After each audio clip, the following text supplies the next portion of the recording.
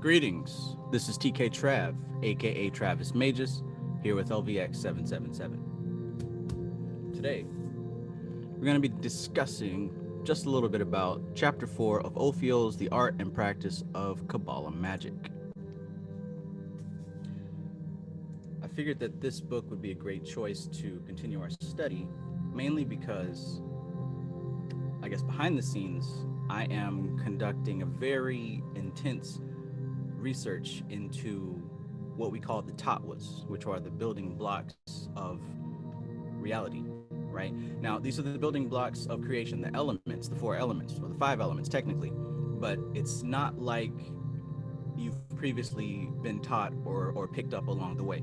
These are not physical items per se, right? When we talk about water, fire, air, earth, and ether, we're not talking about the physical things, obviously. We're talking about a mode of operation, a mode of vibration, and how these things, how these modes of operation give us the manifestation of the world that we find ourselves in. So, good morning, good afternoon. Great to see you guys. Good morning, Gemma. Good morning, Grace. Or rather, it's afternoon for you, Gemma, and just about to be afternoon for you, Grace. But yeah, greetings. Alora, welcome. Still morning for you, I believe. All right, so like I was saying, I've been putting in some heavy research on the tattvas, and I just love how everything is just kind of guided along perfectly. Let me know if the volume is off, because I got some music playing, and if it's too loud, just let me know. But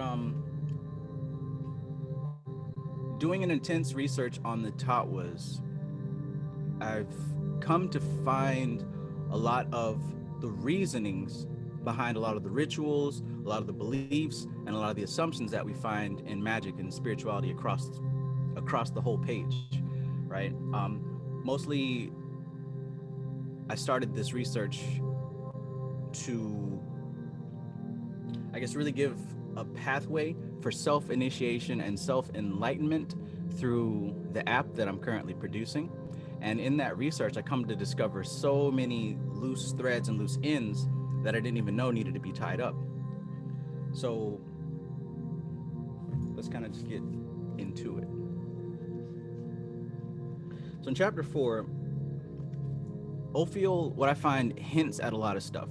He doesn't really give you everything. He absolutely does not give you everything. As a matter of fact, he tones down his conversation to a point where the most average person can kind of grasp what he's talking about. But don't be mistaken, he's actually very advanced. And if you just do your supplementary research, you can tell beyond a shadow of a doubt. As a matter of fact, in this book, in this chapter that we just went over, he mentions the mirror, right? The cosmic mirror. Let me find exactly what he said. It should be on like page 105 or something like that. But let's see. Nameless study.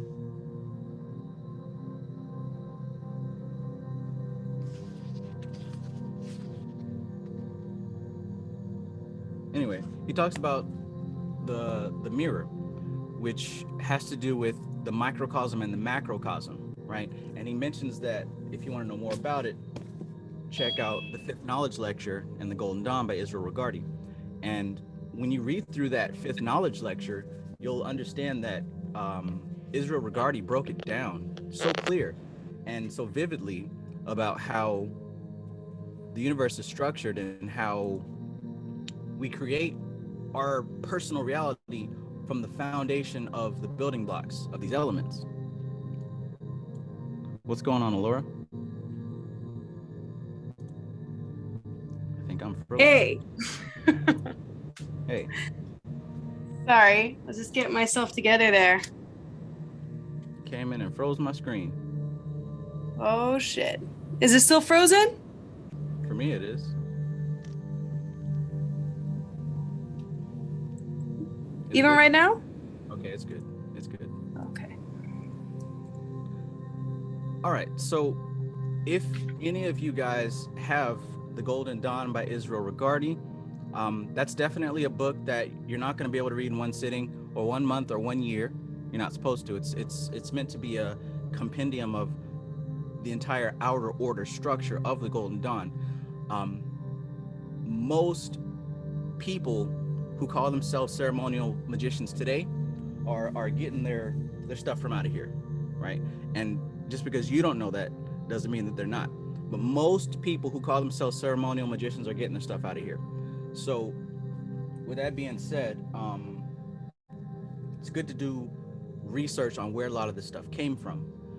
Now, what we find Ophiel talking about in chapter 4 is how the universe is created from the elements and how we can have somewhat of a handle to work with that creation. And he summed it up when he basically said that when you look at the tree, at the very top, we have the filtering of the energies of the Akasha coming down. And as this filtering of energy of Akasha comes down, it gradually becomes more and more dense, right? Now, what he keeps saying in between the explanations of this stuff is that it's only one being, one consciousness, right? Just like we learned from Samkhya, there's one Brahman, there's one Atman, there's one soul, one consciousness, but it gradually finds itself manifesting in different modes.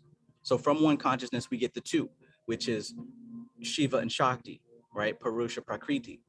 One is consciousness, one is matter, one is the observer, one is the observed. But what we find when you turn this thing on its side is that it's gradually becoming more and more dense. Right now, this is important to understand. This is where we get these 5 elements from. From Akasha, it gets more dense and becomes air, gets more dense, becomes fire, gets more dense, becomes water, it gets more dense, becomes earth. This isn't about 5 things. This is about 5 modes of expression. Now, the whole reason that the tree is created, the whole reason that we have physical manifestation is because when that fine vibration of Akasha becomes the next level, right? Now we have 2 things that can interact with each other. And from that interaction, we get a third. And from that interaction, we get a multiplicity. And it continues to evolve. That is evolution. Now, don't be mistaken. It's only one thing expressing itself through time. Okay, this is why we have time and space. Because in order to have space, you got to have time. They come together. That's why time and space are interlinked. Because space is the evolution of things.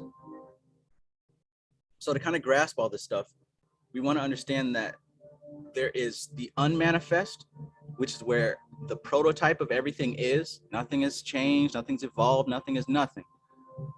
That's the unmanifest. Now over here, we've got the manifest dimension, and it's within this manifest dimension that time and space exist. And this is what we're studying, right? Because we can say, I'm God, I'm all things, I'm all this, that, and the third. We can say that, but only through this study and practice of magic, we come to experience that. This is why it's important. You can say it all you want, but until you experience it, you don't know what you're talking about. So this is why we go through these different rituals, these different practices and things like that to come into an experience. And it happens through time. It doesn't happen like that.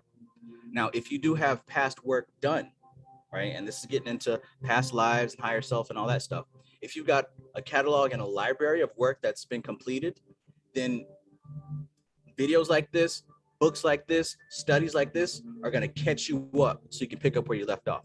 But if this is, so to speak, your first time around, you're still learning, right? We're all still learning. But the point that I'm making here is from this chapter, we have 2 things to understand. The first is that there's only one thing. There's only one thing.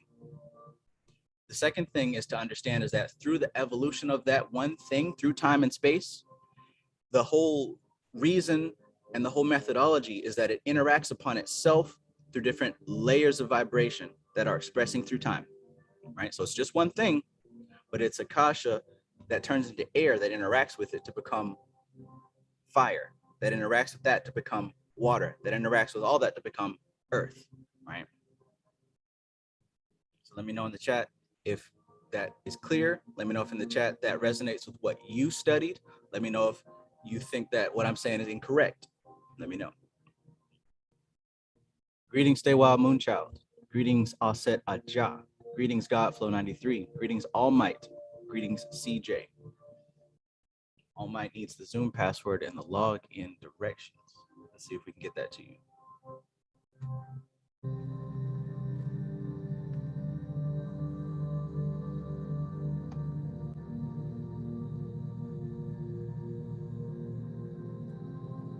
All right. Invite link has been copied.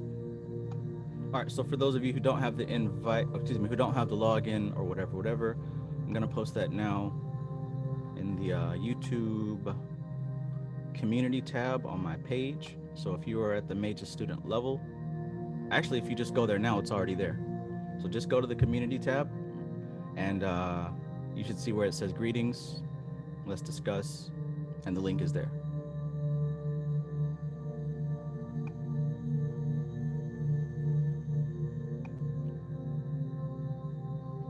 Yeah. So you'll see it's the same link as the very last one. All right. So if you do happen to have the Golden Dawn book, and you did happen to read the fifth knowledge lecture, which if you have this version, it's on page 100, you'll see that Israel Regardie has broken down a very comprehensive view of the different layers of self, right? So the deeper we go into this study, it gets a bit more complex, but as long as you have a foundation, it isn't too complex. And what I mean by foundation is the knowledge and the study and the experience of these 5 elements. You got to commit these things to memory. See, the taught was that we went over and taught with Shudi. It wasn't just a quick meditation and now we're done with it. No, that's going to be the foundation of everything moving forward. So please, if you haven't done the taught with Shudi meditation, get started doing that. If you haven't read that book, please read that book. But it's going to behoove you to the utmost degree to understand the relationship between Prithvi, Apas, Agni or Tehas, Vayu, and Akasha, and how they relate to everything. Like I said, the 5 modes of expression, they're not 5 things. So in a way, it's like a kind of like how the tree of life and how I say it's a filing cabinet. It's a categorization system to understand how the universe works. So when we apply those 5 elements to the material plane, yeah, we can see everything that is prithvi or earth element is expressed by solid things, stability, things that don't move, right? Things like, you could say a mountain, right? You can say even metal. You can even say to a degree the human body, but things that are stable, a stable structure, right? And it's like a square. Just like how it's a bit more difficult to push over a cube than it is to push over a rectangle or a triangle or a circle or anything like that. It's stable, it's not going to move. And it's a perfect structure. That's why it's colored golden, because according to the alchemists and the philosophers and the seers of ancient times, things that were golden, that represents perfection. Then you think about the water element, which is apas, and it's symbolized by a crescent moon. And this represents a container or fluidity, things that are cohesive with each other. Oh, peace, Alora.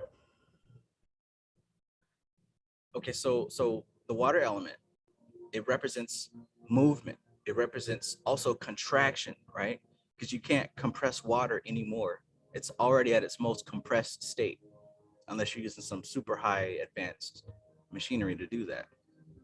But you'll see that it's moon shaped. It's a crescent moon. Everything that deals with water is in that same shape. For example, if you look at your cup, it's pretty much a crescent to hold it. You take a cross section of a river, and you'll see it's kind of shaped like that crescent. It's cup shaped. Any kind of bowl or a plate or anything designed to kind of contain the cohesive movements. This deals with the element of water, right? And then we can go on to Tejas, which you've got the triangle, which represents fire, which represents expansion, and how a flame of fire, if left unattended, can bring down an entire house within minutes. And really, if it's got the materials left unattended, it can bring down an entire neighborhood, right? City, as has happened in the past. But this represents the mode of energy, right? Because that same energy of fire, of Tejas, of Agni, what that also represents is transformation. The fire transforms things from one mode of existence to another. So that can be destruction or construction. Doesn't matter. What matters is that it's transforming a thing. So I said all that to say that we can also apply that to our bodies, right? Now, if you've been studying the occult or spirituality and you've been with me for this long, you should understand at this point that you have multiple bodies, right? So you've got the physical body, which would be represented by the earth element. Because remember what I said about the earth element being stable, being a perfect structure that is a little bit more difficult to break apart than the other elements because it's in its final stage of evolution. That's why humanity isn't going to evolve anymore physically. We've already reached the pinnacle of physical evolution. The evolution that's going to take place is on these higher bodies.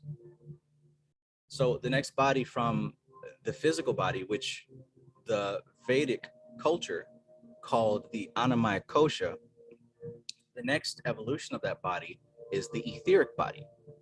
Now, each body is a middleman for the body below it and the body above it. So the body above the etheric body is called the astral body, right? Or Manomaya Kosha. The etheric body is called Annamaya Kosha. Now I'm throwing all these words out because this is stuff that we've already been over. This is talked about in Taught with Shooty. You can also Google a lot of this information. But if you study the occult at all the stuff that I'm saying is represented in any occult book worth its salt. Now it may go by different names, but catch the meaning of what I'm saying.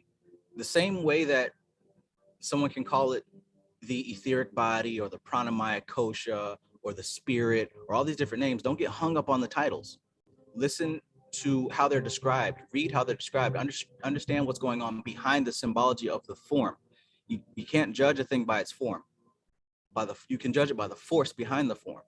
So just like it can go by different names, the same way we look at these elements and see that the elements aren't things, they're not content, they're context. So if you understand that everything operates by context, now you're starting to understand what's going on in the mind of a magus, right? See, the average normal person looks at the form of a thing. The average normal muggle person, they look at the outside form of a thing. And that's how they're easily fooled. That's why we're always in a trance state, because we don't penetrate into the depth of a thing. Now, the mind of a magician, the mind of a magus, the mind of an occultist, we see things from the aspect of force. We see things from the aspect of context, not what it is, but how it relates to everything else. That's how we see the world. So when we're looking at the symbology of the 5 elements, we're not looking at the shapes. We're not looking at the word. We're looking at the essence of it. This is how you're able to use the principle of correspondence. This is how you're able to navigate through these occult books. Don't get hung up on the word. What's good, Matthew Barrows? What's good? I am Malachi. Peace, Mo B.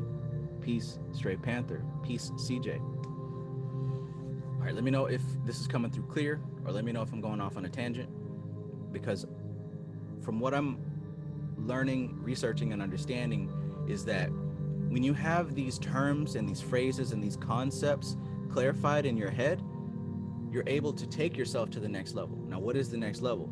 The whole point of every single occultist and spiritual person on the planet, the whole point is to come into a unification with what we call the higher self. That's the whole point of all of us doing any of this work. That's what the great work is. The unification of the lower self and the higher self. Period. The realization of that unification, that's what any of us are doing this for. Now, you may not know that yet, but I promise you, if you keep studying, you're going to come to find that that's really the only thing that there is to do. That's the purpose of us being here.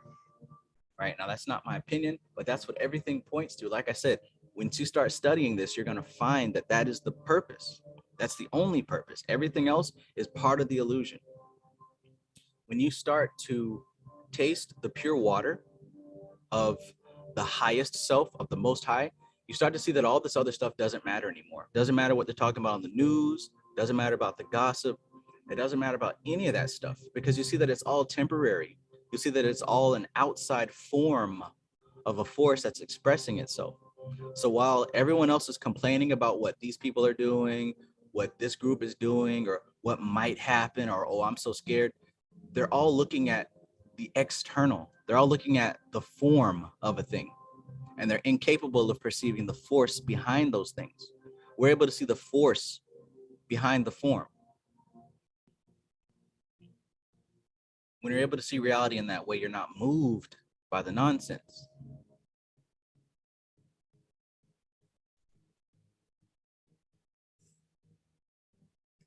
Awesome. Jim Thorne says, truly, my eyes have been opened to a completely different way of understanding the world around me. Same. And what I find is that the more that I commit myself to my study, the more that I dig into this stuff, that view of reality continues to refine itself. I continue to see more and more, even out of what I've already studied, even out of what I've already experienced. I'm able to penetrate deeper and deeper into the essence behind the things that have happened to me in my life and the things that I've studied.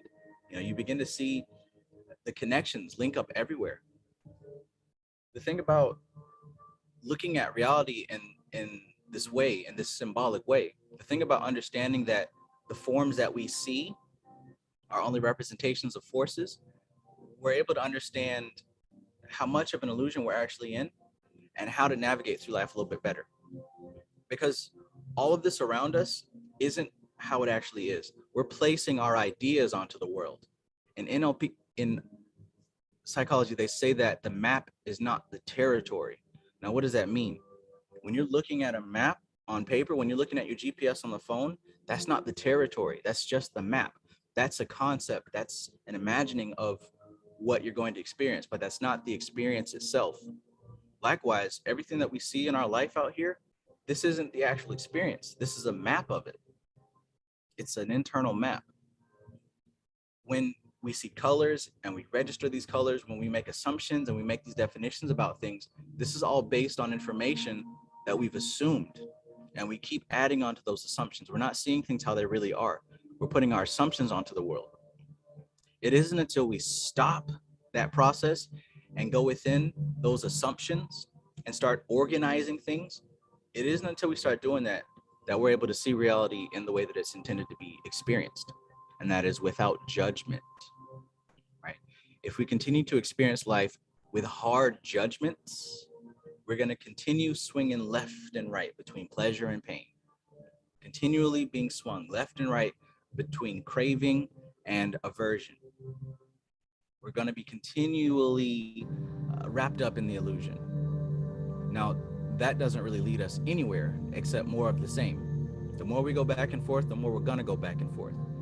There's some kind of law about motion and thermodynamics the smart people talk about that I'm positive they got from Vedic science, because everything comes from Vedic science, really. Vedic science is the oldest recorded science on the planet.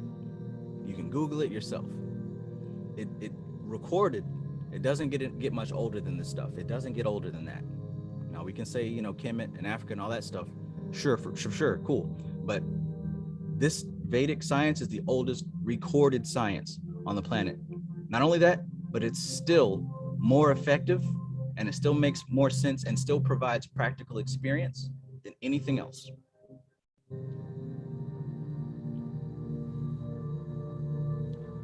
All Might, did you check the, you go to my channel and click on where it says community, and on the community tab, there's going to be some posts, and within those posts, it's going to say this is the Zoom, as well as the password.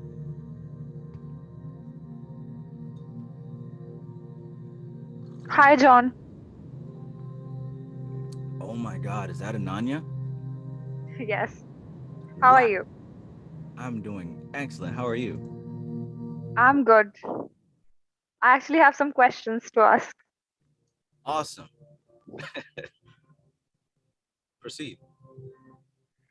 Yeah, so the first problem I'm facing is like the mantra thing is working really, really well. Like, most of my distractions that I was facing earlier are like reducing the more I listen to mantras.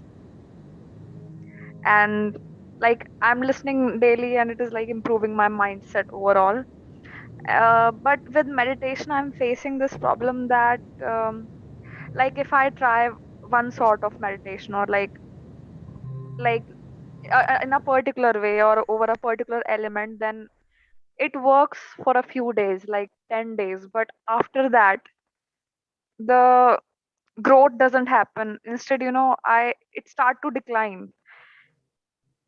Like Hmm. my mind starts to get bored with one type of meditation, and then I move to another. Again, there is a good growth, and again there is a downfall, and then I again jump to another style. And so this is a problem that I'm facing. What should I do?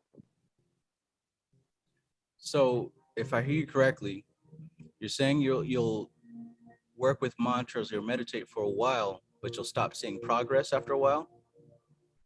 Yeah, the progress starts to decline, and then I start to get distracted, and then I again take up another mantra, or like for meditation, if I take up like guided or any sort of another sort of meditation or breathing meditation, the growth again starts, but and it again declines.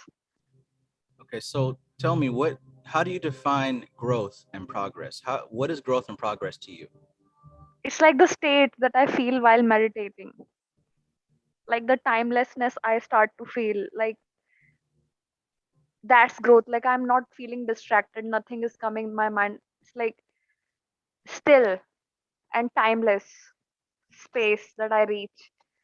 But later, when I continue with that day after day after day, again I start to get distracted. I'm not able to get into that higher level of state again. That is a very good state. I can't just describe the feeling. Okay, so you're saying that to you, progress and growth is when you're able to meditate and you reach that state where State, yes. you're at what you would describe as oneness, as peace, and not able to be moved. Is that what you're saying? Yes, yes. So what you're saying is that through doing your mantras and meditations over time, you stop getting to that point. Meditation. Mantras are working fine. Okay, But mantras are fine. meditation is, yeah. When you're meditating, you say you're not reaching that point. Yes, yes. Okay, so what if the goal isn't necessary to reach that point all the time? Would you Then still I do will it? not feel that state. I will feel frustrated. Your audio went low. Say that part again. I might end up feel frustrated that way if I'm not reaching that state again, which I reached earlier. And day by day, it's only, not able to. Then I will change my style again, and then again, and again, I will feel that state again. It will decline. Sleepy Okay, state. so when you're meditating, it isn't always necessarily about reaching that particular state because there's a lot of conditions I might involved. end up feeling. There's a lot of conditions involved, whether it's astrological, whether it's internal, like your chemistry, or whether it's external, like your environment. There's a lot of different uh, impulses that can affect the quality of the state that you reach. But in the long run, the practice of meditation helps to train your mind so that over time, it's easier to not only reach that state, but also it's easier to manage and deal with your monkey conscious mind, no matter what's happening. Does that make sense? Yes, yes, yes. So it's So I not. should stick to, instead of changing like the technique, I should like focus on single technique and like persevere with one type of meditation. Well, what I'm saying is it's not always about reaching that state. Yes. The importance is your consistency of doing this over time, because you'll find that this won't be a problem over time. It might be a problem now, but you got to think about this in levels, right? When a person, when you're training to build muscle, like you see these people that take these pictures and they got all these super muscles and they're nice and toned and ripped, in the beginning stages, of course they didn't look like that. They had to go through pain. They actually did rip muscles, and they had to take breaks. They had to take protein. They had to do a lot of things to get to that point, but it was gradual. But as they kept going and going, the consistency of their workout, it trained their mind to get through the pain, to push through the pain, to increase how much they're able to do, to increase the quality of their exercise over time, so that now they're able to do extremely intense workouts that they wouldn't have been able to handle back then, because they laid a foundation. So what you're doing right now is you're laying a foundation so that you will be able to reach even higher states and you'll be able to stay there even longer. But you have to get the foundation laid first. And it may actually take years, it may take weeks. But like I said earlier, it depends on how much work you have put in not only your past lives, but also your current life. Yes. I guess Getting it. overall, I'm saying just because you're not reaching that state, it doesn't mean the meditation was a failure. Yes, yes, I'm getting it. I agree, I agree. But you're definitely right. It does help to stick with one particular meditation, because the same thing with the different mantras and the different meditations, the more that you do them, the deeper that you penetrate into the essence of the mantra of the meditation, because every mantra has an essence. Every meditation has an essence, whether it's Yes. Anulom Vilom or Tat Vishuddhi, there's an essence behind those meditations. Yes, thank you. Thank you. I got my answer. I have another question. Yes. Like, do you think that hearing mantra is better, or like speaking it is better? Which is better, spoken or the sound, like hearing it? It depends. They're both good, but when you say better, what would make it better? You mean like what's more effective, or like what do you mean by better? Which will seep in faster into Ah, the conscience?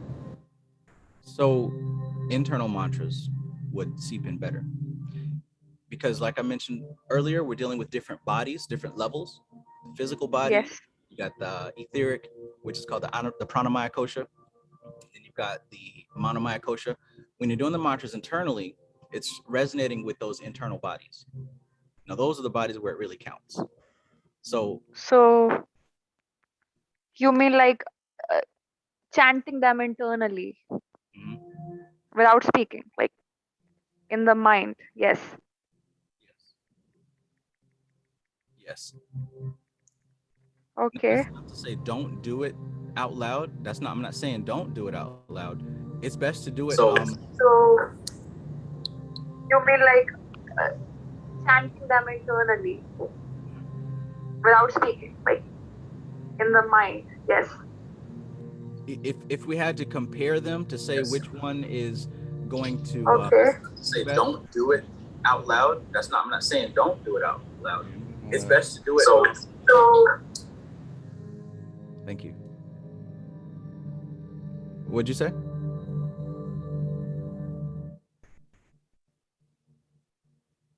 started to repeat itself, the recording. I don't know why. Oh yeah, that was an echo from another person's microphone. So saying it Okay. You internally were is, saying something. Yes, you were saying something.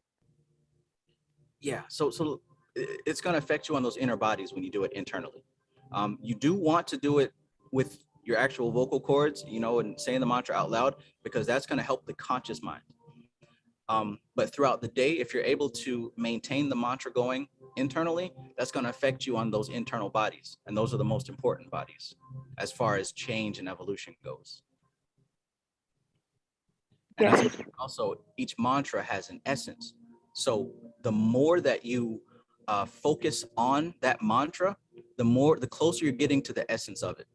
Now we are miles and miles away from the essence of things, but the more that we focus on them, we get closer and closer and closer with every moment. And you'll know once you break through into it, because your experience of reality changes its quality.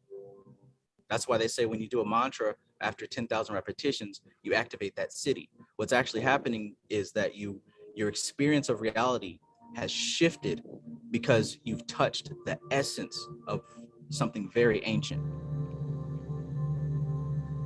Yes, yes. Which do you think is the strongest mantra? It depends on your karma. Like, For me, I mean, this part is very individual. For me, the strongest mantra is the Triambakam, Vijamahe, Sugandhim, Pushtivardhanam. Mrityunjay mantra. But I was reading and like they said that Gayatri mantra and Mrityunjay mantra is like they both are the strongest. Yes, there's three that are called the moksha mantra. So it would be the Oh, God, it would be the Mahamrityunjaya, and it would be Om. Those three are yes, the three. the infinity. Yeah, yeah, the infinity. Yeah, and that's another thing, right? Even you showed us that video. Each mantra, it has a I guess you could say physical representation. So imagine what Yes, that's doing to the inner bodies when you've got that going on those inner planes. You're touching the essence of infinity, literally. yes, yes, So what happens is when you penetrate into the essence of infinity, when you come into an experience with the essence of infinity, I say your experience changes, your outlook of reality changes because you've touched something real, and we're not used to touching something real. We're used to this world of illusions. That's what we're used to. But when we experience something real, we don't want to let go of it. We don't want to leave it. It's just like if you have a dog or a cat and you feed them dry dog food, dry cat food, and then they finally get a taste of like some real chicken, some real meat, they don't want to eat that dry dog food anymore yes. because they tasted something real. That's what happens when you start to repeat these mantras on the inner planes for an extended period of time. You touch something real and your life changes. Yeah, this also highlights the importance of the music, the kind of music like we hear. For example, if we are hearing certain kinds of song that might have a certain kind of representation that will be seeping inside us. So that really affected me deeply when I saw that video, thinking that years of negative songs, what could they do to mind of a person? Yeah. But also keep in perspective, it isn't just the song itself, it's the way that the experiencer interprets what he's experiencing or what she's experiencing. So Yes, it it's not the song itself that is negative or bad or whatever. It's how it's interpreted. yes, But the thing yes. is, when you encounter things like Om and these pure mantras, they're so pure that it doesn't matter who you are. It's going to affect you in a very deep way because the essence of these mantras and meditations, the essence of them is real. Whereas the essence of like modern music and modern art, the essence is not real. A lot of the stuff That that, is like depends on perspective, hmm? like how we perceive a song, what kind of emotions it generates within us. Like, Yeah, and it's dependent on the viewer. So it's highly subjective, highly malleable. It's not real. It's changeable. It's temporary. It's false. It's an illusion. But things that are real, it doesn't matter who you are, what your opinion is. It's gonna hit you deeply. that's really beautiful. I wasn't expecting that answer. It's really, really beautiful. Namaste. One more question. So I was like trying lucid dreaming for a few times. Like, so there was a there was a stage where I was able to control my dreams. Like I was able to remain in that state and not wake up and control it. Like vanish people, change the scenery, this and that. But then this fear came up that what if I'm not able to wake up from that state? Like what if I get stuck? And since then I stopped doing it. So it's a major fear. You cannot get stuck there. Matter of fact, it's harder to get there than it is to get stuck there. You know where we're stuck? We're stuck in this external experience. That's where we're stuck. It's extremely hard to get out of it. It's Yes, what you've reached. That's actually, it takes skill to get to. So you can't get stuck there. It takes massive effort to even get there in the first place. So you can't get stuck. You literally can't get stuck there. No one has ever gotten stuck there. one time actually what happened was that I was in dream and I knew it was a dream. And So this man who is a shopkeeper, and he came up and he was like, and then I realized, okay, now let me wake up. And then I was not able to wake up. And then he said, oh, you have to fight this demon. And I was like, okay. And then I had to fight that demon to wake up. And that actually scared me a bit. That sounds like fun. Well, hey, you're not still there, are you? I don't know what should like. I'm afraid that scenario will happen again. So it's best to What is prepare yourself so that you won't be afraid no matter what happens. And that's part of this uh, expected outcome of the mantras and the meditations is experiencing ultimate reality. When you experience ultimate reality, you understand that it doesn't matter where or when you are, you're always at the center of the universe. If you're able to experience that, then it doesn't matter if you're in a bad dream or in a terrorist attack or in a mansion somewhere spending lots of good money on beautiful things. You're always going to be at the center of the universe. Does that make sense? Yes. Yes, that's good. Hold Thank you on. for answering all my questions. Thank you for bringing those awesome questions. I want to read just a little piece Yeah, from that's what. Tatwas and Gunas of creation, according to the Upanishads. I want to read just a quick section here from that. It's just a paragraph.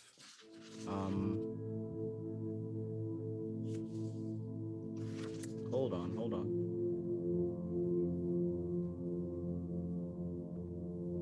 Ram. Flipping through. Here we go.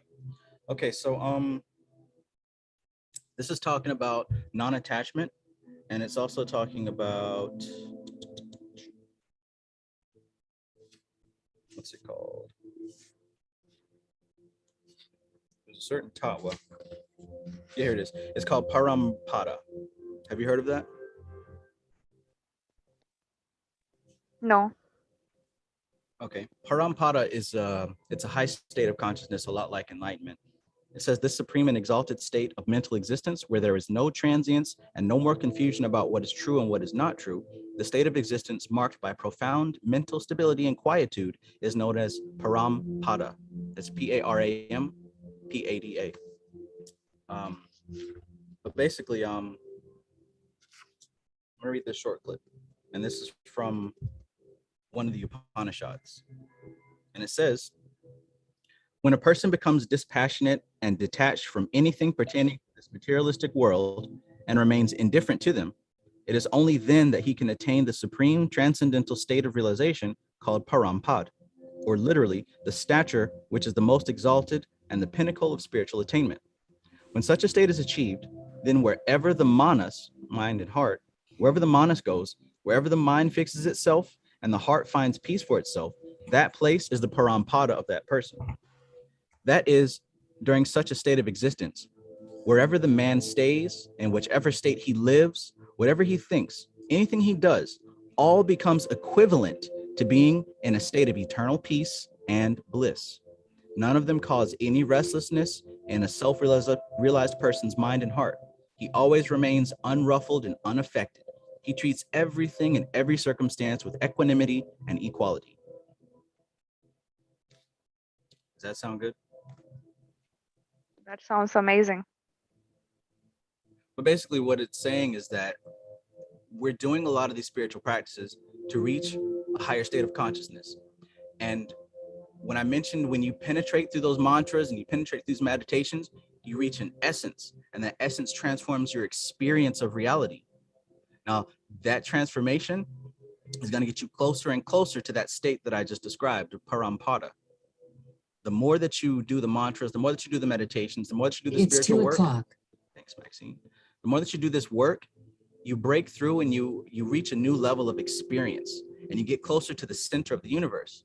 Now, when you're there, you know you're there because you're no longer affected by the external circumstances, because you understand the essence behind the external circumstances. So it doesn't matter if you find yourself in a bad dream or a bad trip. It doesn't matter if you find yourself in the worst situation or the best situation. You're always at bliss because you understand truly what's going on. You feel me?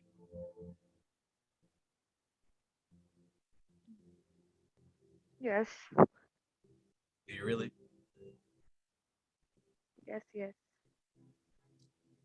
I think I will get there someday, but I don't know when. It's okay. Journey is also, You have to. good. The fact that you're even talking about this or, experimenting with any of it, the fact that you're even doing that means that a part of you has already been there and is there. If it wasn't Yes, already there, you wouldn't even be looking at this stuff. exactly. I mentioned that we have multiple bodies. The physical body exists in time and space.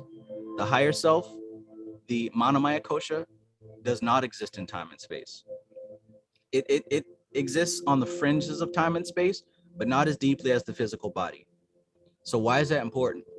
Because the manomaya kosha contains data from your present incarnation, your past incarnations, and your future incarnations.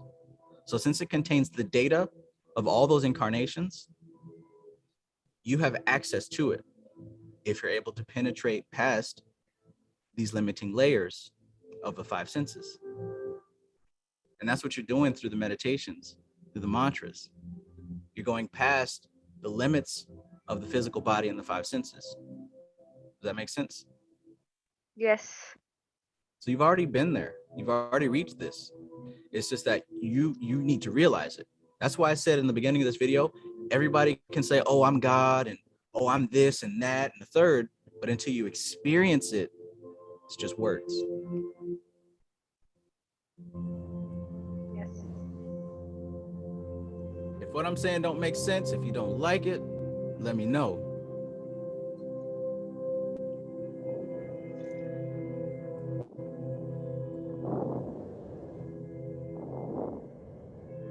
Makes perfect sense. Everything you say.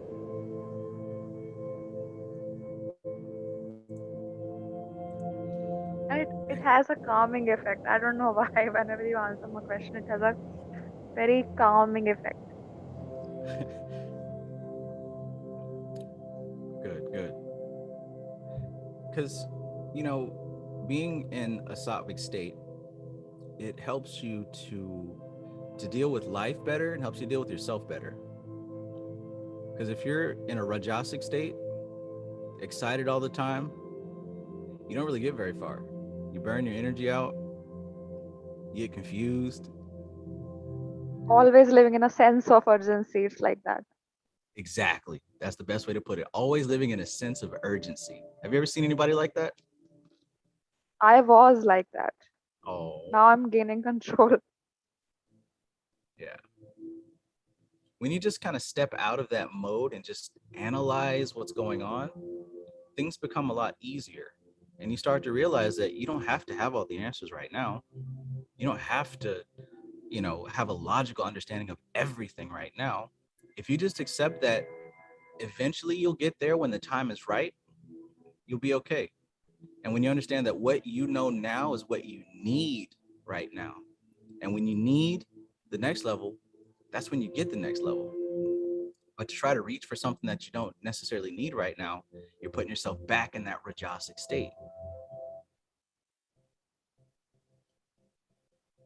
So do you think that everything is timed? Like Everything is timed. like when the time is right. Yes, yes. Um, the same way that the finest frequency of akasha gradually becomes more dense, and that expression, that unfoldment, that evolution is what creates time. So the further away the vibrations go from akasha, the denser it becomes, and it becomes the next level, what, like I said, which becomes vayu, then tehas, then apas, then prithvi. But it's all the same thing. But because it has emanated, because it has vibrated outwards, because it's radiated further from the source, that creates time and it leaves a pathway.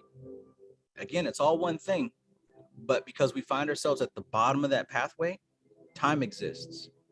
And if we're able to look back and try to find Akasha, we can see that everything flows out according to a pattern.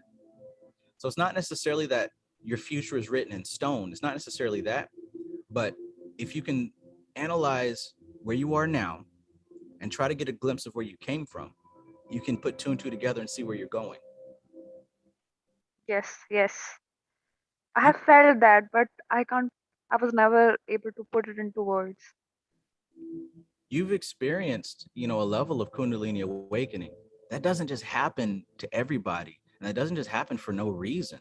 You did that because, right? So I said, look at where you are, where you've been, and you can pinpoint where you're going. Why would that happen just to a random person for no reason? Seriously. If you put that with where you are now, with you're still studying, you're still trying to figure out what happened, you're still analyzing all these aspects. If you put that together, that shows the direction where you're headed.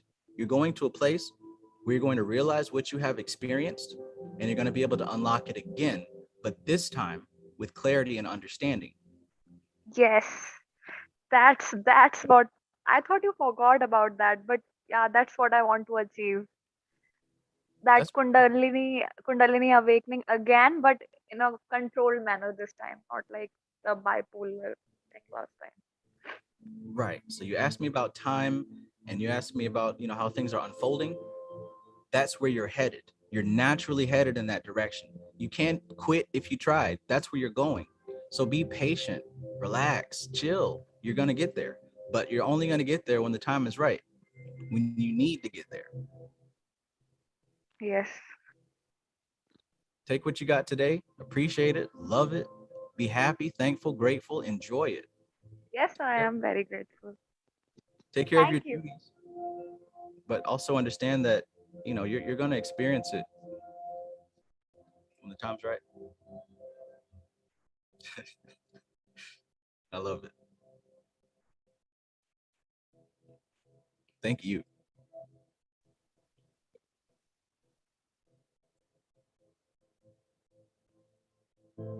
Ay, ay, ay, ay, ay. What's good, Sunshine Chick? What's good, Kevin Wise? Greetings, Nuru. Joe Keen, greetings. Ace and X. Good to see you, bro.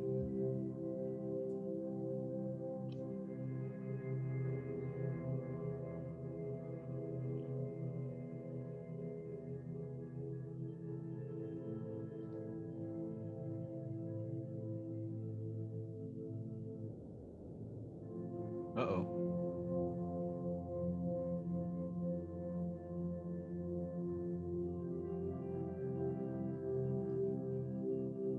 I'm just reading the comments here. Hey, like this video if you like this video. If you're getting anything from it, go ahead and hit the like button.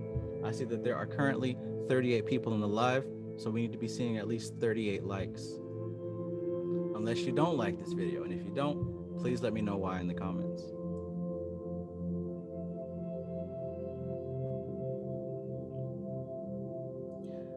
Nuru says we have to avoid being attached to a feeling or defining growth as ecstasy growth. Or ecstasy. Growth is the ability to be still and self-reflective, even and especially when you feel distracted, emotional. Absolutely true. And that's kind of the point that I was getting at as well. It's not so much about a feeling that you reach, although it's nice to feel that feeling. That shouldn't be the goal for meditation, right? I don't always feel that when I meditate, but I do it anyway because it's a practice. It's a long-term thing. It isn't to be done just to feel good, because that would make it no different from any other addiction or escape. And I, for one, don't do this to escape from reality. Greetings, Wild Brazil. Greetings, Aset Aja.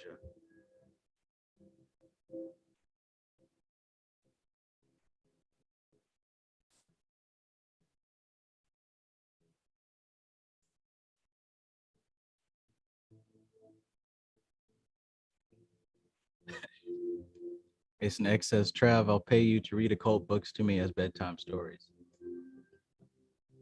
Thank you, Society Ejects. Thank you.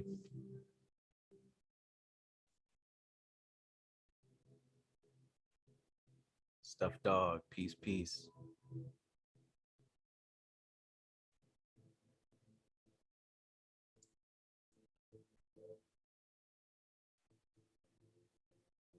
Nura also says, lucid dreaming is like a dress rehearsal for death. Navigate your living light without the body. Proper yoga meditation is preparing the launch pad and navigation software for this death's journey. Yes, absolutely yes. It's like I mentioned before about the elements and everything.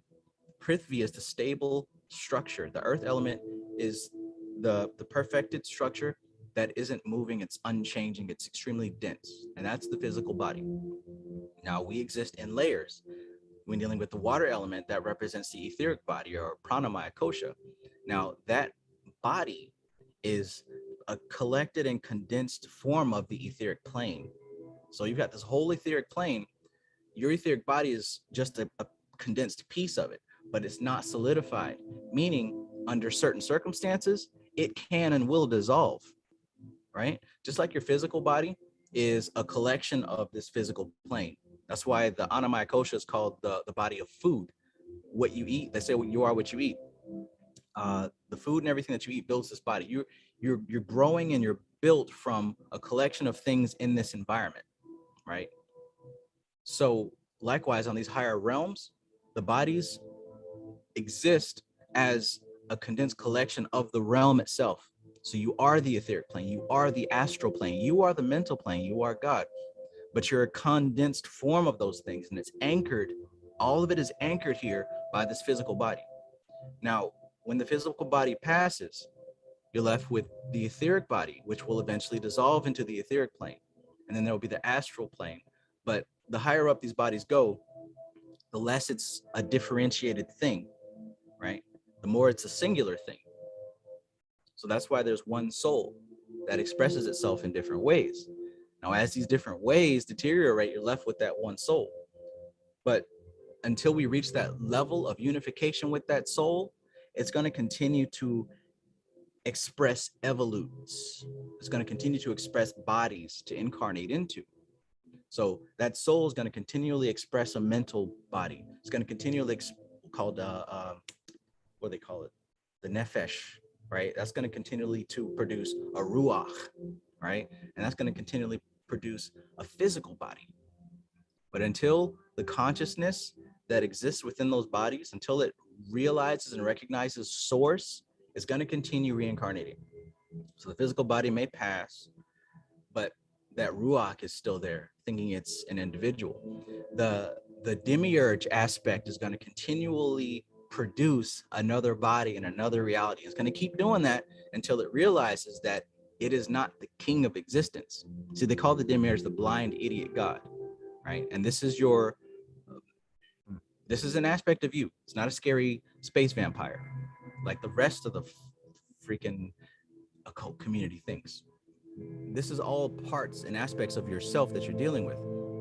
So as long as it considers itself the king of the universe, it's going to continually incarnate bodies to rule over and reign over, right? But there comes a point in time where you, the demiurge, the ego self, has to submit to the actual king. Now, a lot of people can't bring themselves to do that yet. So they will continue to experience reality. Well, they'll continue to experience this version of reality until they're finally evolved enough to accept that there is a consciousness above their experience. And when I say above, I mean a consciousness that is expanded and contains reality, ultimate reality. This is where we get the whole concept of the higher self. So there's levels to this thing. There's levels to this thing.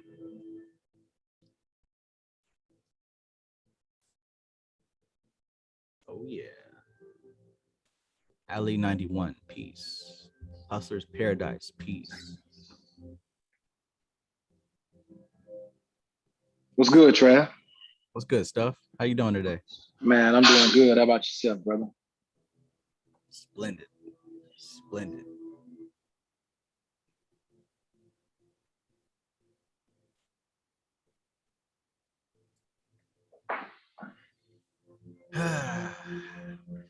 Okay.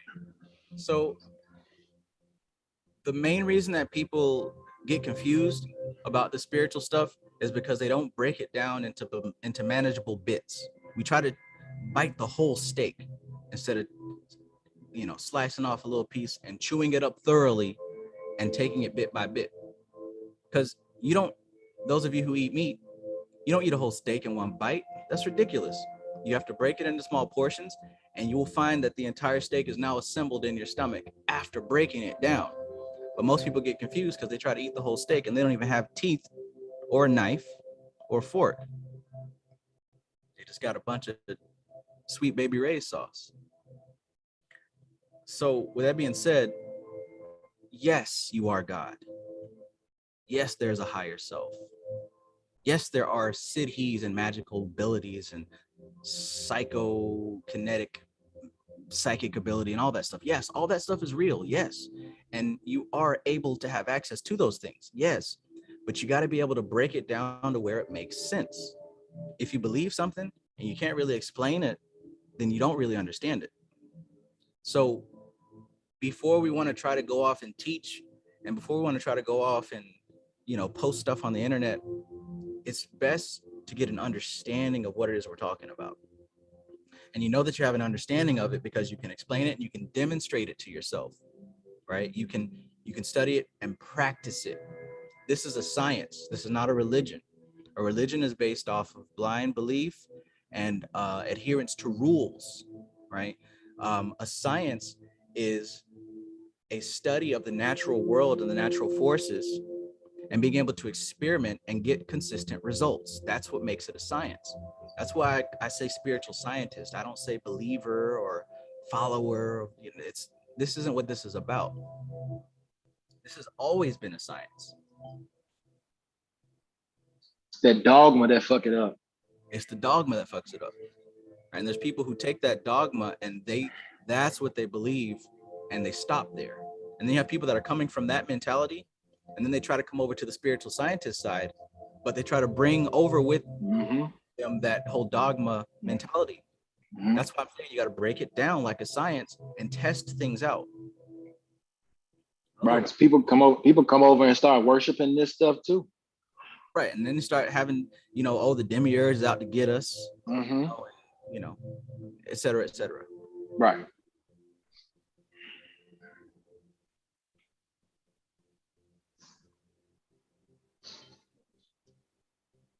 Beautiful. Godflow 93 asks, what do you feel has escalated your spiritual growth more, left-hand path practices or right-hand path practices? To be honest, I don't look at it like that. Like, I'm not just trying to sound cool. Like, I legit don't look for left-hand path, right-hand path. Like, I just study and I try to find what works. So I do have some books that are written by left-hand path authors, and I have, you know, some of my most recent books are written by a Catholic priest, right? So I don't really look at it like that. I'm just looking to find the origin of the things that have worked for me.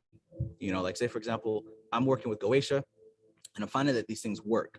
Now, I could have just stopped and been like, Goetia forever. Oh, this works. Let me just stay on Goetia and talk about Goetia all day because it works. But that's not how my brain operates. I need to know why it worked. So I keep digging. Why did this work? Okay, that works. Why did this work? And I keep digging and digging. So I don't really look at it as far as left-hand path, right-hand path. I look at what works. So to be honest, that's what has escalated my growth. Trying to stay unbiased, trying to not join a team, right? Because that's just how I operate. Some people operate better if they join a team, right? Some people operate better as part of a group, right? Say the left-hand path, it has an energy to it, right? Any group has an egregor, and that egregor is the collected experiences, and it assists the members in their growth. So left-hand path, right-hand path, those are legit paths that have legit energies and currents that assist practitioners. There's also middle path, right? And if I had to classify anything, that's where I would be. That's non-judgment right there. Non-judgment. Yeah, middle pillar. Yeah, we gotta get out of judgment. We gotta get out of judging everything that we see, because that's what holds us down. You know, when you look at something and you put an attachment to it, you say that's what that is. You know, you judging it. You know what I'm saying? So, in what you're talking about, going a middle pillar, which is the easiest pillar to go, is you're not judging either side, good or bad, right hand path, the left hand path. You're just assimilating all the information into one, into you. Yes. You know, and I can't really speak for anyone who might consider themselves a left-hand path practitioner, right-hand path practitioner. Like, I literally don't spend any time looking at that. I just focus on what works and why it works. So you won't hear me claim a side, but I'm also not going to talk shit about a side, because that's not what I'm here to do. But if you really look at the tree of life, because look, the left-hand path, right-hand path stuff, it either comes from the tree of life, or less commonly it comes from yoga. Because yeah, there's a left-hand path and right-hand path of tantra, but most people aren't talking about that because most people don't know about that. Typically when people say left-hand path, right-hand path, they're talking about the tree of life. They're talking about, you know. But what I'm finding is that if you analyze this tree and apply it as a master key filing cabinet to make everything make sense, you'll find that consciousness lines up with that tree. And the middle path is where the different levels of individual consciousness lines up. So on the bottom of the tree, we've got this physical manifestation of our bodies and this experience in the world. When you get to the Yasod level, we're dealing with autopilot, which is everyone is up under that. Everyone is the physical body being ruled and regulated by autopilot. That's what's going on with this Yasod etheric realm. Now, moving up closer towards the Tifereth realm, this is where we're getting closer to the individuality.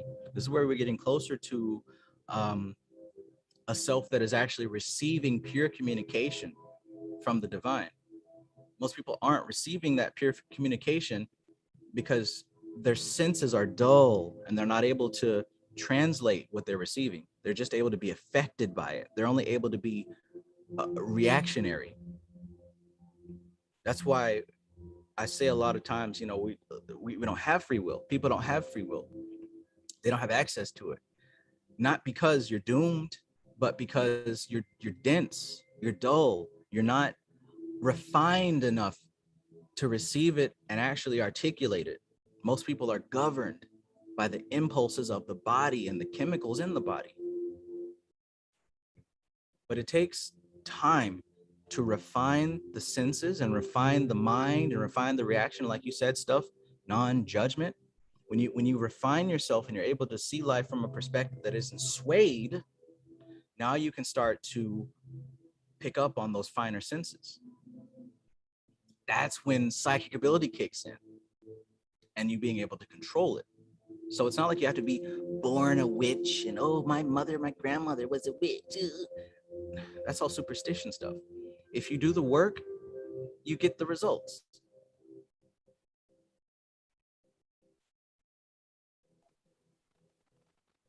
Peace, Vince Cashmere. How far have you read in the book so far?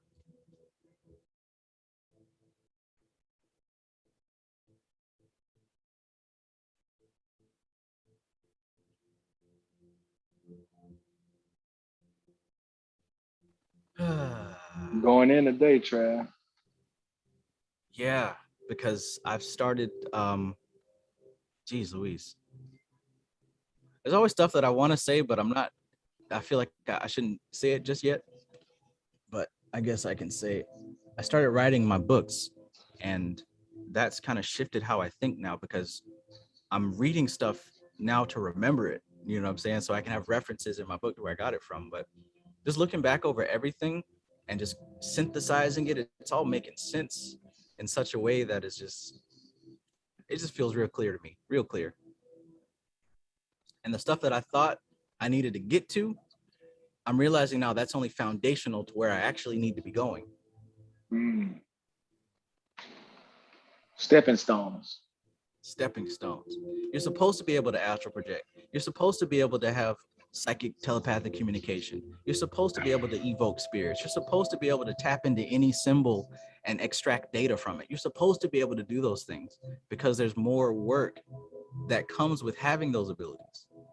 So I used to think that the attainment was to be able to work with spirits and to be able to have telepathic communication and dream travel. And I thought all that stuff was the prize. No, those are just the stepping stones of the actual work.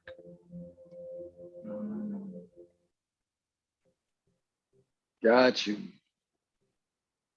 So So you like building a body, almost like building a body to interact with that environment or whatever. You're building up different. Body is a. I mean, that's the only word I can think of. You know what I mean? You're building up different aspects of yourself that's latent. You're opening up doors that are closed to the physical senses, and you're releasing out more of yourself. You know what I'm saying? To the universe is the best way I can actually kind of articulate that right now. almost like you're building a body of light. Yes. Almost like Yeah. a light activation system. Right. And you need that. You need that because creation is dark. You know what I'm saying? Light is local. You have to create your own source. So you ain't gonna know where you're going once you get out of this reality, which is constructed of light. You know what I'm saying? In my opinion. I'm sorry?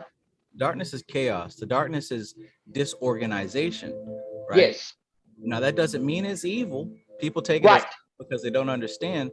But that disorganization is personal. It's not disorganized to the universe. It's not disorganized to God.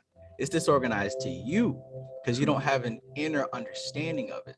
So like you said, generating that inner light, now you're able to shine on that darkness and make sense of it. You're able to bring order to the chaos. Beautiful.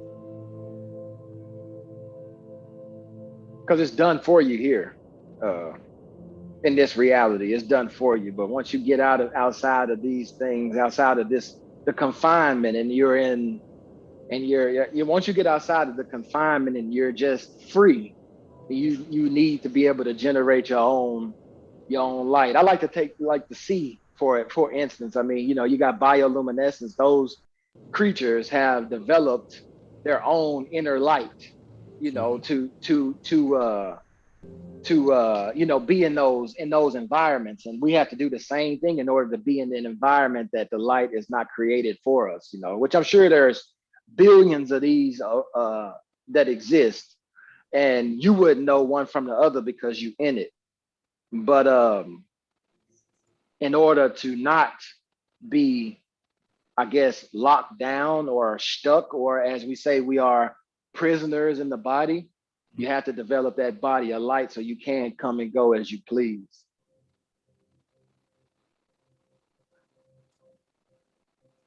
Does that make sense? Absolutely. Okay. That's a good analogy there with the bioluminescence. Okay, so that's a perfect analogy because when you, like you mentioned before, we've got this body and things are done for us here. They're clarified. When the body deteriorates, when the anamaya kosha is depleted, exhausted, and finished, you still got those other bodies that exist in their own respective planes. The physical body exists in the physical plane. When you leave here, your consciousness is going to transfer to the next available body, which is the pranamaya kosha and the anamaya kosha. But the thing is, that's where the darkness resides because it's not as organized there. So when you experience those levels and you're enshrouded in darkness, you inevitably have to come back here. You have to come back because there's nowhere else to go. Now, the natural flow of evolution is downward. Akasha becomes air, becomes fire, becomes water, becomes earth. If you don't know how to swim, you get pushed down by the current and you incarnate again, and you die and you incarnate again. And again, that's why it's so important to learn the spiritual science, because when you understand how the water flows, now you're able to build a boat or a body of light and swim up the current. The salmon, I believe, is one of the symbols of the spirit flowing upward, because the salmon, they fly upstream, they swim against the current in mating season. So one of the symbols is that fish. That's why you've got to swim against that current. That's why when you come into the realization of the higher self, come to the realization of the truth, now you're able to go back to the truth. But it isn't until then that you stop reincarnating. You just that was something powerful just then. Most people might not get it, but don't let that go.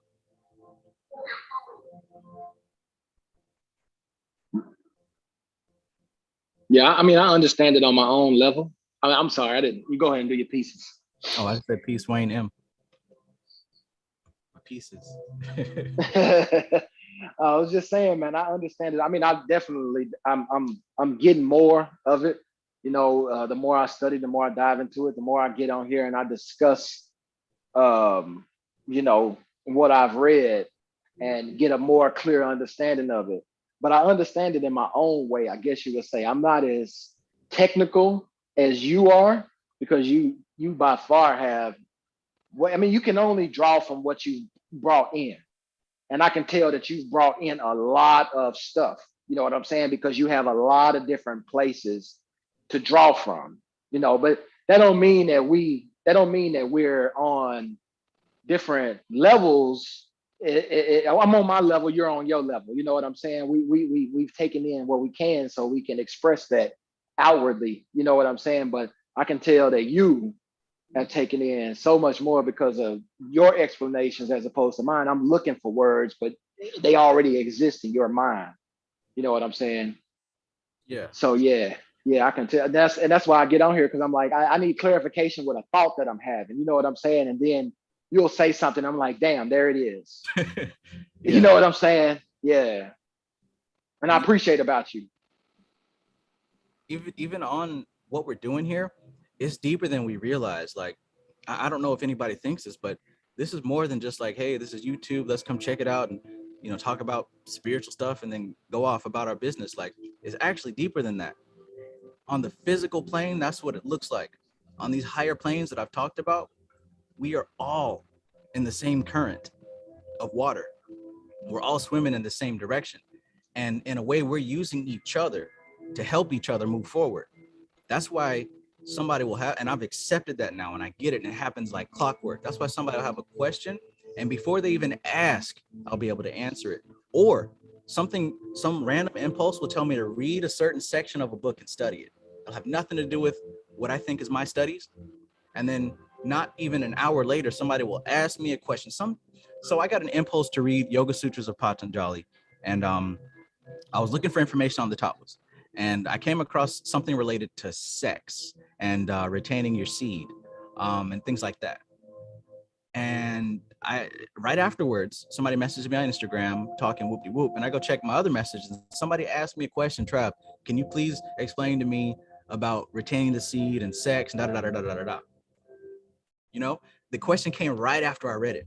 So instead of giving my opinion, I just screenshotted the pages of what I read.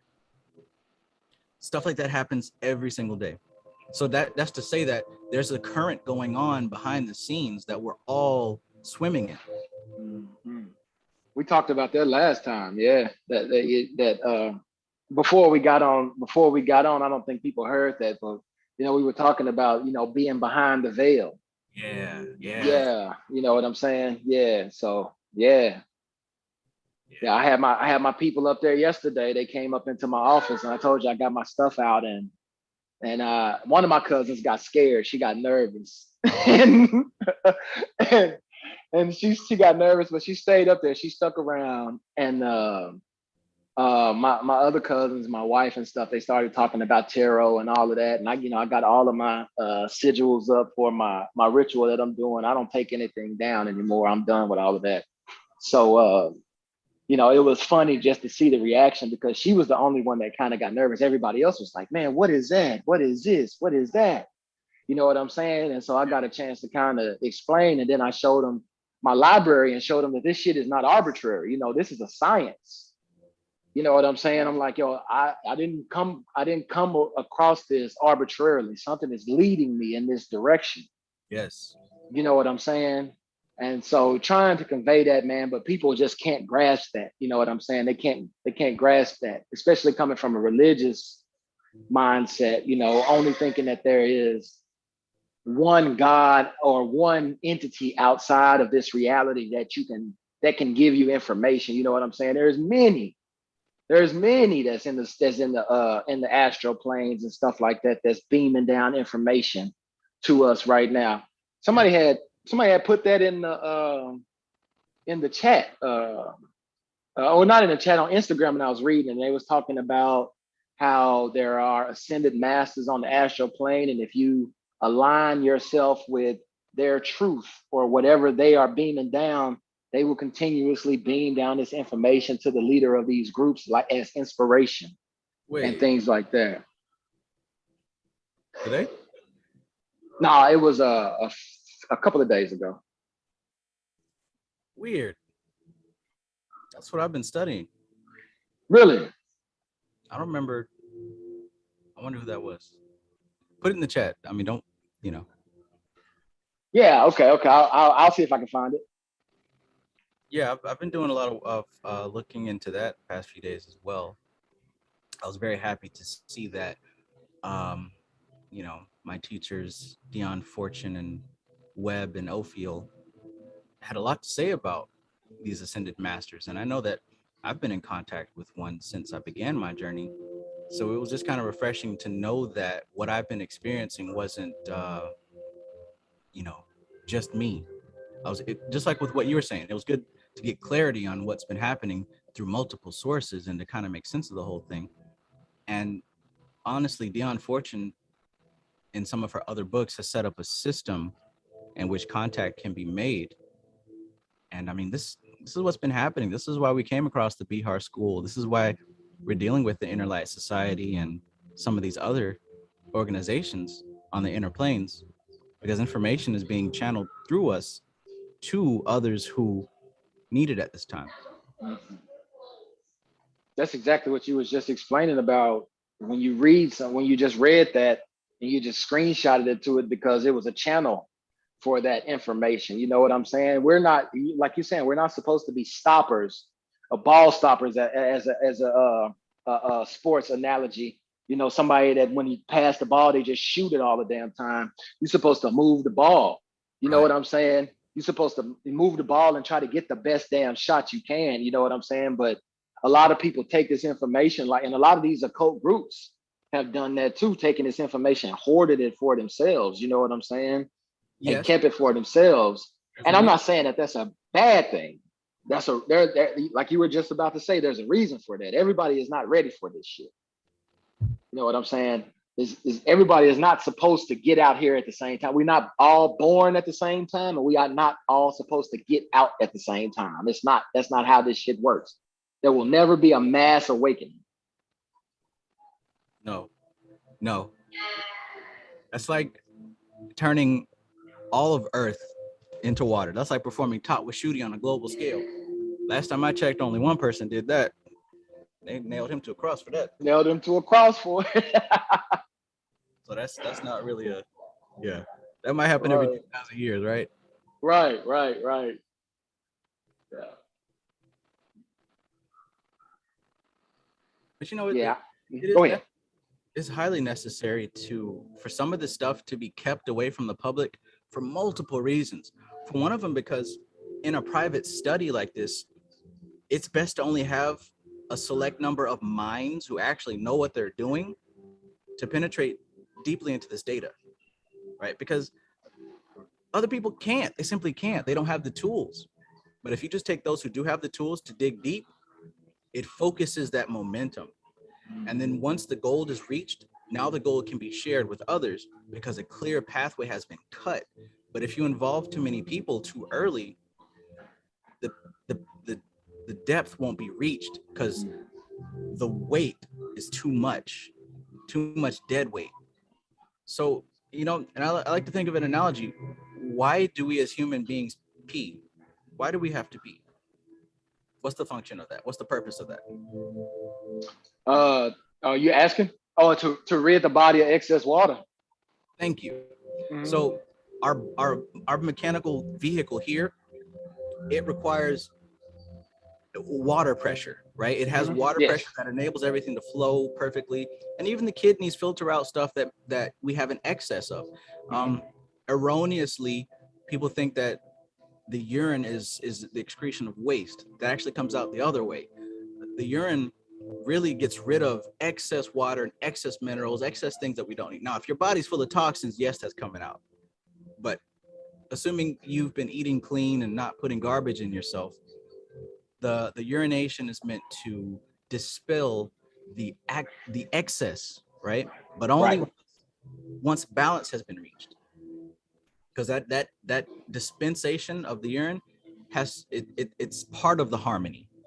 So likewise with these occult groups, this information has to be dug into and expanded.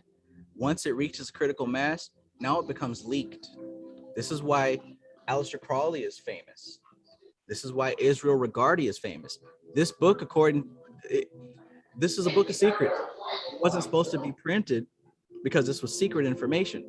But once the group reached critical mass, the part of the harmony and the balance was for this book to be printed. Part of the harmony and balance was for Aleister Crowley to break free. Part of the harmony and balance is for me to be talking about this stuff here, right? So people are like, oh, they're going to get you because you're talking about the secret information. No, this is the time for it. The body of human consciousness is swelled up with this information now, and it has to be pushed out so they can swell up again. So there's new things discovered, but in order for us to discover the new things, we need more spiritual scientists. We can't get more spiritual scientists unless the science is expanded. Yeah, expanded. Yeah, right. And that's a deep that shit was crazy.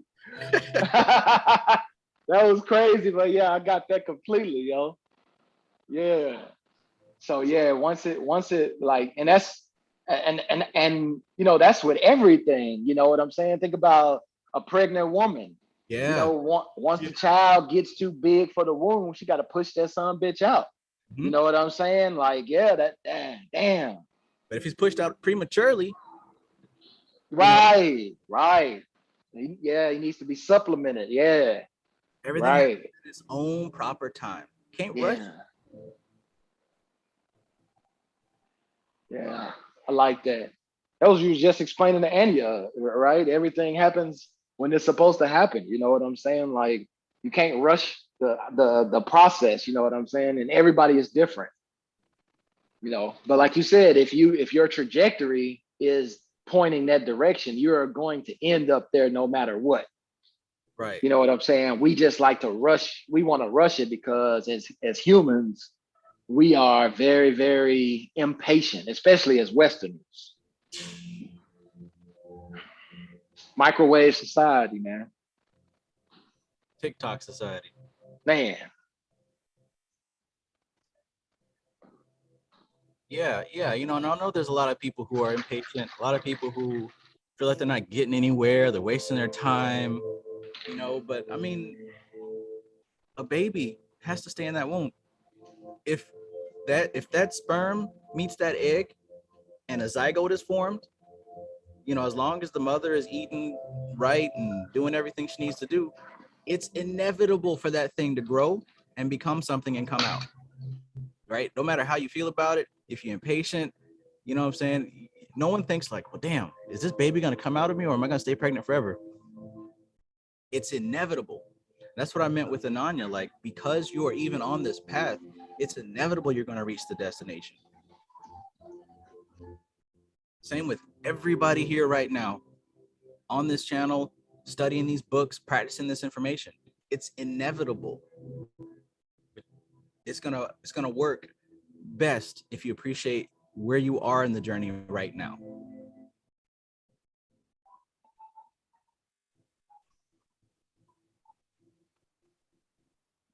Gotta sweat the small stuff, huh? Gotta sweat the small stuff. Moby says DoorDash society. Yeah, we passed the microwave generation. That was us. We were the microwave generation. This the TikTok DoorDash society.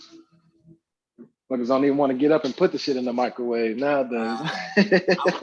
Pay 3 times as much to have somebody bring it to my door and put it in the microwave, let alone assemble the ingredients myself and cook them. That's where I had to take it back to. I like to cook my food. You know what I'm saying? I like to know exactly what I'm putting in my body. When someone brings that DoorDash to your doorstep, you don't know. You don't know. I seen videos. Me too. Me too.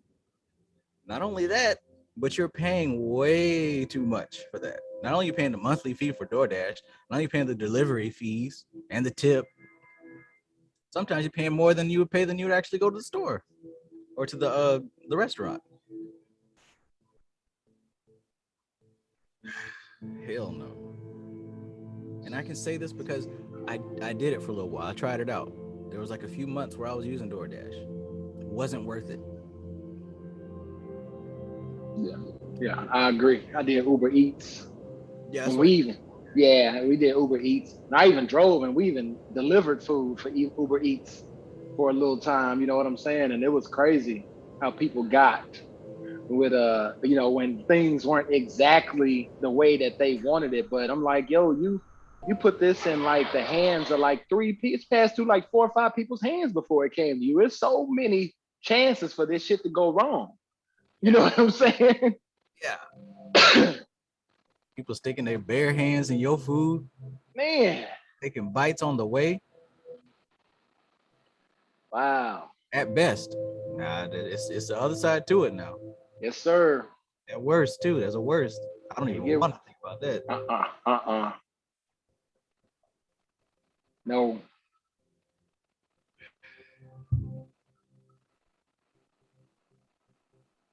Crazy world. Nuru says, there goes your DoorDash sponsorship, Trav. You know.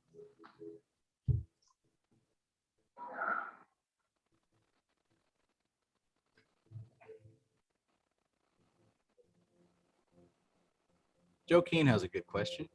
He asks, can you talk about the experience of looking into the form of the image and projecting yourself into it? I marked this part of the book as the gist of the book. Yes. That is an extremely important technique to master. It's so important that I dedicate over half of the course that I'm producing for the app to that specific technique. Like I mentioned, Ophiel mentions stuff at a very basic level, but if you really research what he's talking about, you'll see that he's onto some advanced stuff. So in a way, he's kind of introducing his readers to more advanced concepts. Now, there's a technical name for what he's describing at that specific part, but yeah, you're not really doing magic unless you're able to do that particular thing that he just mentioned.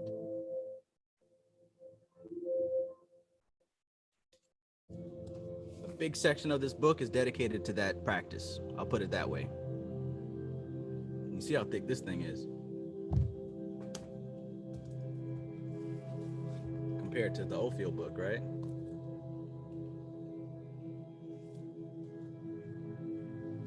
But yeah, this is why it's so important to become proficient at concentration. We went over the book Dharana Darshan, which talks about how to concentrate, how to focus, and utilizing that very same technique. It's an ancient practice, and it is the only way to penetrate into the deeper mysteries.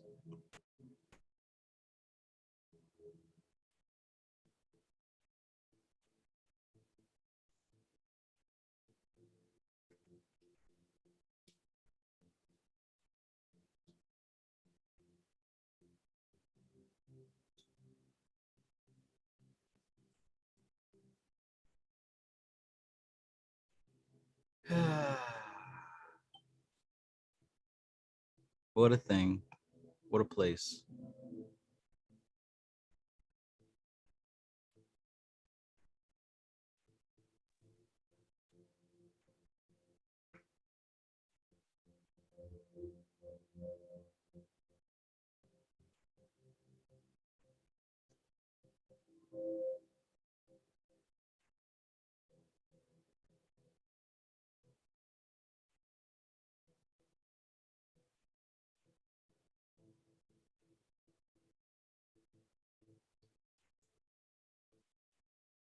Okay, I'm gonna take a quick break because I'd like another cup.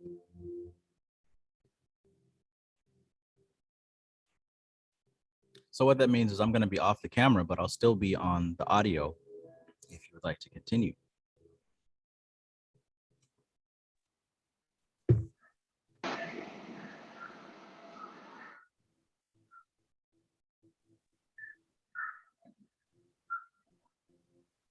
Cassandra, Hekate, how are you two?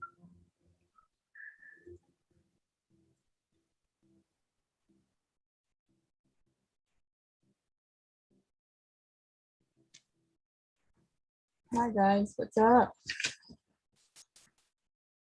What's up? What's up? How are you feeling Nothing. today? I'm good.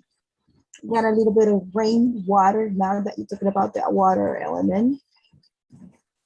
And I've been keeping an eye more on the elements and trying to understand and trying to get information for what and how they express themselves, either in the scientific way and the spiritual way. So by doing that, I go, like you say, deeper and deeper and deeper into more knowledge compared to what I started. And I've been finding some other research books that leads me to other stuff. And I find pretty interesting stuff. I was paying attention to the guy who would say which way you go better, whether to the left side hand path or right side hand path. And to be honest with you, I agree. You are no longer going to even picture left hand path or right hand path because they're all the same. So like you, I've been reading a priest who also kind of like break down the concepts of God himself, right? So obviously in the past, you have a bigger God. And I think I sent you some of this information, sorry. And in the old times, you were not allowed to speak about darkness because darkness was, evil, obviously. At that time, it was like bad. But the deep down high priest from the background of our churches, they knew that darkness was part of God. Now, in today's day, we're talking about our inner God. But in the old timers, there was no inner God. It was actually an outside God, which is part of what we call the universe itself. So they were talking about how he, and they say he, it's now like the Chinese, they say darkness is a she, right? But in the other cultures, it's a he. So pretty much they say that that the light comes from the darkness itself. So we all know that, even in quantum physics and physics itself, we know that light comes from the darkness. And now if you guys start to dig in more into the cosmic, and I'm talking about like scientific, not like the aliens coming and get us and the green and the planes and whatever this, of things up there. But try to concentrate in the fact that how light is created from the darkness in the perspective of physics or quantum physics. And then, of course, that was years, thousands of years, or maybe 100 years or 200 years or 300 years after this priest was already having the concepts of how light comes from the darkness. Okay. So they also talk about the elements themselves. And I think I did mention to you in the path that I was telling you last week, that in certain books they were talking about that in the old times, the elements were actually the gods, right? So the priest along the road, he find out that darkness created light or enlightenment, if that's what we call in the spiritual world. And it requires, obviously, the elements themselves. So being said, at the end of the day, this is what it got me like so exciting about this whole thing.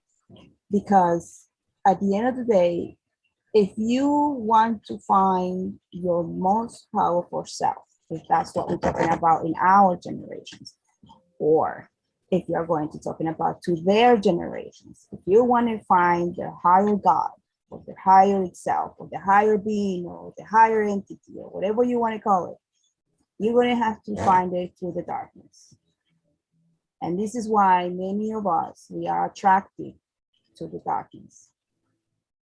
I don't know if you guys wonder, but a lot of you likes the poeticals and likes the necromancy and likes all this good stuff. Well, it's because pretty much you are attracted to your higher self, trying to come back to your higher self through the darkness. So that is one of the stuff that I had find on my readings. And I started by me invoking Vael from the Goetic. I invoked Vael a couple of weeks ago. And obviously it was a revelation that he said to me is when you look at the mirror, you have to look beyond yourself and you find something bigger, something else that is bigger. So that was a message and I wrote it down. And after that, I find crazy information and it keeps coming back and more and more and more. And then at the end of this whole data that I've been doing and I've been searching and I've been trying to put puzzles together and not just one concept, I'm talking about multiple people from the religion perspective, from the scientific perspective, right? From the spiritual perspective, I account Travis from the spiritual perspective and I find a bioengineer scientist who also studied these things and he put his perspective and of course a priest perspective. And all these, you have to write your data and find your own conclusion. And I think all of them, which I myself, I'm in the same boat, is that as much as you're trying to know about these things, the smarter thing for you to say is that you know absolutely nothing. Because nothing is everything. And that's what they were saying. Nothing is everything. Because if you keep digging more data and data and data and data and data and data and data and data, you're going to find out that there's so much around it that you are going to get lost in the others, you know, like where the fuck am I need to go to, or where the fuck I need to collect this or stuff like that. But at the end of the day, and I know in philosophy, there was a few philosophers who actually passed away on that one because they were saying that they knew nothing, right? And that is the actual concept, knowing nothing. When you are into that stage, beyond, and I have one of these guys who say, beyond the meditation, you pass all the meditation, and this is where they were at. You pass the meditation, you're going to conclude that you know absolutely nothing. And once you are in that stage of not knowing anything, this is where you're going to find your God, your inner self, your higher self, the higher being, or whatever you call it. But that is only for you to know it, and you will know it. Not by just making an assumptions, but you will know it. So pretty much is something that he's been given some information about some yoga that they use, a specific type of yogas that they use for that. Of course, you can find it through any type of system. I know that you can find through any type of systems. At the end of the day, it's yourself. So, and what can I say? It's the same ideas to everything we do here. It's meditations, meditations, meditations. That's what we're gonna have to do to find a higher self. This is no doubt about that. And understand how to break down the elements. It's something else that I find now in obvious in the concepts of the elements. You guys are going to be finding so much concepts up there, how to break down the elements. But I suggest you to try to look for the concepts of the elements, not just in the spiritual perspective, but also try to find out the elements in the scientific perspective. And because my head works in the scientific perspective, and I keep saying that, you're going to have to figure it out what matches in the spiritual perspective with the scientific perspective. And then if you can find your conclusion in both of them that have similarities and differences, and something that you can see that can click with you, it can bond with you, then that is your element. That's how I see it. So it's not that I follow one single pattern of the element. For example, people say the air, right? The air is like a constantly moving around and doing how to say changes around, because that's what the side effects of the air element. And now if you look at the spiritual perspective, you see that, you know, for example, Angel Raphael, which I think I mentioned to Charles, Angel Raphael is the one who does healing, and Raphael represents air. Well, obviously, because you call him the Angel Raphael, or the element of air, means that you wanted to release certain conditions or circumstances away from yourself, right?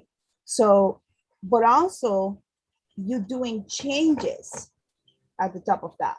Because if you're removing certain circumstances out of your way, you also bring in new circumstances. Not that I'm saying that you bring in new diseases. I'm saying that you could change the path of your destiny by doing this particular element. How to say now, if you are trying to combine those elements, imagine combine those elements. So say if you bring in the air and you bring in the fire element and you change those two elements, what can you create, or what combines elements, what can you produce on those elements in your cycle, in your spiritualism, and stuff like that is where my head is pretty much trying to work right now on the combination. Now, in the Chinese perspective, when I studied Chinese medicine, we do have the fire element, the air element, water element, earth element, wood element itself, and they explain to us how these elements work in a very specific in their culture. Now I am trying to see if I can find more information in different books that are only specific for the elements, and see their changes. Water itself, I noticed that water, it's like people say emotions, right? So I don't know if you guys learned that or follow that or read that, but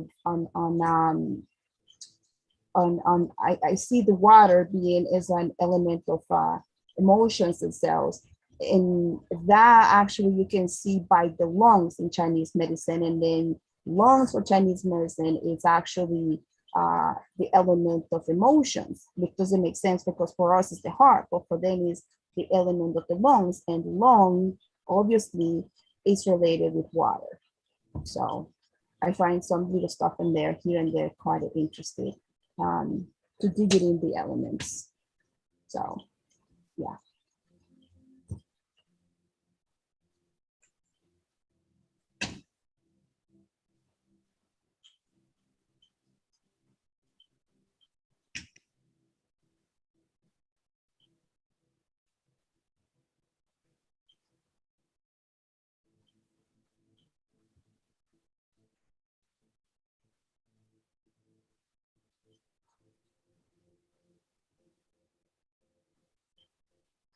The other thing that I find out interesting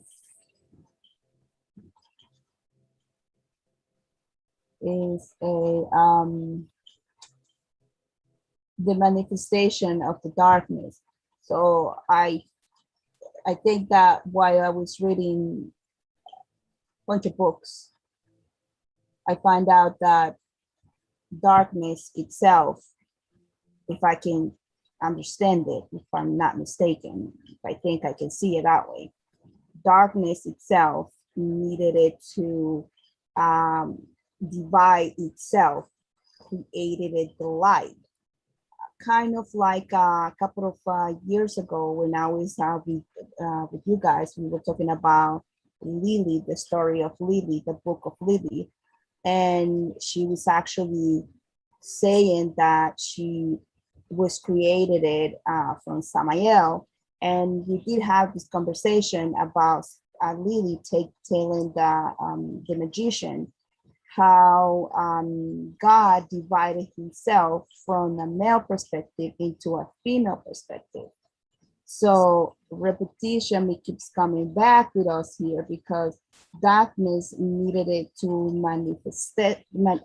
manifest in a way where he needed it to have a partner, and this is where light came along.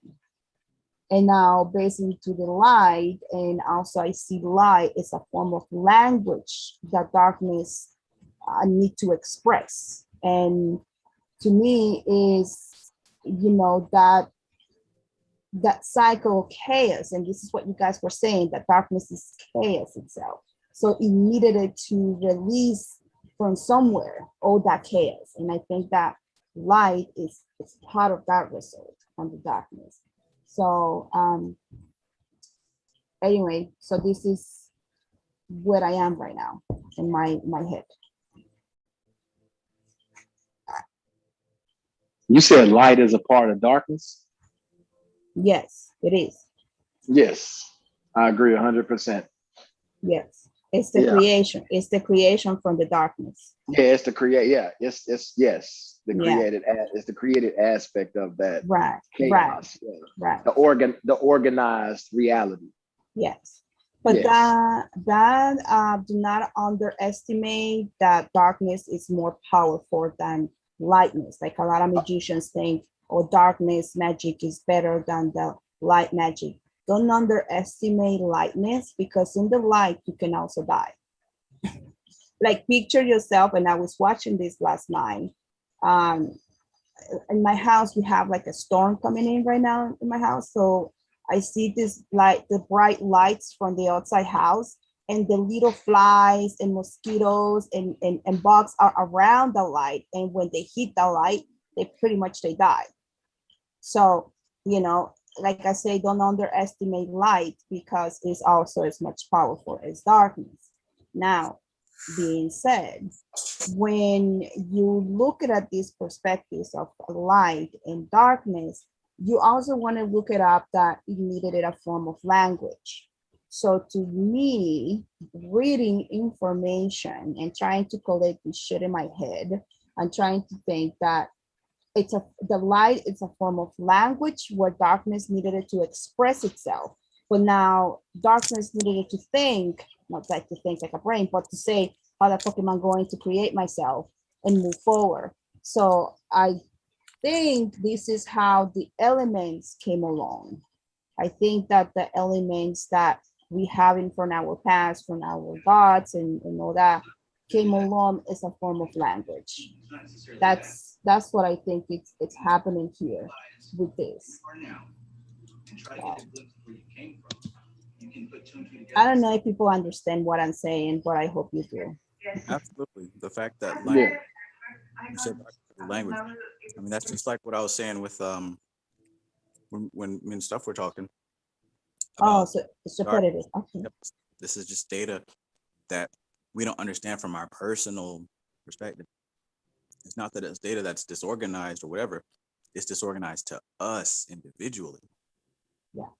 So through this process of study, we can break it down and we can start to put it into categories. We can put it into the elements so that we can understand it. In that perspective, I follow something like this. I put in my own notes, elements were created, right? It's a lie. So pretty much what I wrote it down is like a little map of this whole thing written. Okay, I'm talking about like 4 or 5 freaking books. So I put darkness follows the light equals to language. Language requires a movement. It's divided itself, right? And then you're going to have light created the elements. At this point, elements create the life. Life created cycles. Cycles created creatures. Creatures created species. Species created evolution. Evolution creates cycles. Cycles create destruction. Destruction creates death. Death is going to go back to the main source, the higher source, which is darkness, which is what we call death. That's what I wrote it down in my own head. Thanks to Bayel from the Goetic. And I broke my piece right there. Interesting. That's Bayel. That's what he told me. It came back to the same thing. You say ball? Yes, from the Okay. Goetic. Yeah. From the Goetic spirit. I just called Bayel one time. One time. One time. Yeah. I like what you said about light being language. Yeah, I agree with that. It's like it's codified chaos. You know what I mean? It's putting it into a it's pretty much like it's breaking it down into baby food, because we're, you know, we you know, most people can only digest on certain levels, you know, so these things trickle down so we can get an understanding of those higher aspects, you know, but you got to follow the yellow brick road, you know, you got to follow the breadcrumbs and the trail back up, you know, and if you don't have the fortitude to do that, like Trav was saying, you got to build a boat or, you know, build a body to travel against the stream. If you don't necessarily have the fortitude to do that, then you're going to fall right back down in this space, because this space was created for the fallen ones, which is you know, us in our lower state. I was just trying to explain that to my mom. I was like, yo, the allegory is talking about us. We are the fallen ones. And it has nothing to do with good or evil. It's just a state of consciousness. And in order to get out of this, it takes a realization. You have to have a realization, because everything is there right now. Everything is here right now. There's the only thing that's stopping us from seeing it is the limitations that we've put on ourselves. Yes. Exactly. And these non-concepts of left, right, evil, demons, and all these stuff, I think the cycles are going to be changing for the spiritual perspective. And this has not been happening in our stage. This has been happening from the 1800s. Like there's groups of magicians up there. They wanted to try to bond what is philosophy, what is science, and what is a magic. And this is why we keep saying magic is related with science. Well, it is, right? It is. And it's also philosophy at the end of the day. We all bond together, and one way or another, we are going to put all this data together, and we are going to find some form of conclusions on these things. But there's one thing magicians and scientists might agree. Darkness creates light, and you know it. That's no doubt about that. I mean, we even have seen it in the space itself. So, you know, the creation of the stars, right there. Yeah. I think religion agrees. Religion agrees on that one too, with science and magic, is that, you know, darkness is where light is local. You know, anytime you get a light source, that's why they call it a light source, because it has a source, but darkness has no source. Right. Exactly. Darkness is the source. And it needs to express in a cycle. Right. And movement, it's that, but movement in, let's just say air, but that's not really like an air. I think myself like it's a form of gravity itself. Like if you mix the science and mix the science and the spiritualism, you can try to see the puzzles together. Obviously, you're going to have knowledge of both. I'm not an astronomer. Obviously, I didn't study stars. I study biology, but some of the concepts are there. You know what I mean? Like you can see certain things. And yeah, I find these informations pretty cool.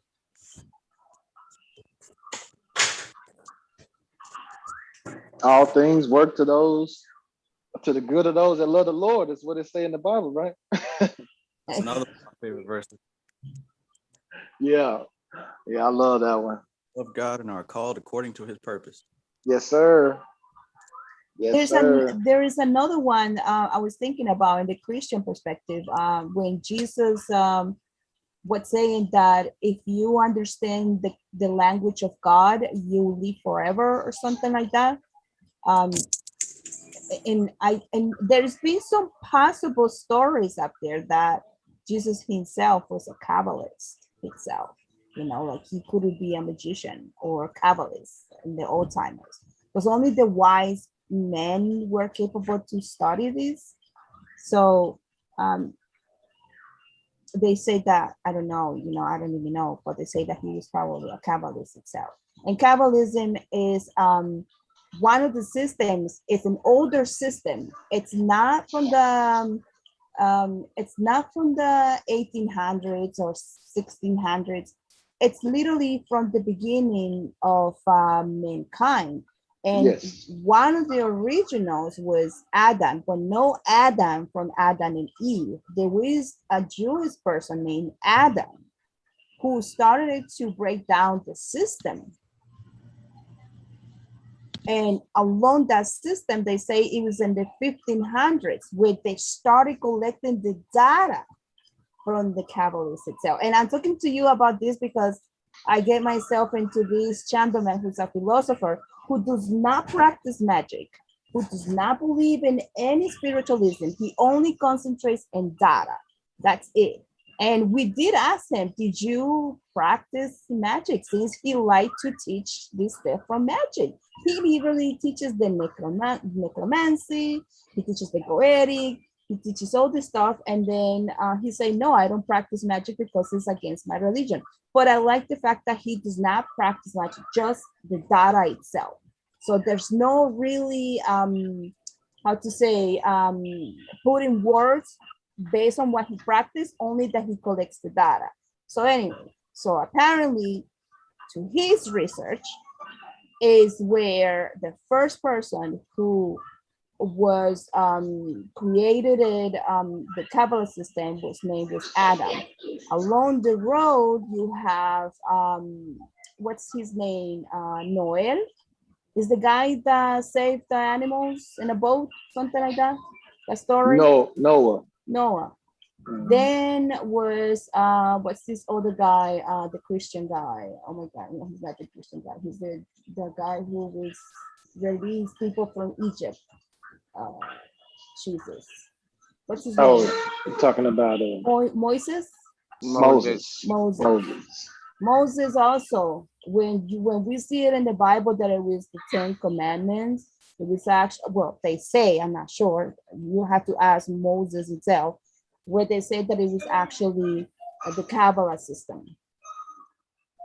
So, and along the road, the other books came in to try to interpret what these systems of the Kabbalah was. And along the road, when you get to see the 1800s, the 1500s, blah, blah, blah, blah, blah, blah, you're going to have to do your research on that. So, so that system came along thousands of years before, thousands of years after the concept of the darkness being created or being built up the light from the darkness. This is from day one. Mankind was already figured out that darkness was the one who created light. That's some of the research that I've been looking at, that I find out that, and then along the road, people started to create a systems based on that. Kabbalah is just one system and a perfect system. That's something that you have to distinguish which systems are good and which systems are, not good, or where you want to fit in. The Kabbalah is one of the perfect systems that people think is even a way how scientists we're trying to figure out how the cosmic system works in the universe itself. So, yeah.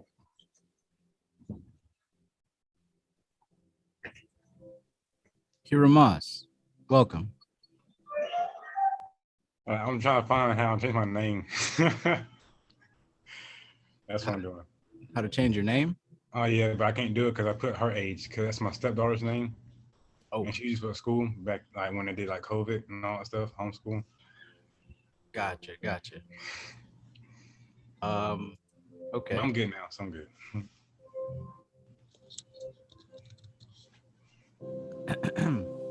Looks like you'll have to go up to where it says preferences and then click where it says profile. I know, I already tried it, but I put her age when it says like you gotta verify your age, blah blah blah. I put her age and said, oh, you're not eligible yet. Oh, gotcha. So I'm good. Just call me Kira Moss then.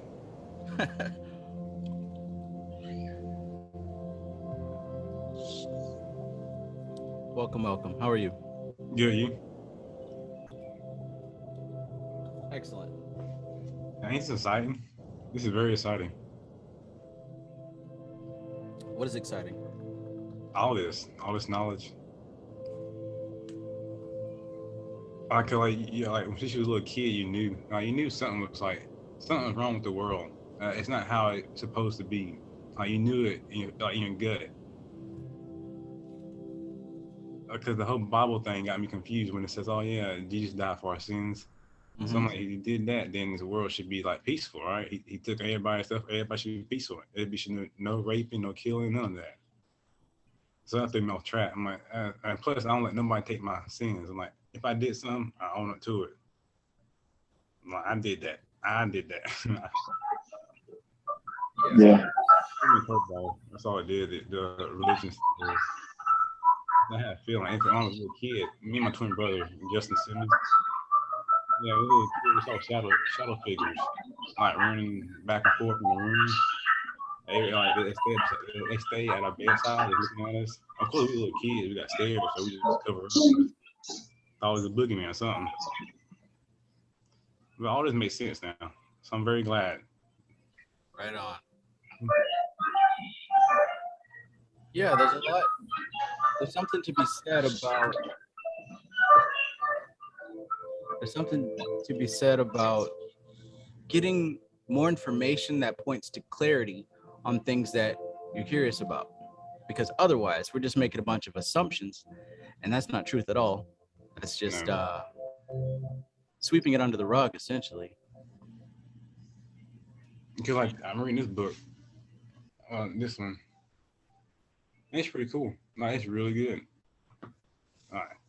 Your mind is everything. Your thought is everything. Can I ask you what power means? Like, you're talking about power. So do we know what even power means for us? What is it?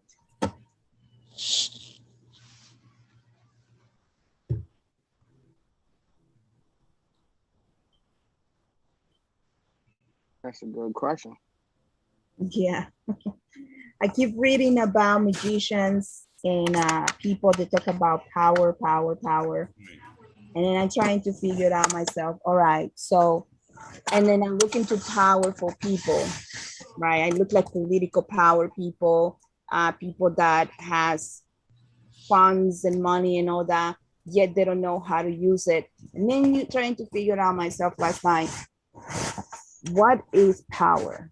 If we don't understand what power means, then how the fuck we call ourselves so powerful without we don't even understand what power is, or what's the concept that people who experience power can teach us. I call myself all powerful. Travis, what power is? Give him some. That's a good question.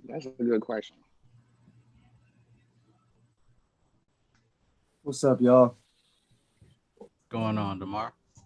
I would say, if I could answer that question, I would say power and like perceiving and affecting reality at the subtle etheric level. Say it again.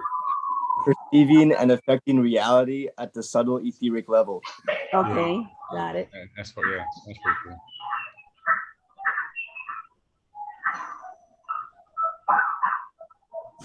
What did you say? The ability to cause change in accordance with will.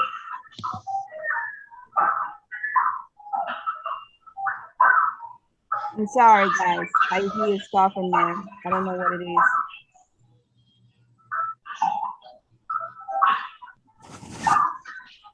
Sounded like Mickey Mouse. I know.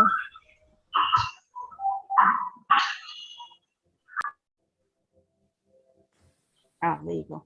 Uh-oh. Could y'all hear that game? Yes.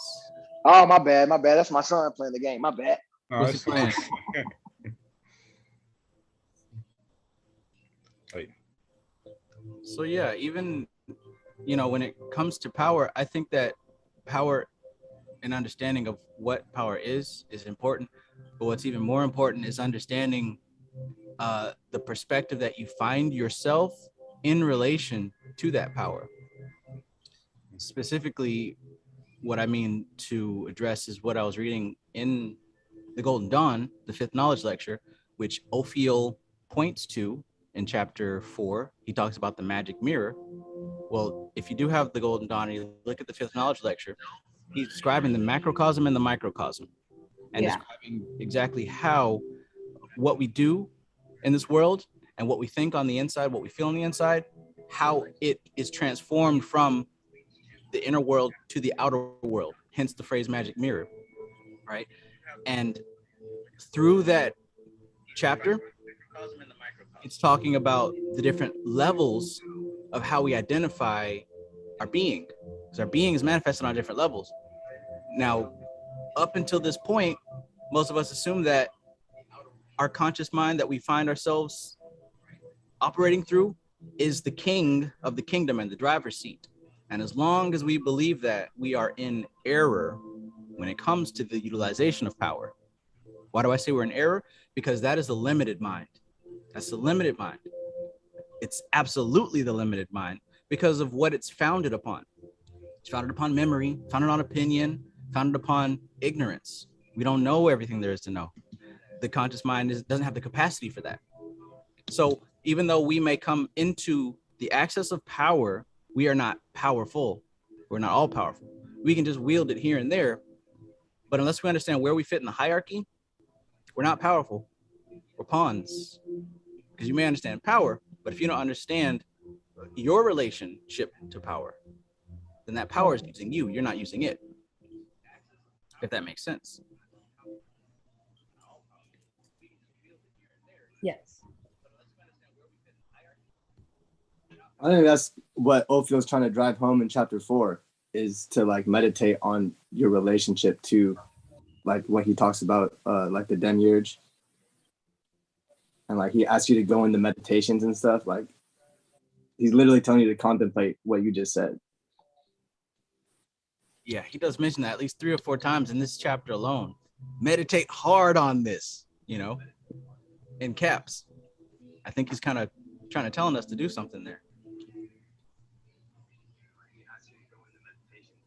Because like I said a bit earlier, the whole thing, you know, we're dealing with power. The whole thing about this demiurge is that it's symbolized as the blind idiot god, right? Now, some people externalize that because they don't want to identify with the word idiot. And they think that it's a spooky boogeyman. But this blind idiot god is the individual who says, I am God and there is no other before me, right? The jealous god, the angry, vengeful god. That's no space boogeyman. That's you, homeboy, homegirl. That's you. You're the blind idiot god. You're the demiurge. You're the one who thinks that you're powerful because you can move and shake the 4 elements, but you're being moved and shaken by the elements that you're composed of. So that's not power. Now, the demiurge transforms from the demiurge into will when it accepts the regency of what we call the higher self. There's levels to it. There's a hierarchy. Now, when this demiurge accepts and says, well, shit, I guess there is a God before me. I guess there is something that is more expanded than I am. There is something that's more capable, more powerful. There is something that has a deeper understanding of this whole game than I do. It isn't until we come to accept that. It isn't until we cross that line that we become more than the demiurge. All right, Trevor, you just described the function of that. He talks about Nagorha too, is the function of Ahamkara and Kundalini Shakti. So he says the Ahamkara is basically the demiurge thinking that he's the top dog. Yeah. And that's what Ahamkara would be. And then the other side of that is when you activate your Kundalini Shakti, or the power to self-identify with everything. And then you start self-identifying with the non-physical, basically your deity. And then that's what you just mentioned, like the latter half of that. Isn't that what yoga is? Union, yoga, linking those two together through the agency of the Kundalini, like what you mentioned, the Shakti, the energy there. Yeah. Ahamkara and demiurge is synonymous. Also synonymous with, if you're coming from the Hermetic path, then that would be synonymous with the Ruach. So the Ruach, demiurge, Ahamkara, all the same entity. Now, coming from different schools, we get stuck on these labels and we think that we're talking about different things. He says that in chapter 4 too. He says that there's different names for the same thing, but no one understood the function of them. Exactly. Yeah. This is why study is important, because with study we can add definitions and flesh out the things that we research. It all connects. This is why you guys see me doing a lot of research from different. You have to look up the research, not just in one single area. You have to do your research in a different perspective. And I'm just following philosophy, science, and spiritualism. And you get to see that there is a pattern with a different words, but the same ideas. Yeah. If you stay, like you said, on one path, everything else outside of that, you won't have any understanding of, and it's going to all seem dark to you. Yeah. So you will never, ever expand yourself to actually understand these things at that deeper level because of the fear that stands at the gate of that information. Like you were saying, that you have to have union. You know, you have to be willing to, I guess, dredge those dark waters. You know what I'm saying? If I'm making any sense. Yeah. It's good that we brought up the darkness and the chaos, because again, this darkness and this chaos, it is just data, right? And it's dark and it's chaos to our individual perspective. It's not dark and chaos to what we know as God. And look, I'm gonna say God because we call it what we want. There's levels to existence and there's superior existence. It's not darkness and chaos to superior existence, because superior it's a part of superior existence, where we find ourselves in finite existence, limited and bound by the five senses. It's darkness to us, it's chaos to us, because we don't have an understanding of it. Now, through study, and more importantly, through practice and experience, we get an understanding of what we call darkness, and it becomes a part of us, or rather, we realize that it's a part of us, and we continue to expand until we reach the limits of our expansion. Yes. I don't know why it's hard for people to see that, because that's exactly what goes on in the physical reality. I mean, the physical, we're here to learn these deeper aspects of reality. You know, we're here, and it's all explained if you know where to look. You know what I'm saying? In the physical reality. You know what I'm saying? And that's the same thing as any kind of knowledge. You're in darkness or ignorance until you can assimilate that and actually, like you said, Trav, explain it thoroughly. So that darkness is, like you said, lack of knowledge, or not having the proper equipment to assimilate that knowledge. You know what I'm saying? Yes. Be honest with you, this is how I see this whole thing. Like an electron, protons, and neutrons, and they circle around in the atom itself. That's how I see this whole thing goes and goes around, goes around, goes around, goes around in circles. Even the circle itself, I think in the 1800s, I was reading this woman from the 1800s, the circle is the beginning and the end. It's a cycle. It does actually Yes. it's just a continuation. It's not even a beginning, neither an end. It's a continuation of everything. So check this out. Opposed This is to- how it looks from your perspective. But Yeah. even science will tell you only when you're looking at it does it behave that way. What happens when you're not looking at it? Chaos. It's not operating as a particle, it's operating It's a as wave. a wave. It's a wave. It's chaos. Exactly. I see your point. I Yeah. see your point. Science Based on loses the it movement. after a certain point. Like science's jurisdiction is only in the physical universe. Yes. physicality. Correct. Right. Trapped in a circle. Mm-hmm. Yeah, yeah. That's the Ouroboros.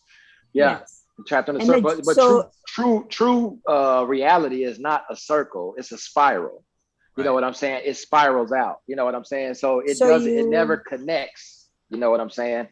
So you say in magicians, we're looking at it as a wave type of perspective? As a wave? I'm saying that magicians, this is How where do it? to the ego, to ahamkara, to the demiurge, to all that stuff that this is all connected. Yes. As a scientist, that's the demiurge. A scientist doesn't, what differentiates the scientist from a spiritual person and where the line is most of the time these, mainstream physicists refuse to accept something that cannot be seen or observed. So that's where their limit is. Mm-hmm. Yes. It isn't until we Which get is past that and start to accept that there are other ways past what we can observe. It isn't until we get to that point that we can start to work with those waves that aren't directly visible. Right. Because that's what science is, the study of the physical manifestation. You know, they don't get outside manifestation. Yeah, they don't get outside of that. You know what I'm saying? Anything outside of that they're gonna ostracize it, and it's gonna be, because they haven't passed that. They are the Ouroboros, they aren't the spiral. You know what I'm saying? And I think I did wrote down my concepts of a scientist too. And yes, it's all based on material matter. Yes, we kind of agree on that. That's true. So how do y'all feel about Jesus Christ or Jesus Christ, like that as a symbol, like Jesus Christ, whatever, he's like a higher self, right? And the cross is the Kabbalistic cross, or whatever, and he died on that cross. So is it like saying that they got rid of the knowledge? Is that saying that so the last part again? What do you mean by that last part? They got rid of the knowledge? They got rid of the knowledge, like the higher self died on the cross, the Kabbalistic cross, or whatever. So they got rid of that. They got rid of that whole thing. Now this whole thing is their perspective. I think I understand. What do you mean by there? About they're like, if you watch, it's different anime show you like there's someone behind the scenes that it's their perspective, their like perspective, and like it's that powerful. Like in Naruto, you got the mother, Kaga or whatever, and she put everybody in a sleeping trance. So like it's their perspective, that's their perspective. So stop believing in what they're doing and believe in yourself. That's what they don't want. They don't want that. Like we're all powerful people. We're powerful beings. We really are. Like we gotta start doubting ourselves. Like really. Like you can jump hard. You know how hard that is? Yes. Your brain, you're seeing different signals. Do this and this and that. While you're driving on texting, you drive on looking, and drive on doing this. Like your body is powerful. Don't let them fool you like it's weak and all that stuff. It's not. Your mind is powerful. Your mind powerful, your body's powerful. So control your mind and do good. All y'all doing great. Trust me. Like back then, I thought there was no hope for this world. I really did. Because nobody changing. Like no one wasn't trying to do anything good, nothing like that. Until I found Travis. I thought that's pretty cool. Yeah, pretty cool videos. And I wasn't ready for them yet because I did I didn't read all the magical books yet. I'm more about I did the physical stuff. What the body, like the fasting, all that stuff, whatever. Fasting is a lot of benefits. Like a lot of benefits. Absolutely. But you see, you see, in this group, I also noticed one thing, that when you started in this group, you start with the concepts of calling the spirits, calling the, I don't know, the angels, the incense, which is cool. I'm not saying it's not. Trust me, I just did candles last night, man. I did my candles, I did my shit, incense, about to do that after this. But we are going into so much extremely speed because it's a group of brains. Travis or the Magus Academy, Travis is the fundator. There's no doubt about that. He's like Overwatch. You ever watch Arrow? You're There's Overwatch. no doubt about that. Oh yeah, he is in contact with the egregor. I guarantee you that shit. Right. Yeah, exactly. Yeah, but he is in contact. But the academy is teachers, right? Academy itself means the teachers alone that goes besides the Travis. So in here, in this group, if you get to see this group, we do so much research for a lot of the beginners that instead of you thinking, I'm going to have Satan here and he's going to eat me alive, now you feel comfortable that Satan itself, it's part of you, so you can move forward and speed yourself and trust yourself. Right. He will catch you up. Yes, he will catch you up. Exactly. Yeah. And you know what it is? It's the fact that he tapped in. It's the fact that we're tapped in to that information. If you come in, you are under the egregor also. So they are starting to impart information, wisdom, and all of those things on you too. You know what I'm saying? So you might not have read the books or anything, but there's a feeling, there's something in there that's pulling you in this direction. You wouldn't be on this live stream if that wasn't the case. And we are all in our space at our pace. You know what I'm saying? And so that's just how you got to feel. You here, bro. You in the right place. I know, because I've been doing this for 5 years. 5 years about. You've been doing it more than me. More than me. That's it. I try to control mine, because if like, you get angry. You like getting angry. It's your mind. Don't get angry. You get sad. Just stop reacting on your instincts. Just stop. It's like, just slow you down, slow your breathing down, and just relax. Your archetypes will not control you. You already there. I mean, you already at a point where you're not judging the physical reality as it is presented to you. You know what I'm saying? Yeah. So if you there, I mean, shit, you got half of the battle. Now all you got to do. Yeah, I'm like a hermit. I do my stuff like alone. This is my first time coming out on video, all that stuff. Yeah, I'm a loner too, bro. That's why I don't show my face or anything like that. But I like to get on here. You gotta come out there. It's confidence. You gotta build your self-esteem. Like, it's really important to build your confidence and all that stuff up. You're a magician. Come on now. You gotta have confidence, but not the bad version of it. Not like, you gotta have ego, not the bad version of it. You gotta, like, it's your stuff. It's your magic. Look at them. Look at the people who know what we know. They did all this. And you're just like them too. And we just actually reviving their research, which is basically we coming back. And we awake them up again. We awaken all these people back again. And there is this guy, Pseudo Dionysius. He was a priest and he wrote books about this. So, and I'm talking about like ancient time, and what we're talking about right now, like this discovery we're talking about right now, it's already done like thousands of years ago, guys. This is we just wake them up. That's what we're doing. It's time to wake them up and release the information. I mean, seriously. Speaking of this past, and speaking of Jesus Christ, or whatever we're gonna call him, according to the legend, you've got these three magi, three wise men. That's coming from the same word as magus, same exact root word. Persian society, and they learned from the same stuff that we're currently studying. It all originates in the Vedic area. It's the oldest recorded spiritual system on the planet. Started in the Vedic time period. You cannot find anything earlier than that recorded. recorded. Like the Egyptian, you gotta break that stuff down. Because like they have a tree, just like the tree of life, but the lowest one is Geb. Geb is the earth. That's the lowest one is Geb. So of course, you got past Geb to get the other ones.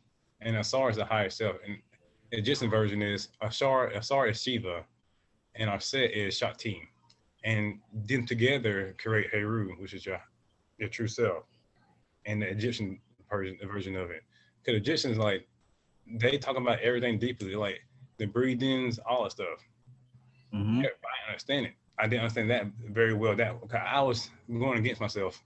I said, I can't do it, because me, I'm like limitless. I don't like everything is possible. No one, I just don't like when people say, oh yeah, you can't do that, it's impossible. I'm like, no, it's not. It's nothing's impossible. Trust me, nothing's impossible. It's not. Trust me, it's not. So I'm like all might. Yeah. I'm gonna be a symbol of peace, and that's it. That Egyptian stuff is a little bit more, like you said, it's technical. You know, when you get into more of the Vedic and stuff like that, especially with the teachers that they have now, or even get into the Vedas, you know, they make it a little bit more easier to understand. It's a little bit more palatable. You know what I'm saying? And you can tell that their understanding of it is pretty great by how easy they can convey the message to you. Yes. You know what I'm saying? No, back then they did it without no doubts. Come on, you see what they built? No doubts, because they came into an experience of it. It's easy to have a doubt when all you have is theory or what somebody told you. But when you experience it and you live that information, you can't doubt it. You can't. That's why we down it? We shouldn't. That's why it's so important to get an experience of this stuff. We talk about it, we read it, but more important than those two things is the doing of it. Because when we do it, there is no debate, there's no theory, there's no doubt. You did it. So what got you started in this, Travis? Like, what got you started in this whole, like, what made you like begin this whole path? Everybody has a starting point. I mean, if we talk about my starting point, sheesh. No, I'm not gonna get all weird. I always wanted to ask that question too. I ask everybody that. Everybody, we're coming out. We came together. We were doing this alone, and then we come together. We gotta know each other. This is pretty cool. So Travis, in 1999. You want to hear the story, or you want to wait till my book comes out? I was just like, it's just like what got you started? Like what? Shooking you so bad to do this journey? What get us started to doing this journey? It's a twofold thing. The first and primary is that I guess I always knew that there was a connecting line between all spiritual systems. The other thing was how I came to the discovery of that being, my first evocation ever was Kurt Cobain. So it started with music, right? The whole thing is, wow. So, gosh, I'm going over this in the book that I'm writing, but basically, you got to look at how data is stored, right? And this is how I came to discover that there was a connecting link between all things. And in the discovery of that, I know for certain, and I speak with confidence on it because I've experienced it. But just to kind of get back, I'm going to try not to go too far, but you look at how data is stored, right? We've got record players, LPs, right? And it's vinyl. The data is compressed onto that hard plastic, and it uses a needle to tap into it physically. And we use mechanical energy to relay that data and convert it into music. Now, the downside of that is it's extremely fragile. The disc is easily scratched and broken, and the equipment is extremely expensive. So that evolved into cassette tapes. Now, the data stored on the plastic is magnetic energy, right? So we put it in the tape cassette player, and it uses electromagnetism to pull that data out. The electric pattern stored on that tape pulls it out and converts it into music. That's magnetic energy. Now, the downside is after you play it for a while, the tape begins to warp. Some of us who are old enough knew that if we had a cassette tape, I had Boyz II Men, maybe the greatest hit. No, Motown Philly. You I do? played the hell out of that Whoa. so many times that after a while it started getting slow. Like, Mhm. say goodbye to yesterday. You know what I'm saying? It gets all warped. So that wasn't a very good way to store data. That evolved into CDs. And this is where it gets interesting, right? Because now we've got data compressed onto a plastic disc, but there's a film over it, which prevents it from getting scratched so easily. And now it's not mechanical energy. It's not electromagnetic energy. It operates through radiation because it's optical, right? The light sensors hit this disc. Laser. The R in the acronym of laser stands for radiation. Now, it's not enough to hurt you, but it's going through a process of radiation. Now we're getting into storing information with light, right? So why is that important? On my birthday in 1999, my aunt took me to the mall to buy whatever I want. And what I decided that I wanted was some music. So I went into the rock and roll section and there was a CD with this devil woman on it. It's also symbolic. MTV's Return of the Rock, 1999. And I also bought Kitty, which was like a 4 female hardcore metal band. I just thought it was cool because I've never seen that before. I was so used to listening to like the shit on the radio that to see something new and different was awesome. So I got that, started listening to it. Everything was really cool. At the time, PlayStation 1 was out. And you guys have heard of Pokemon. At the same time, Pokemon Red and Blue, no, Pokemon Yellow came out that year. Game Boy Color. We know the concept of these little monsters and shit like that throwing Pokeballs. It's amazing that it's still around after this long. But anyway, there was another game that some of you guys may not have heard of. It was called Monster Rancher. Does anybody remember that? Oh yeah, I got it on for my kid. Okay. See, those old folks remember Monster Rancher. Well, it was also a Japanese game where basically, okay, stuff. Did you have Monster Rancher for PlayStation? I think so, yeah. Do you remember what was so special about Monster Rancher on PlayStation? What made it no a game even to this day? Okay. Is it go for it? No, you go for it. I was going to ask if is it because it was 3D? No, but it connects to what I just explained about data and how it's transferred. It was by light. Maybe it was the first one on CD? It was on CD. So check this out. With Monster Rancher, there were monsters that you can catch in the game, but this is the shit that was amazing to me. If you took a CD from your collection and put it in the PlayStation, you could evoke a different monster per different CD. Now, they even got so technical that there were some CDs that if you put it in that game, it pulled out the artist. Put in Puff Daddy No Way Out, you could evoke the Puff Daddy monster and use him in your battles, right? So at the time, I was getting into like Nirvana, and I'm like, oh shit, Nirvana is so cool. I love Nirvana. I'm obsessed, right? Yeah, Nirvana. And they said that if you put in the Smells Like Teen Spirit Nevermind album, you get the Kurt Cobain monster. So that was like legendary at the time. So I borrowed my friend's Nirvana CD and I put the game in and I evoked Kurt Cobain, and it was the coolest thing in the world. It's like I got to play as Kurt Cobain fighting like dragons and monsters and shit. It was so cool. But that started a process. That was evocation. Just like Pokemon is based off of Goetia, so is this shit right here. And it started something in my head. I didn't realize it at the time, but this whole interacting with spirits that are contained within storage retrieval devices, right? Long story short, that's crazy. All the stuff that we're dealing with here. That was the same year that game. The same year that I came across the Necronomicon, the Satanic Bible, Marilyn Manson, and all that good stuff. So how old are you? If you don't mind me asking. Wait, who asked that question? Society. You'll have to listen to all my videos and find the clues. I'm talking about hours. That's years right there.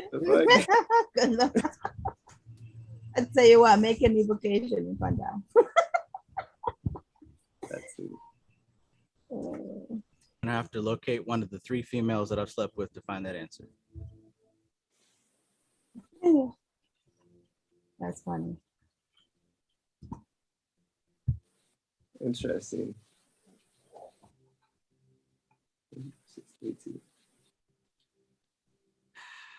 I started with this since I was a little kid, man. It was just like freaking see like spirits, necromancy and stuff. You know, I didn't know. I was just seeing stuff in the house that I used to live. I feel stuff, I see things, lights went on, TVs went on, even if I disconnected the freaking TVs and all this stuff. It was just there. And I try to, sometimes when you're a kid, you try to uh, not understand it, you try to reject your your talent, right? Some people say your gift, but it's actually, to me, it's a talent thing that you have, an instinct that you have. So I tried to shut it down, but never did. So I think my most skillful part that I have is necromancy in a way. I'm attracted to it. If I call spirits, if I see things, they just stop. So yeah. But everyone should be very, very proud of themselves. Really. Like other people will never even attempt to do this because that one thing, fear. Yeah. Exactly. Fear. Like it's like you don't know how powerful. It's like words are symbolic too. Like because fear. Oh shit! Like first thing in your mind, what fears you? Oh, fuck that. Me, I was scared of heights. I was. Keyword was. Right. I thought it was supernatural. Supernatural started me off. The series? Yeah, yeah. Oh, I love it. I love it, bro. I done watched it like 3 times, bro. I love it. How they went from like the biblical term, whatever, how Michael and Lucifer fight each other, blah, blah, in season 5. They went to the Leviathans. Then they get more intelligent, though. They went to the yeah. Lilith. Like, all that stuff. Yeah. Lucifer had a son named Jack. Jack, yeah. Powerful motherfucker. Yeah, because he was a Nephilim. He was a Nephilim. He was a Nephilim. He was a power, a human, and Lucifer's son. Powerful. Yeah. Everything he says came in fruition. Mm-hmm. Everything he said, like Castiel, he's the angel. He died, whatever. And he said, "What Castiel at?" Oh, he died. All he did was thought about him and brought him back. That was after he realized, though. That was after he had realized, though. Yeah. Because he had limitations too. He had limitations also that he had self-imposed. You know what I'm saying? He didn't know that he was that powerful until, he had started to do things. Yeah, but yeah, I agree with you. I got started, man. I got knocked out of my body before. And I saw my body doing things on film that I didn't do. You know what I'm saying? And I was sitting there watching my body for about an hour and a half do these things. And I was watching it on film, but when I was watching it, I had no clue.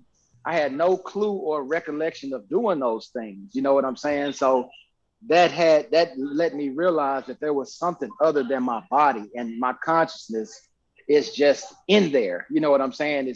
It's encased in here. It's not, I am not just my body. You know what I'm saying? Because my body was performing tasks, complex tasks on its own. And I was like, yeah, it was like, and it was trained. I mean, I had trained all of these things thoroughly. I mean, training. So the body can be separate from the mind. You know what I'm saying? And that triggered me. Like, man, I was like, wow, like, and then I had a kid, and it was like, well, where did this dude come from? That came with things that I didn't have to teach him.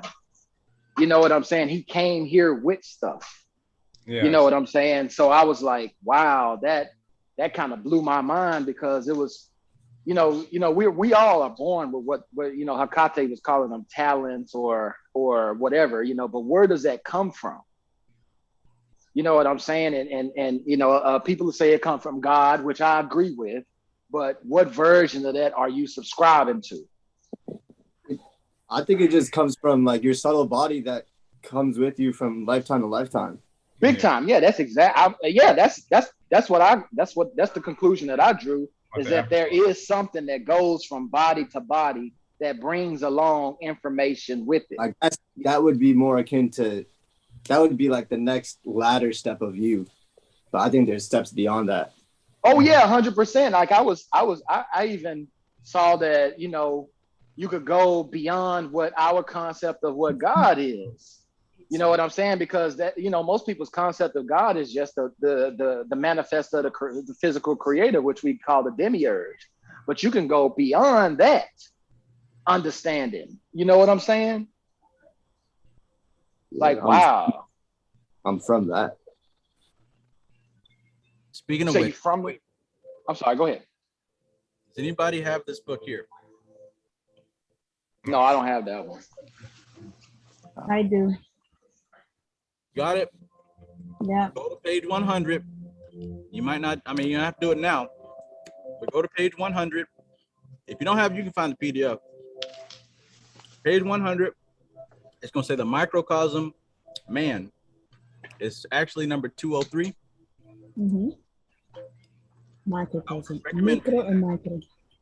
Is that the chapter that is that the section he recommended, Ophiel recommended? Absolutely. That's the one that it describes micro, Again, which one is it? microcosm and microcosm. Microcosm is the man. Micro is the universe itself. Is that the one that you're talking about? Read Other that. way around. Read that section. Right. Right. Microcosm. Read that section. Microcosm. I think about what is stated there. What's It's that? extremely important. What page was it again?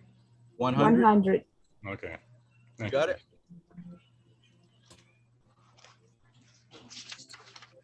So, Sean, and I'm saying this in relation to what you just said, stuff about these different levels of self.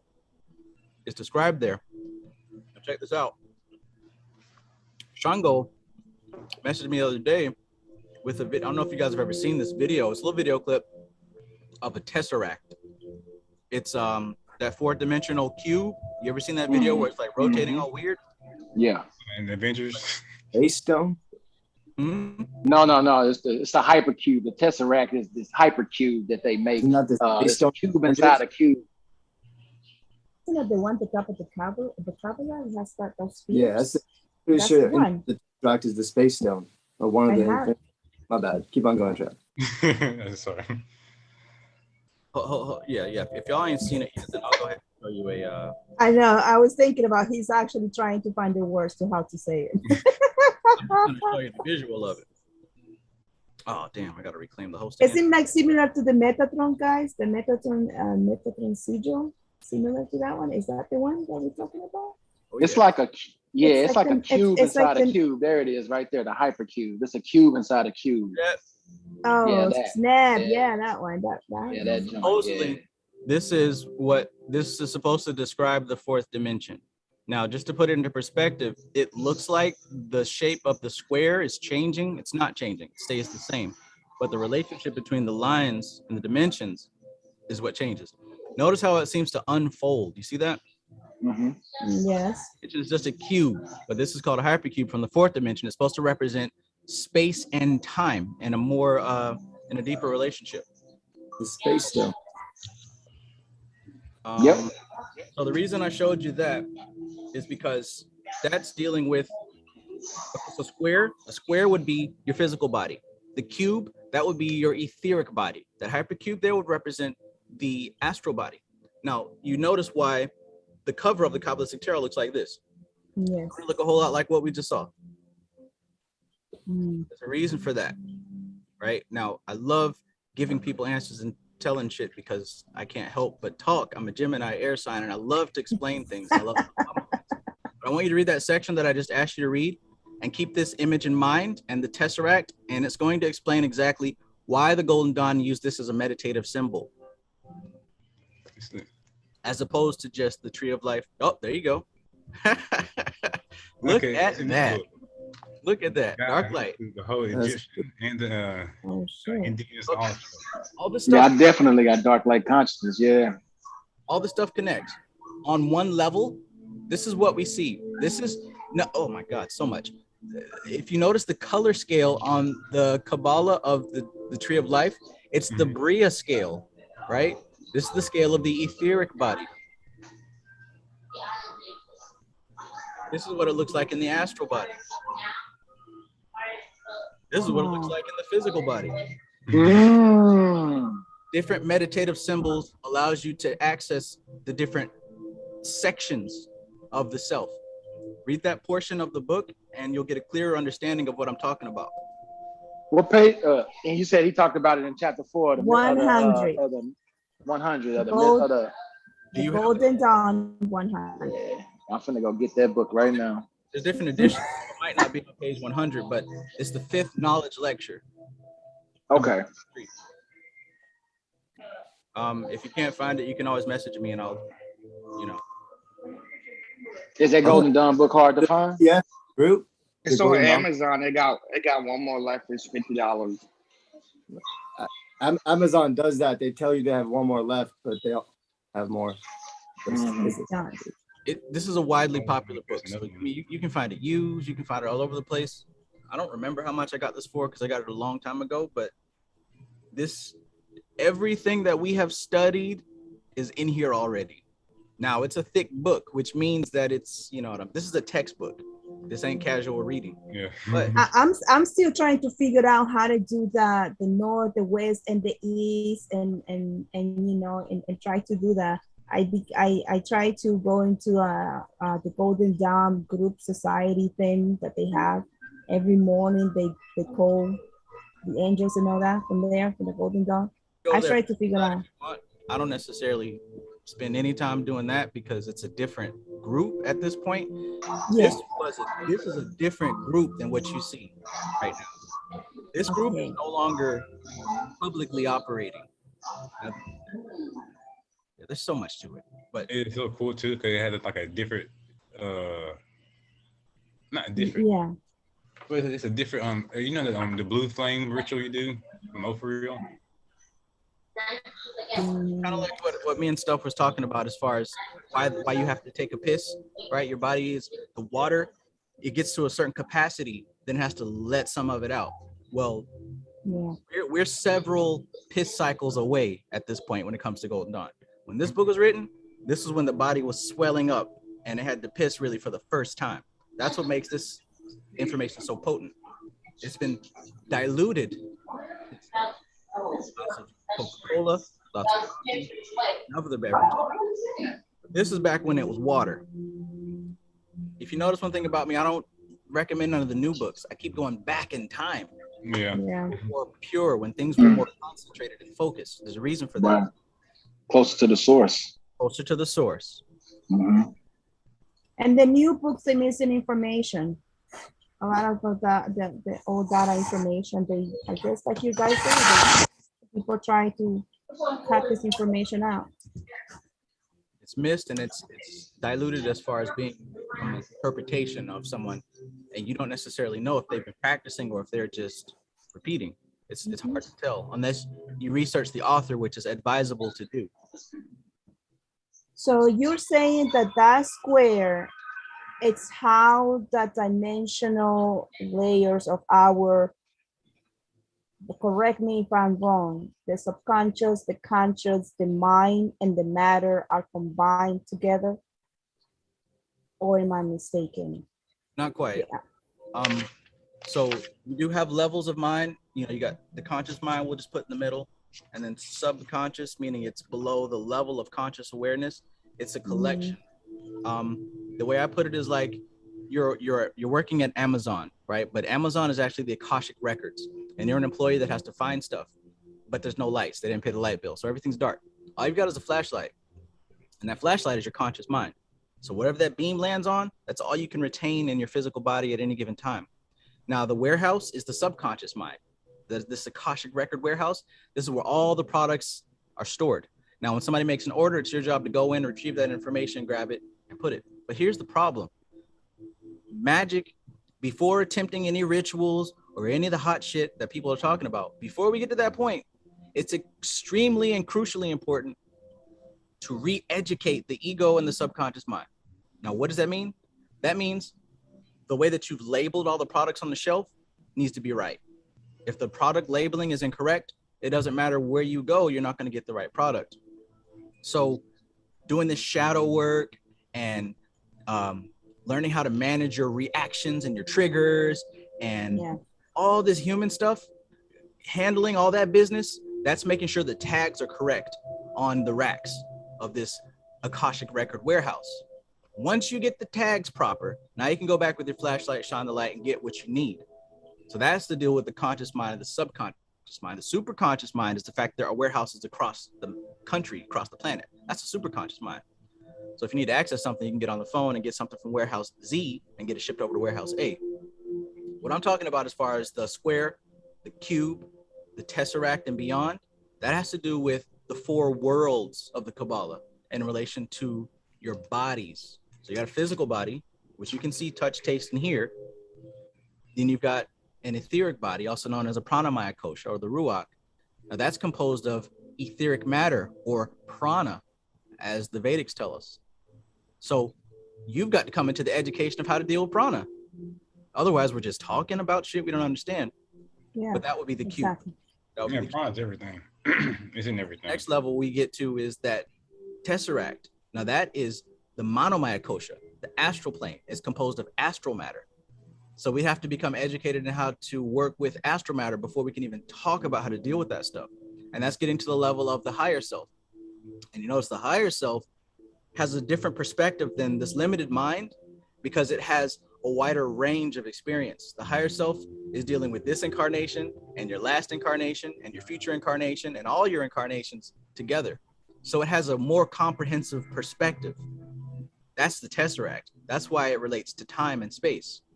And if you read that portion in this book, you'll get a better understanding of what I described. So that's why it's like you should do Tatawashidi. What's that? So you should do like people should like do Tatawashidi more because it's like it affects the other bodies. Right. That's the process of getting your labels correct on the warehouse. Tatwashudi is the process of getting your labels correct. And even staring at the symbols, or staring at the 5 elements. Yes. These 5 elements. Staring at it initially and outwardly is like, it's good too. All of it's good. And it's easy too. It's so easy. Just them 5 symbols. That's it. Yes.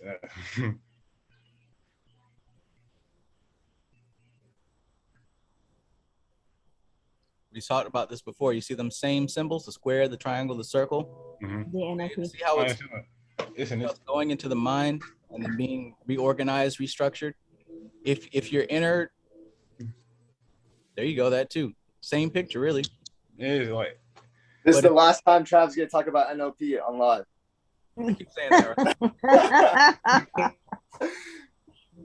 It's related. This is what it is. We've got the difference between the map and the territory. We got the difference of how we think it is and how we see it should be versus how it actually is. Those two have to come into harmony. They have to come into harmony, or else we will be wrong every single time, every day of the week, at all 24 hours. Man, more practice.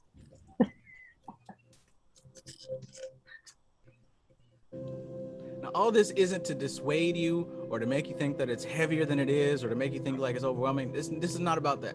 The point that I hope to convey is clarity is crucial. You're gonna get there. You're gonna get there. It's inevitable. You're going to get there. You might not get there tomorrow, but you're gonna get there. In the meantime, make sure you're organized in how you receive the data that you're receiving. Try to analyze your reactions to this data. Are you attached to this thing because you like it and it feels good and it sounds good and you agree with what you already think? Is that why you like this stuff? Or do you find yourself attracted to the stuff because it's right and correct and you've been able to test it yourself? And because no matter who you are or where you are, it's still true, right? Which one of those are you? And if you're doing it because it feels good, you might want to analyze it. You know, doing it's right. It feels right. Like doing it because it's right. It's like, that's why I'm doing it because it's right. It's like the right way. All right. That's it. There's no other way. Like you can live a life of like an ego, but why? Because it feels good. All you're doing is impacting your cars and making it worse and worse. That's all you're doing. So just like let go. Like let go means like it means different things deeply. Like let go. Like you just just let go. That's it. Hey, what do you mean let go? Let go of everything. Like don't let nothing get to you. Like really, the yogis, The reason why they let nothing get to them because they can't let nothing get to them. They can't they're always happy, like peaceful and all that stuff. Whatever. Like any reaction they have, like you can go with them hateful and all that stuff. They still give you a nice comment and all that stuff. It reflects their character. That's just doing stuff rightly and being purified is good enough for me. Yeah.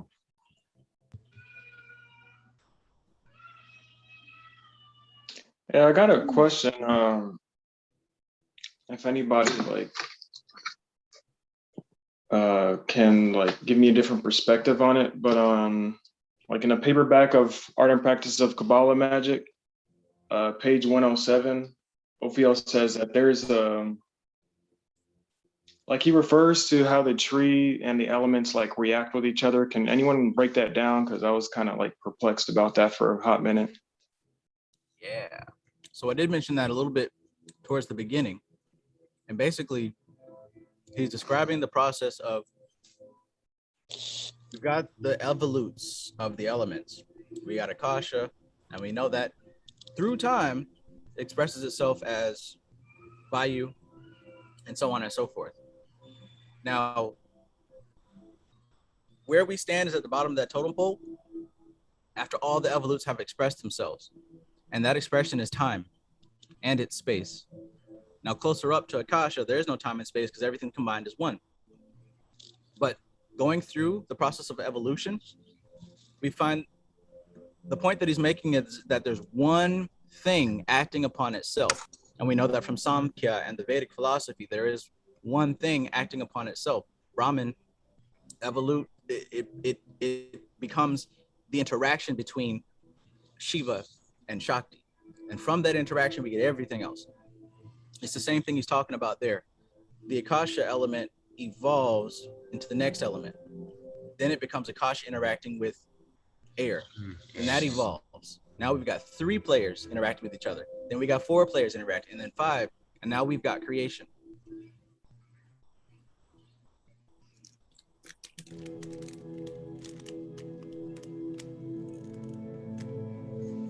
Thanks for that. So it's different degrees of manifestation of one thing interacting with itself.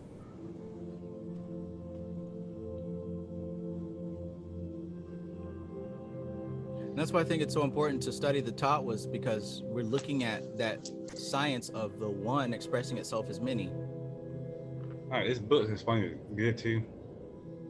Yeah. It explains how the 5 elements it's oh crap, it's in my head. How the comments, all that stuff, it affects that too. Idam Pingala, whatever. Pingala is more stronger, of course, in the summertime. Then when it hits winter, Idam's more powerful. So tonight is a full moon. So in Ophiels said, you stare at the moon, whatever.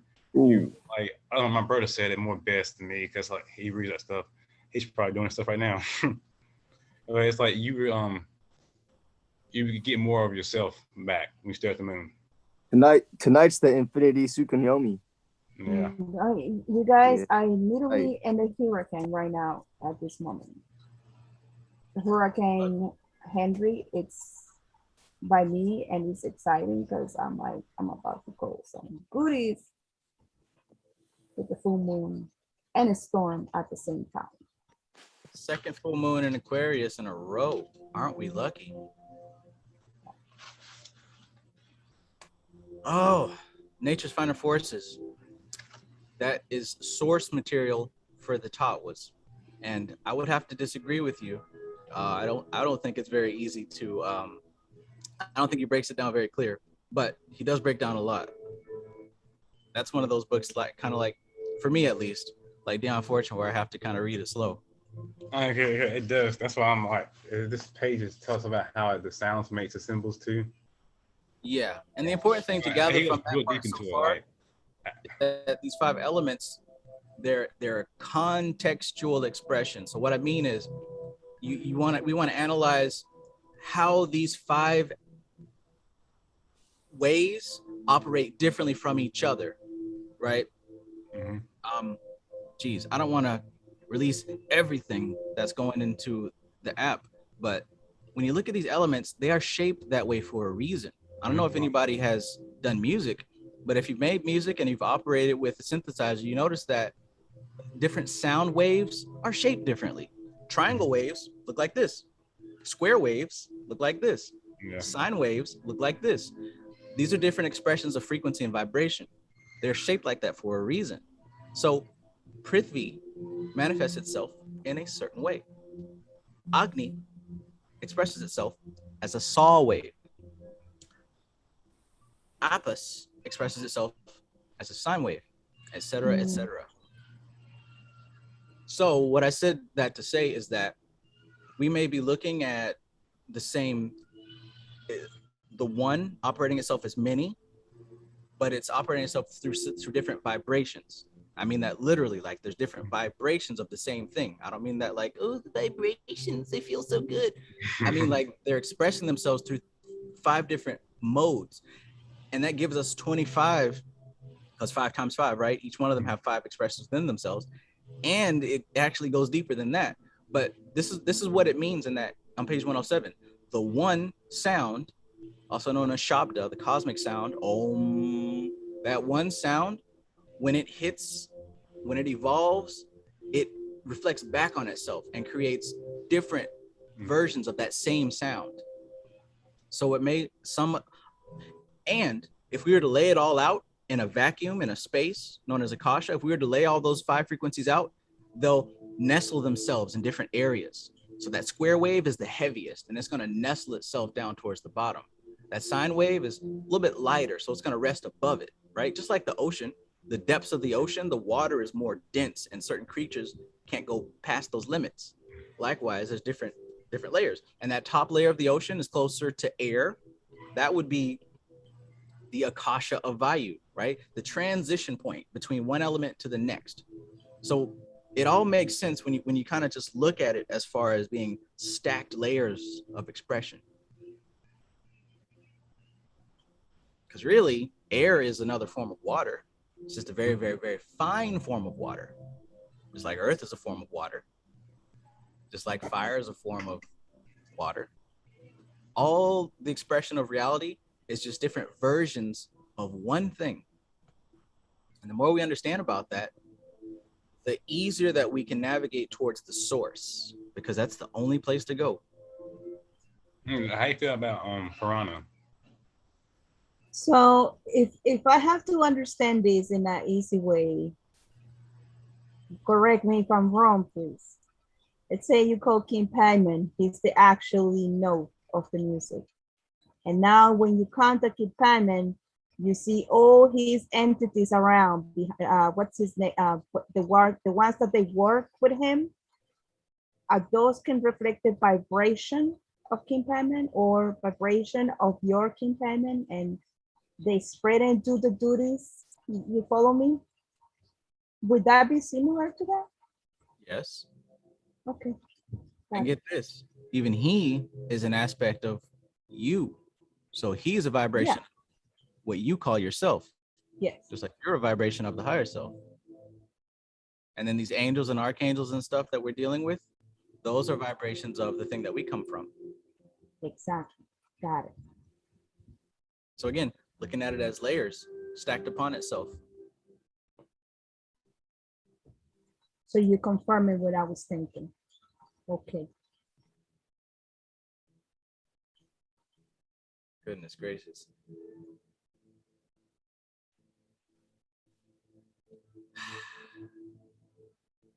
Magic is interesting. It is. It really is.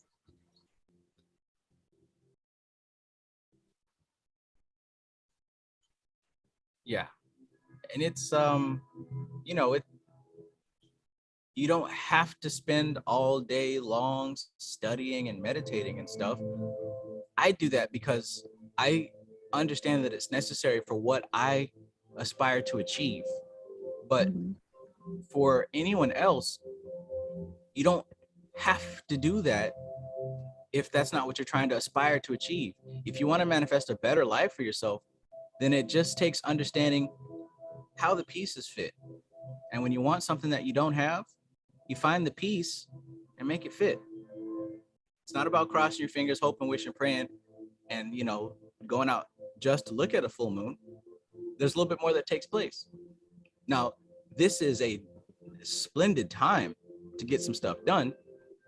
But if you understand that all of this operates in cycles and spirals, you'll know that what you planted in the new moon is manifesting now during the full moon.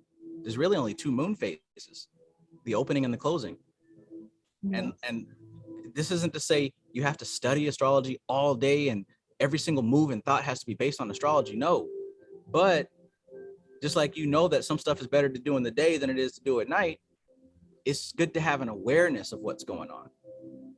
Because the moon and the sun, they're also connected to how the Tot was expressed themselves. Just like what Justin was saying with Ida and Pingala. The 5 Tot was rule over time as well. Different hours, different minutes, every 5 minutes really, is represented by a different Tatwa. And those are affected by whether the sun or the moon is strong. And those are affected based on what season it is, et cetera, et cetera. So it can get very complicated. But you don't have to know all that stuff to have a good life. It all depends on what you're trying to do. You got to know your outcome first.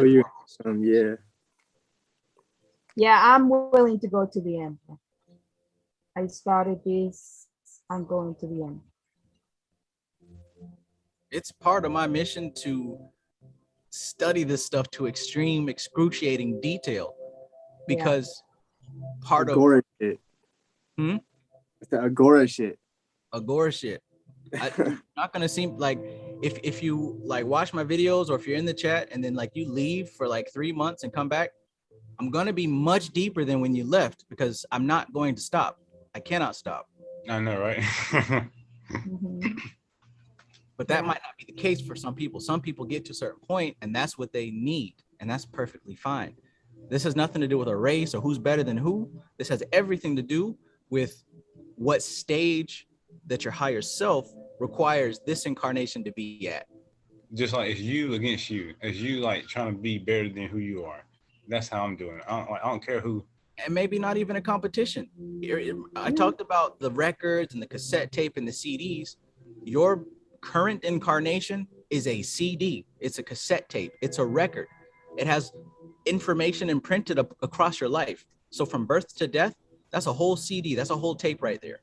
Now your higher self is the one who is playing that tape right now. So this incarnation has data. This incarnation has data. This incarnation has data. Now here's the thing. You currently find your consciousness playing this tape and you believe you're the tape. Now, hopefully by the time the tape reaches its end, you realize that you're not the tape. You were just listening to it. You don't need to learn anything or get anywhere because you already got it. For me, this happens to be the incarnation where I got a bunch of stuff, a bunch of data. Now, other incarnations, I didn't do this because I didn't need to, because I did it in this one. Time and space are irrelevant when you get up to these higher planes. Now, there's incarnations where y'all are doing what I'm doing. There's incarnations where you guys are the ones who studied and dedicated your lives to this information. That's why we're able to connect. We took turns. I was probably learning from one of you at some point. So that's why when I answer someone's questions, they say thank me, I say thank you. So how do you feel about Purana? No, Purana is that's like a key thing. And pranayama is very beneficial as well. Absolutely. Your breathing, it's pretty cool when we do your pranayama. You're accelerating your cells in your body. So it's extremely important to start to practice that. Otherwise, you're still on autopilot. Pranayama is one of the keys to break out of autopilot and get into being able to have conscious control over the outcome of your life. Before pranayama, you're largely under the influence of the flow of nature, right? Yasad represents the animal self and the desires that come along with it. the example that we gave a little bit earlier was, you know, that this physical body is the collection of a bunch of different influences. And when this physical body passes, the etheric body, the pranic body, pranayama, the pranic body, it's a collection of info, but it isn't in a solid shape, which means that it can and will be dissolved. So when it comes to that outflow and evolution of Akasha down to Prithvi, that's a flow, and it's a hard flow. It's damn near impossible to resist. As you can see from the masses of asses out there, they go along with the flow because the flow's pushing them. They can't help it. Don't hate these people. It's what they're here to do, flow. So if you are under autopilot and you don't practice yoga and you don't do pranayama or anything of that nature, you have no choice but to be pushed by the flow. It isn't until you start to practice pranayama and doing things that are included under the umbrella of yoga that you start to learn how to navigate. Because pranayama, in Agora, he talks about how prana is represented as the river and the two fishes, right? Got to know how to swim, or else you're getting just carried along, fighting people over their choice of what they do with their body, whether they want to take vaccines or not, whether somebody chooses to live as whatever sexual they want to be, worrying about all this shit that doesn't matter, identifying with someone's cult, right? Doing all this stuff because everything is a cult. The military is a cult. LGBTQRZ is a cult. Republican Aliens. is a cult. Aliens is a cult. All this stuff is a cult. So when you find yourself ingrained into it and you build your self-identity as it, you're flowing along this flow. You're not rising up against it. You're flowing along with it. And the flow is flowing towards the bottom of the tree, which is flowing towards the clip-off, which is flowing towards getting thrown in the trash. But to answer your question, doing certain practices like pranayama helps you to move in the opposite direction, which is towards Akasha. And that's my goal. Okay, even like 4 o'clock, like, you know how they say 3 o'clock is like witching hour? But really it's when a Juna, the Juna opens up more. It's more vulnerable. So that's why you should do your practices when it's open more. And like in the morning time too, like 4 or 6, that's good enough too. And you gotta do it religiously. You gotta time it down pat. Like you gotta do like you meditate at like 4 o'clock in the morning. Do that every day. 4 o'clock in the morning is that same time. That's one way to go. Another way to go is to align your meditation with the hour that is ruled by the Akasha. Now, the hour that's ruled by the Akasha is sunrise. So for me at 6:55 a.m., and it's going to shift because organic time shifts from, let's see, 2, 4, 6, 8, 10, for about 100 minutes between sunrise and 100 minutes after is the best time to meditate. And then the next best time to meditate would be at sunset, because those are the hours that are ruled by the Akasha element. So that's going to shift. That's cool. I know that. But those have traditionally been the best times to meditate since the Vedic age, because that's the time that the prana is most aligned with pure Akasha. That's why. Now that does rotate every 2 hours. So sometimes, I guess, if sunrise is at 6 a.m.,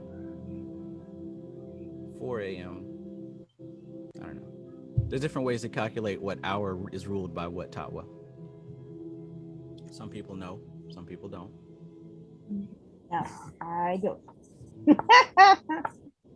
Oh, I know. I do that at 2 a.m. in the morning, man. Currently, we're under the influence of the Akasha of Prithvi. So the Akasha of Earth is where we're at. And this is a good time to do things that you intend to last on the long term, things that you want to be stable, things that you want to build a foundation for. Thank you, Wayne M. I see a big yellow square. Prithvi. Trav, you mentioned at the Tatwa clock, you said that they had Apas and Prithvi switched. One of them does. Does yours? Because right now mine says it's Apas and Prithvi's next. So I could just, whenever it says either one of them, I could just switch to the other one. Now, It might also be, do you have yours set to manual sunrise or do you have it to automatic? Because it might also be your area.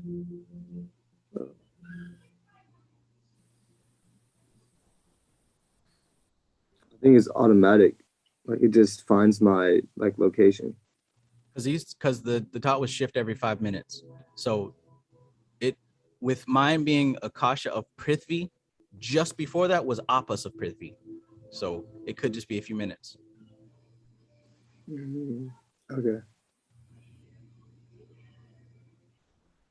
Yeah, one of the apps I just downloaded, they give an option in the settings to switch the order. Yeah, I just seen that right now too. I'm like, what the fuck? Yeah.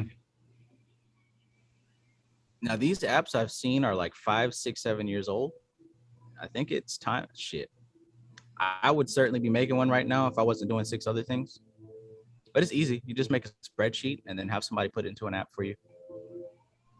I might actually do it if no one else does it.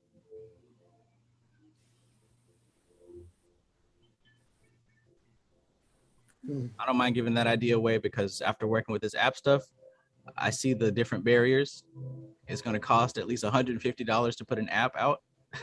And I know some people won't even be willing to pay that much. So if you're willing, go ahead and make an Akashic Time app because we need one.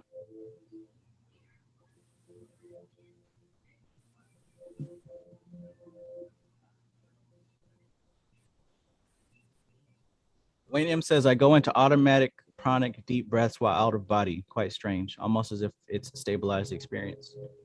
So I've been doing experiments with the Tatwas and the times. And what I've been finding is that there are certain things that I do automatically that go in alignment with what Tatwa rules the hour. Now, it's not like every freaking hour, but I notice that sometimes when I'm more apt to meditate, or when the hunger urge kicks in and I actually satisfy it, or, you know, just whenever there's something that I actually want to do, and I check what, because I time, like, for one of the things that I do is I mark down the time of when I shift, when I feel like something's going on. So now just taking that and looking back at when the top week tides shift, I'm seeing that a lot of our natural biorhythm is going along with this stuff anyways. So this isn't something that you have to try to align to, like it's naturally happening. But when you come into the awareness of your pranic breathing and how your energy moves, you get more out of it now because you're aware of what you're doing as opposed to doing it on autopilot. They call these things the Tatwic tides, which means it's a flow. It's a flow. You're being pushed.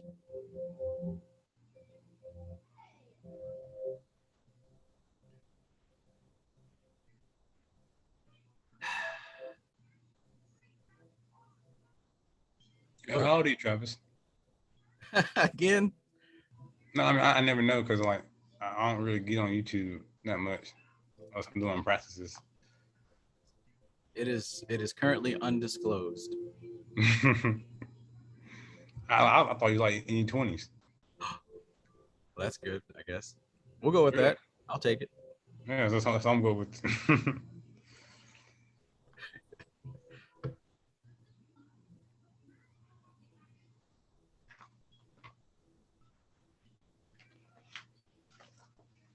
I've been around long enough to see that the more things change, the more they stay the same. I know, right?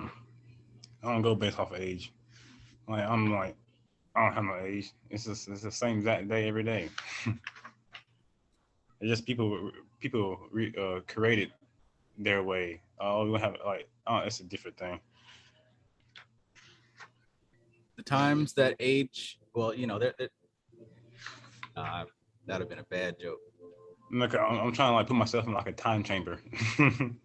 Oh yeah, I found that has helped for me most definitely. I typically keep the windows blocked so that I don't know what time it is unless I look at my clock. Same here. I'm like in like 2 days it'd be October. I'm like, where'd time go? Yeah.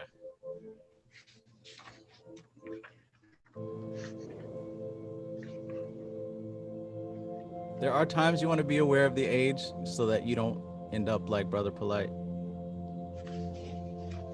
Like Couldn't resist. Oh man. Greetings, Winter. Feel free to join us if you'd like.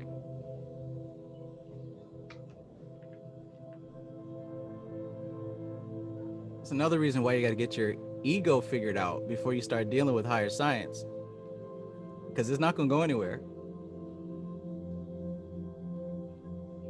Yeah, that's gonna be a very hard thing for the ego because it's just part of our material perspective in here in this world, you know. It's a tough one.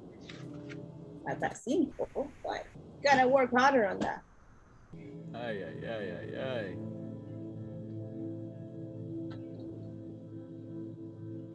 It ain't never worth it, man. I don't know how. I don't know why. I don't want to know why. But it ain't never worth it to go out like that.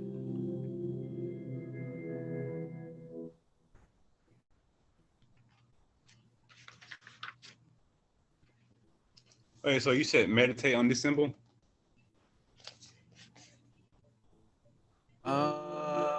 It would be helpful if you did that. That's for sure. Okay. But more, my recommendation was to read. Wait, did you say you had the Golden Dawn book or no? Oh yeah. Oh yeah, my recommendation was to read page 100, pretty much until the end of that section. 107 or 100? Page 100 to the end of the section. So basically, yeah, page 100 to 106 basically. And you know, it's written in old 1920s language, so it might be a little bit rough, but it's a good overview. All right, it says before the fall, and then it'll say after. Yeah, I love those pictures there. It's pretty cool.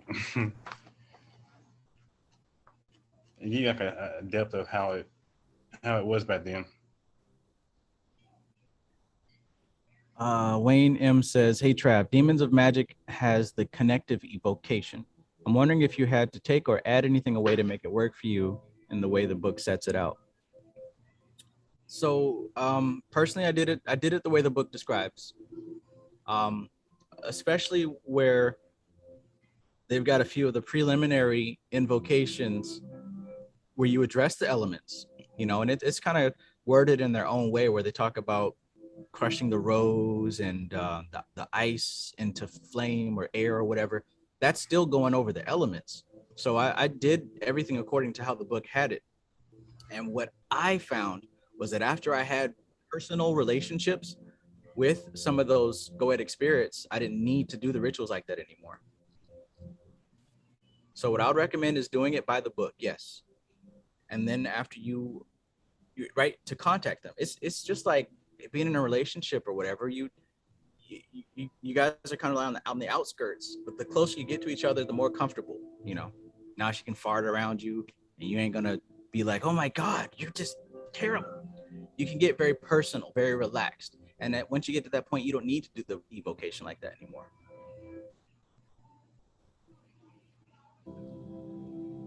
Peace, Damarama.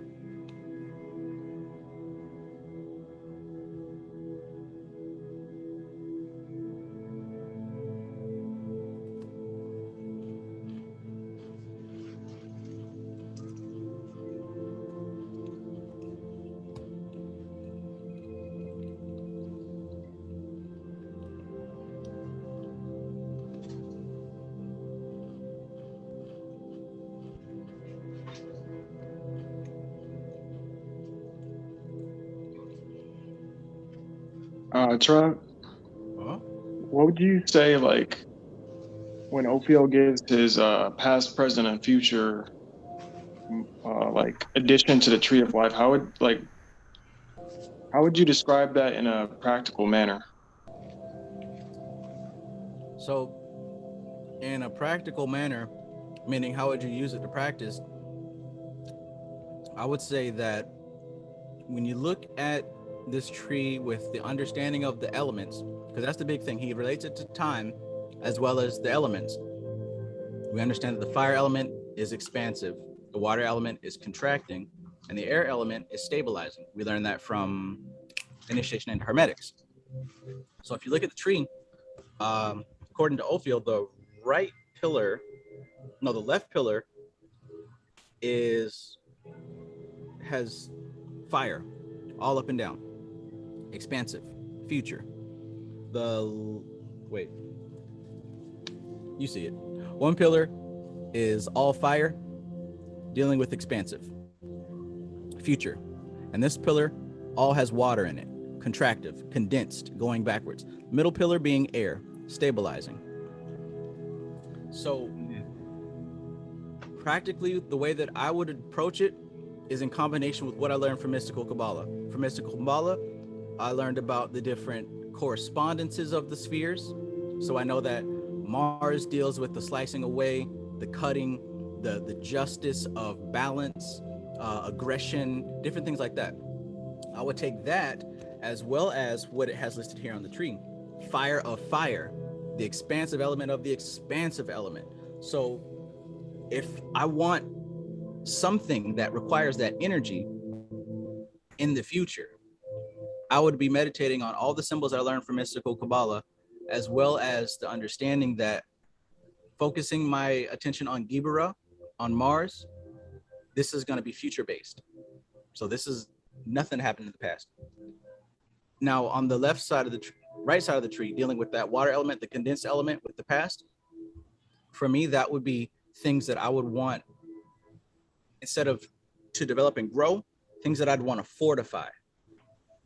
So on that pillar, we've got Hesed, we've got Nitzak, art, nature, beauty, as well as money and organization and things like that. So those things are really founded in something that's already there.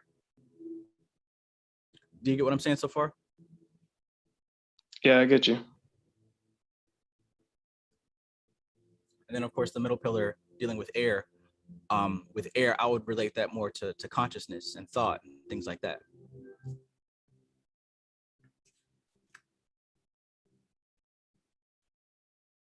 Fire of air, Tifereth, expansion. Yesod, air of water. Again, the hive mind.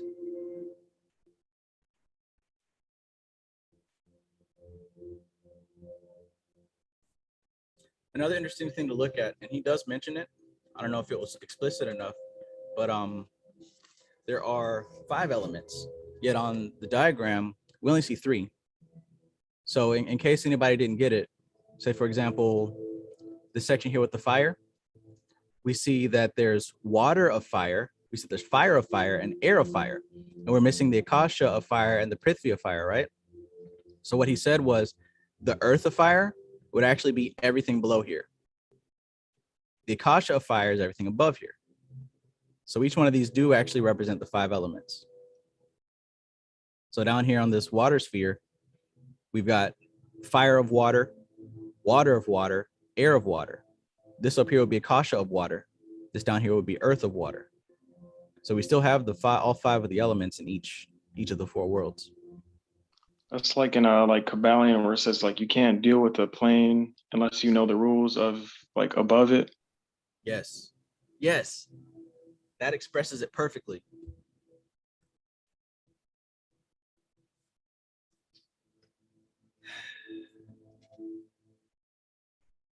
So truly, the tattvas can serve as a symbolic meditative system to access all the potent energies of the universe, all of them. And the access point is through the self. So these symbols would simply be markers or maps to project your consciousness through. How we said before, nothing escapes the tree of life.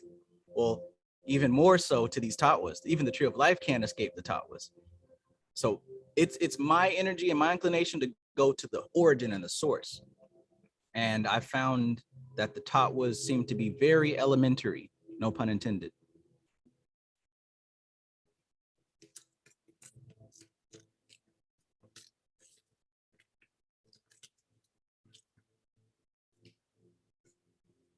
Good stuff. Greetings, Tien Pomeroy.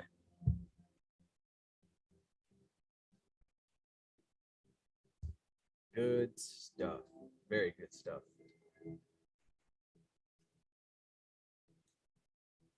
Writing a book is incredibly difficult, guys. Holy shit.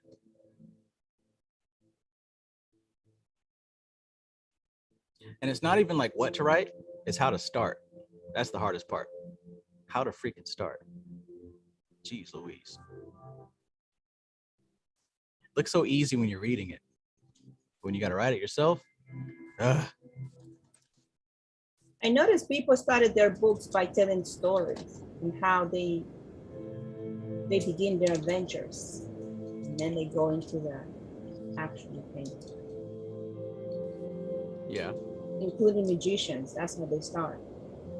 They go with their adventures, and then they go along with experience, and along they go the data, and then it comes to conclusions, and the continuation of invitation, and the astral world. Yeah, that's how they go. Yeah.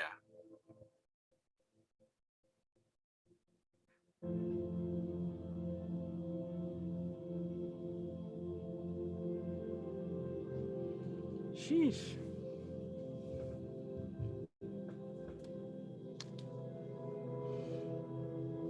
Been doing a lot of things behind the scenes. Just looking at Amazon, you know, and like I would make $13 per book only if I price my book at $45. That's how much fees Amazon takes from selling your book on their website. It's insane. They take more than you make from the book. Which, I mean, I kind of get it because, you know, they do the shipping and the storage, but more than 50%. More than 50%. Now I see why people sell their books on their own. But honestly, at the end of the day, it kind of balances because you having to print your own copies and then get the packaging and then pay the shipping to send them out, you're pretty much paying the same amount as if you were to let Amazon do it. So typically being an author is not something that you get rich on. It costs. Just something interesting that I found out recently. But I'm still gonna write it though, because my aspirations are not simply monetary. I've collected a lot of information that has been scattered out, and I'm putting it all in one place to make it accessible for people who want to know. And also, I've got access to books that most people don't, because they don't hike the price up. So it's a labor of love.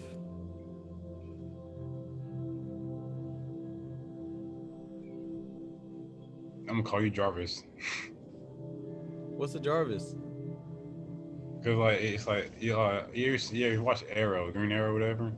Like his wife is Overwatch. She's like has every information and she feeds to other people the information to other people, so they can do the work. And like that's what I see in you. You're like that. You're like Jarvis. Gotcha. That's pretty cool. So you got your warriors. You got like the guy who sit back and get information and collect information. You can keep it to yourself. You could keep it to yourself, but you say I'm gonna get to other people so they can complete their missions and understand their path. Yeah. What's the point of keeping it all to myself? It's not even mine. I know. But yeah, some people that do that. Some people like keep it like I ain't trying to tell nobody none of this stuff. Right. Which ironically prevents you from getting more, because it's a current. In order to get more, you have to give more. Greetings, Witchy Crafter. She says, hey all, just wanted to drop in and say enjoy this Leo Aquarius heartbeat we got going on right now. Focus on the heart and setting your new resonance with Aquarius drum, Danista. Thanks, Kristen. Feel free to jump in if you'd like, if you want to give us a quick message or a quick hello or whatever, or a long one.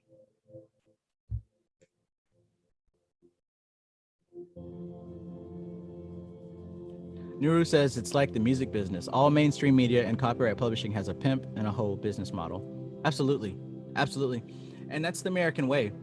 You know, that's the American way. Whether it's like, you know, gangs or whatever, like say an artist becomes really popular, he still got to pay the gang that he came up out of, right? Or any mafia, mob boss person or whatever, or even the government. You start making more money, you start getting taxed. That's the American way.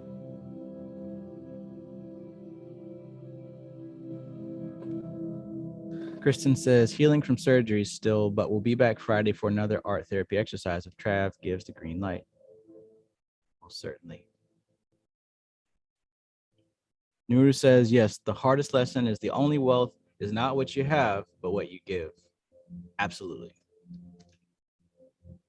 Absolutely. It's in a movie. It's a Disney movie called Raya. I think Raya. Whatever it is, but it's a dragon missing a heart. Like, and then in Maui, and like she was missing her heart. Speaking of heart. Hello. Hello. How are you feeling? I'm feeling good. How are you feeling? Pretty splendid. Good. I didn't want to interrupt. I know you guys were talking about something new, but when you invited me in, I figured, okay, I'd come in. Couldn't resist. Couldn't resist. How was everybody? Good. So look, Good. I've been studying the Tawas pretty hardcore lately. Like that's all I've been studying. And I've been finding so much information that I didn't really know existed. And I'm even starting to connect dots that are not written. Like I'm legit finding shit that I haven't seen. And recently I've been relating the Tawas to astrology. I now see that they have everything to do with time as well. So the Tawas being of Vedic origin does connect with Vedic astrology. So everything that we've been through so far is all the same thing, connected. But yeah, I thought it was pretty interesting that this is the second Aquarius full moon. Well, that's Western. Tell us about what's going on.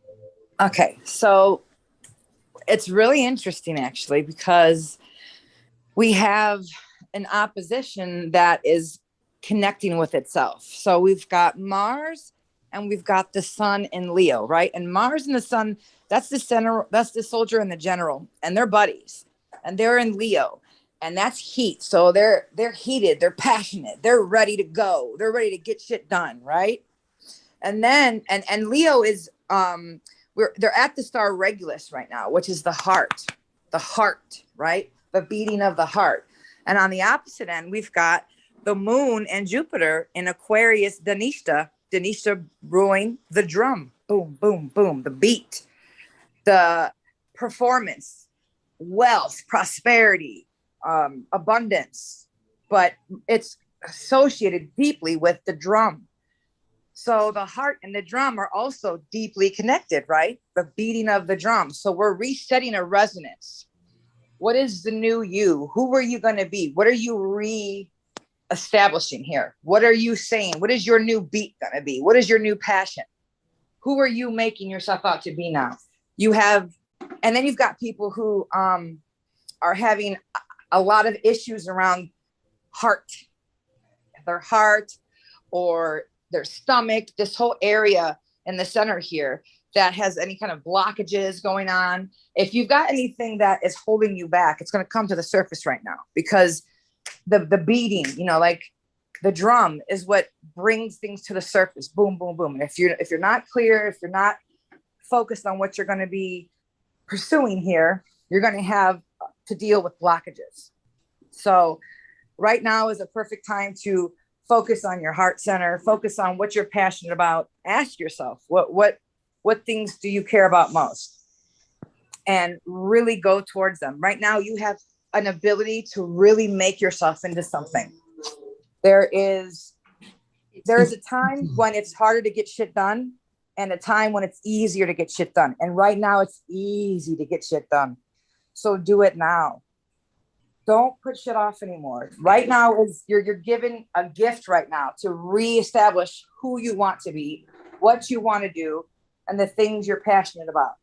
There are people that are going to step back and say, no, I'm not ready. And maybe they're not ready, but they're going to be forced to focus on things that are blocking them. They're going to be hit with things that they're trying to, ignore.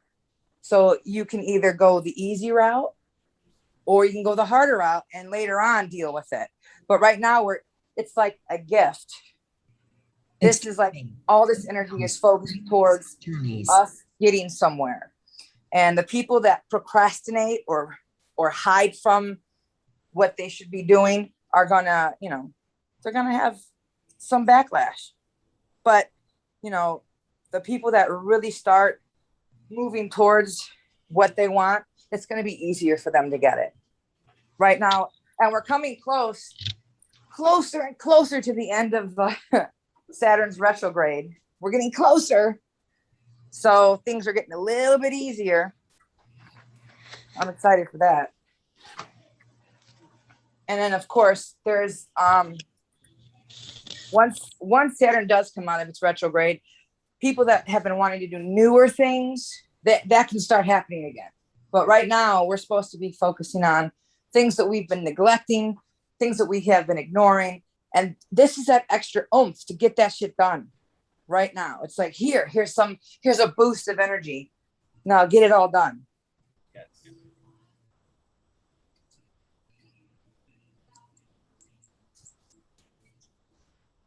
I'm certainly feeling that. Absolutely. Yeah, I think it's so cool how we're at the heartbeat and the drum beat, which I also feel like on the world front, that could mean that there's going to be like war, because it's the drums of war, right? And it's the soldier and the general. So that could be happening.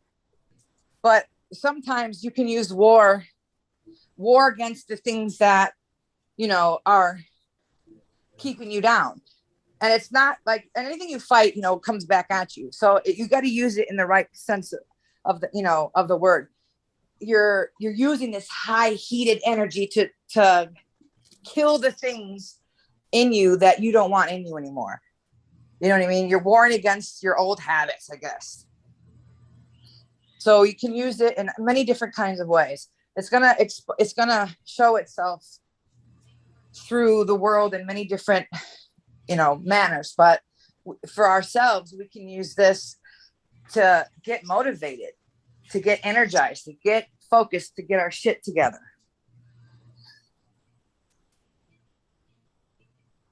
Hell yeah. And I like that it's the general and the general Soldier. and The general and the soldier, yes. And the thing about these symbols is that yes, it is both the microcosm and the macrocosm. It is both the inside and the outside.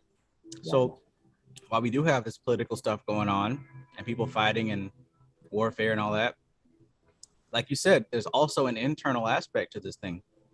This is the time to rally up your troops to the beat of your drum of the heart.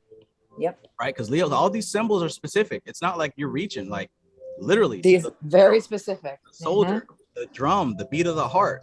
This is all pointing in a specific direction, and this can be used. In the chat, Stay Wild Moonchild asks, how long will this, is there time span for this energy, basically? So it's always about a month. It could carry out farther. So every new moon and every full moon sets the tone for the next month ahead, right? So it's for this next month ahead, we have this energy that is feeding us to start something. That doesn't mean it ends in a month. It could mean this is the beginning of something that goes on for a while.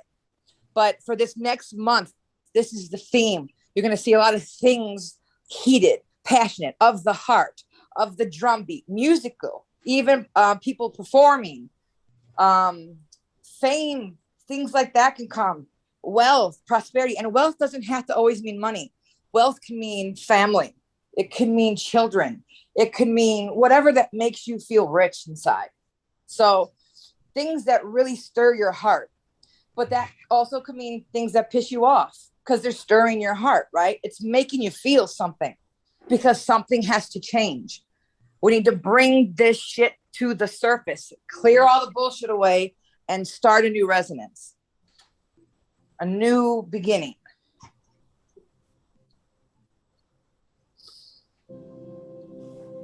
I like the sound of this.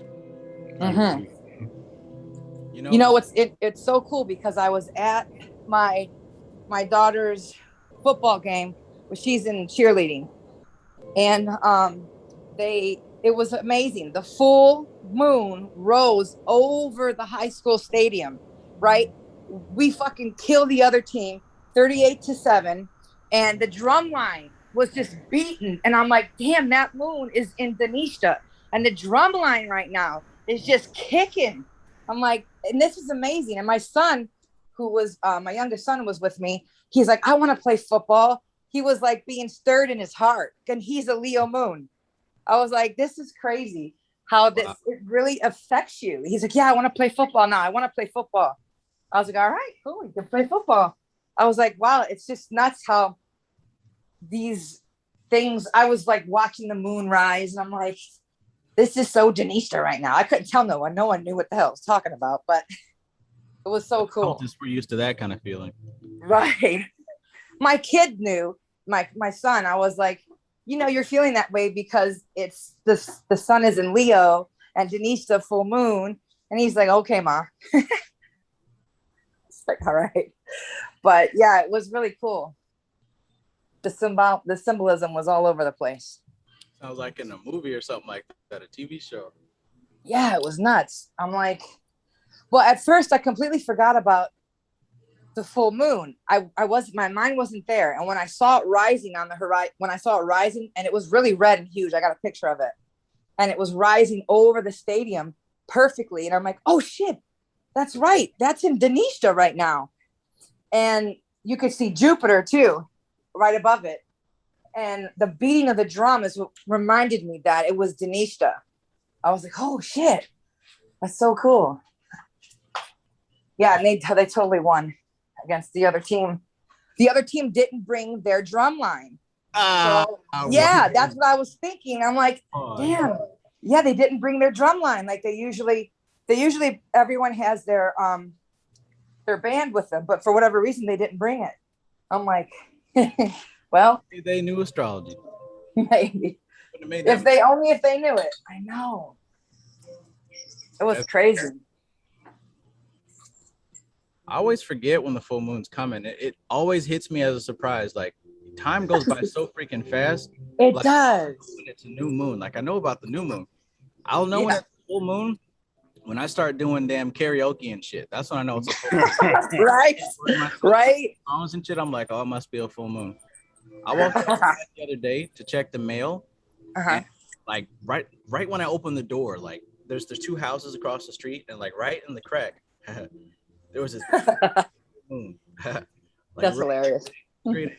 I'm like, wow. I thought it was still new moon, but here we go. Something's about to go down. Yep. So if you stare at a karaoke session, by the way. Heck yeah, man! I love karaoke. And you know what though? We've got Venus that's going to be moving into Virgo, and Venus doesn't like to be in Virgo too much, but that's okay because we've got this other energy happening. Just know, people in relationships right now is not a good time to press your lover. Just be understanding.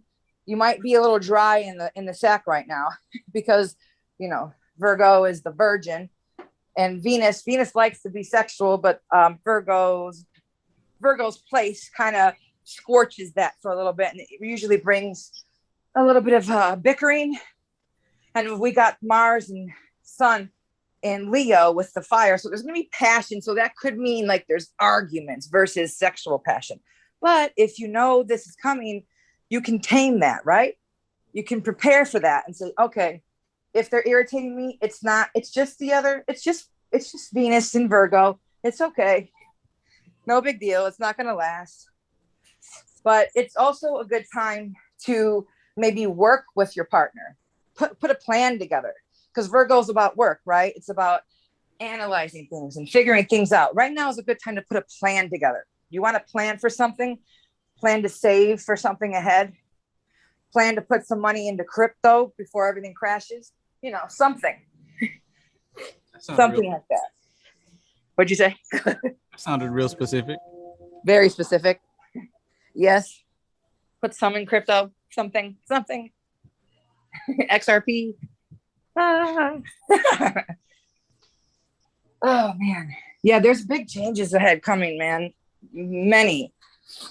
So it wouldn't hurt to put some extra, whatever. Just get some kind of crypto, because when the dollar crashes, you know, you want to have something before that in there if you can. You can do that on Cash App. You can do it on PayPal, I think, too. So just put something in there. Great. Hey. You sound just as lively and you know, doing great as ever. So I'm glad to hear it. Yeah. I feel great. I can't even tell you how hard when your back is messed up because your abdominal muscles are all screwed up and you can't stand right and everything, your posture's off. You don't realize how much pain you are in daily and how you're just not living an optimal life until you get it fixed and you can stand up straight for once. And it's just, there's so many things that are happening. I feel so clear-minded, and the fasting that I've been doing along with it, because I'm afraid to cause any disruption down there. You don't want to have a full tummy while those things are healing. But the mental clarity from the liquid diet is just, it's amazing. It's amazing. As long as you're getting in your nutrients, you know, like your vitamins, they give you like chewy vitamins, and you can take like protein shakes so your hair don't fall out. But as long as you're getting all that in, you know what I mean? You're not hungry. After like 2 weeks of being on a liquid diet, you just don't get hungry anymore. Right. The ghrelin decreases. So weird. It feels so weird to have food in your guts. Yep. It feels better not to. I know that sounds. Yeah, it does. It feels better not to have nothing on your stomach. Yes. Yeah, it's and like, people are like, "Ooh, that's an eating disorder." I'm like, no. There's. It's two different sets of mindsets. I'm not doing something delicious, but at the same time, like it's not worth the feeling. No, just images. It's images. It's just memories. Like, okay, yeah. And you know what? You could still taste things delicious, like you can take a taste of it. Doesn't mean you have to swallow it. I know that's probably not good, but like I just yesterday they had my husband and my kids had this miso soup ramen noodle, authentic ramen noodle from an Asian restaurant, and I wanted to taste the chicken in my mouth a little bit. I was like, all right, I just take a little taste. I tasted it, chewed it a little bit, and then I just gave it to my dog. I didn't swallow it because I was afraid, but it was, and that's all you need. And I wasn't like, oh my God, I wanted it. It didn't matter, just the taste sometimes. And as you get farther along, you don't even care about the taste anymore. You just, it is slowly, it's like truly, it's a drug. We're like addicted to food in every sense of the matter. And it's slowly pulling away from the food. It gets easier and easier and easier. And if you look at food as fuel instead of fun, it helps. It makes things so much different. And my fear is I don't want to have any kind of full stomach and then rip the staples or whatever they got going on in there. You know what I'm saying? So I'll stay on my liquid diet as far as I can. Well, it's doing good. You're fasting the full moon, so that's good. Yeah. Well, it's been a month that I've been on the liquid diet. So, and I feel great. So That's good then. That's really different. People don't do that no more. No, I mean, I've been into intermittent fasting and I do like every 3 days because autophagy peaks at 3 days and then it goes back down. So what happens if you do a prolonged without refeeds, you start to lose muscle instead of fat, and then it makes it hard and then you get hungry. So you got to understand how autophagy works. So usually I would do a refeed after every 3 days. A small refeed though, but you can't do like a huge meal because you'll get yourself sick. So Yeah. the thing with this is my protein shakes, they're only 120 calories and it's like low carb. So the protein shake is the refeed, and I drink water and broth on the other days. Did you hear about Spirella? What'd you say? It's called Spirella. Spirella? Yeah, that's good to drink. It has all things your body needs. Spirulina. Yeah, Spirulina. Oh yeah, spirulina. Oh yeah, I know. Yeah, spirulina. I got a friend of mine sent me rose essential oil water, pure rose nectar. So I've been drinking that. I have colloidal gold and colloidal silver that I add to my waters, and then teas. There's certain things that. Oh, I've been drinking fulvic acid water too. It's called black water. Have you heard of it? Fulvic.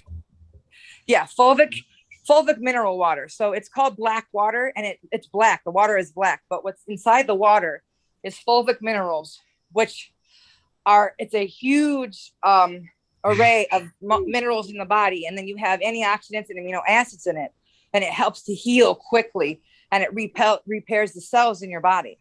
So you can get it, and it tastes just like water. It's called black water. You can get it on the shelves at certain places. Amazon sells it. Yep, you can get it in packs. It's amazing. So I've been drinking that too.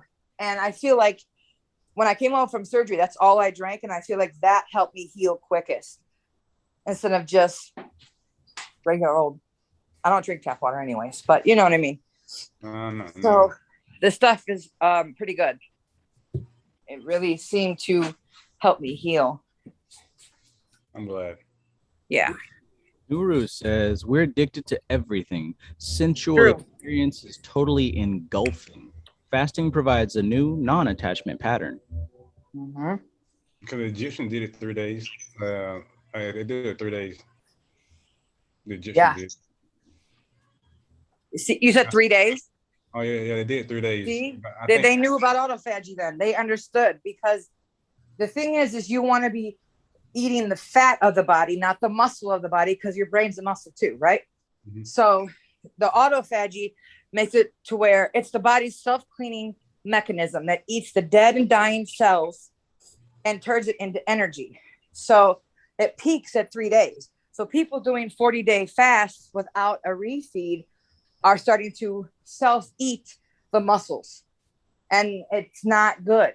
You need to have autophagy working for itself. So after every 3 days, have a small refeed. It could be liquid too. It doesn't have to be food. Right.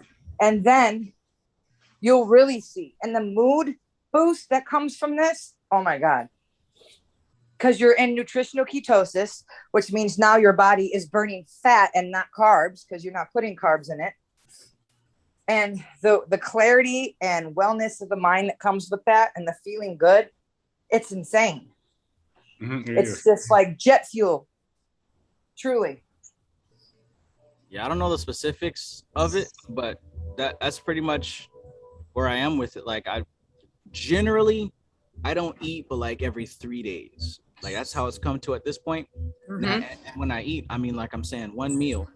And I might have snacks in between. I might have a roll of crackers or some shit like that, maybe a piece of bread. But and I'll drink my sea moss, you know what I'm saying? Yeah, good stuff that I take in between. But I find that there's not a decrease in energy. I find that I'm actually I can use more of my day. Basically, I don't have to sleep. Like, I don't feel weak. I don't feel like broke down or like none of that. Like, I guess, my shit's kicked in. But I noticed it's about 3 days. Then that's when I'll grab something to eat and I'll be straight with that. So I guess It's that autophagy right there. The minute you start getting hungry, the body's starting to eat muscle. Oh. So, really? yes. And it's starting to take your minerals from your bones and your teeth and your hair. Don't take my So, minerals. yeah, and this is how another way you can also make sure that the water you're drinking during a fast has minerals in it. So you're not stripping. See, I didn't even know that shit. I'm drinking mineral water. There you go. You need to have minerals in it because you want to not strip your hair, your teeth, your bones. This stuff is automatic. Like, I don't study this, but everything that you're saying right now, that's funny. Yeah, and you'll sleep less. After I got home, I didn't sleep for 6 days. 6 days. They were worried. Hell, Kristen, that's a whole week. Yeah, after 6 days, it wasn't feeling too good. So they wrote me a prescription, but I didn't end up taking it. I just took 2 Benadryl, and I actually finally passed out. So I didn't want to put the medicine they gave me in my body. I didn't want any of those drugs in my body. They gave me Ambien. I'm like, I don't want to put that in me. I'm doing so good. I'm fasting, So, but I put the Benadryl in because at this point, I was just feeling very agitated and I needed some sleep. So after I did that, I slept and now I've been sleeping again. Not very long, but I never really slept long anyways. And the thing is when you're not eating a bunch of garbage, you don't need as much sleep. Yeah, you don't. And you don't stink as much. Yeah. Not at all. Yeah. As humans. Yeah, fasting has a lot of benefits, and people actually look at it because I think the fire element works with the stomach area. So if you take away food, I read an article, if you take away food from the body, the energy that breaks down the food wherever that goes in the body, it goes somewhere else. Like it'll stop working and goes like it will heal your body. Like say you got an old injury, it will heal that part of the body. That's pretty cool. If it's true. Yeah, and that's what autophagy does. It's the self-healing mechanism. The body, when you're sick and you don't want to eat, it's because the body knows stop eating so I can turn autophagy on to fix the issue. Yeah. Autophagy goes to the dying and toxic cells, the injured cells. It eats it, self-eats it, and turns it into energy. Self-healing. Our body is self-healing. If we just that would get be the a fuck out of form the way. of tantra as well. What'd you say? So that would be a form of tantra as well, because that's technically still releasing energy from matter. Absolutely. You ever seen Futurama? I've heard of it. It's like it's Fry he ate a sandwich that has eggs in it, whatever, worms in it, and after he ate, his body became like incredible. It started healing itself and everything. Wow, I didn't see that. I've heard of it though. It's a cartoon, right? Mm-hmm. I watched it when I was a little kid. Oh, I love cartoons too. Interesting. Cartoons where all the information at, man. I know. Really? Anime. Yeah. I love the Avatar, the Airbender cartoon. Yeah, I that's love my that joint. cartoon. I love the best. that cartoon. It is the best. So they good. They can let go of like these spiritual secrets in there, and it's usually the villain that's telling the secrets. I know it. You know what I'm saying? It's usually the villain that's telling the secrets or whatever, but they can let it go without because it's in a child format. You know what I'm saying? Yeah. So yeah. Yeah. So you see My Hero Academia. It's about one guy named Deku, right? He has the all for one power that All Might gave to him, and it has all the ancestors that had that power within him. So he fell asleep, he had a dream. He never had a dream like this before. He woke up and all pitch dark, whatever. His mouth was covered up, his hands was like gone, but he could see the archetypes of past ancestors that had a power talk to him. Oh wow. Anime has like a lot of like pinpoint. Oh yeah, they do. I love anime. You know, Japanese people are very, very precise about this stuff. I love the artwork. I grew up on She-Ra and He-Man, and they were kind of anime-ish looking. I love that I like when the cartoons, it's surreal. It looks real, but also cartoonish. I love that kind of artwork. That's the kind of artwork I do, like comic book artwork. And so I just love the way anime looks. Like I love Studio Ghibli. Oh, that artwork is so good. Like even Yu-Gi-Oh was a good one too. My son watched Yu-Gi-Oh. My son is 25, so he So, watched like, Yu-Gi-Oh. it's pretty cool how he turned to his higher self when he didn't know how to beat the opponent. Yeah, he had Yu-Gi-Oh cards and stuff. Did you have Yu-Gi-Oh cards? Oh no. I used to walk him back in the day when it was like every Saturday morning. Yeah.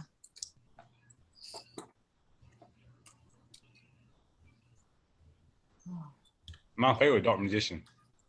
The Magician, yeah. That's my favorite. That's cool.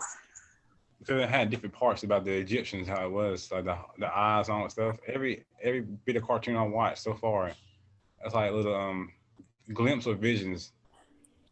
Mm-hmm.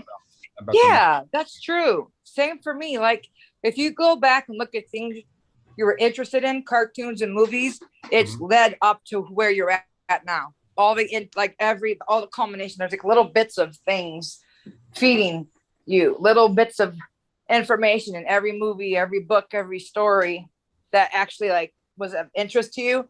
And it's like, it all makes sense now. So you watch what you it's like you're getting like visions from the universe.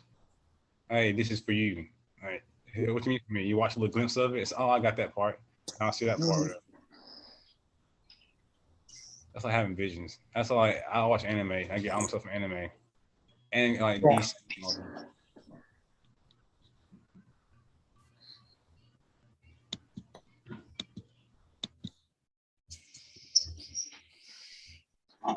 Yes.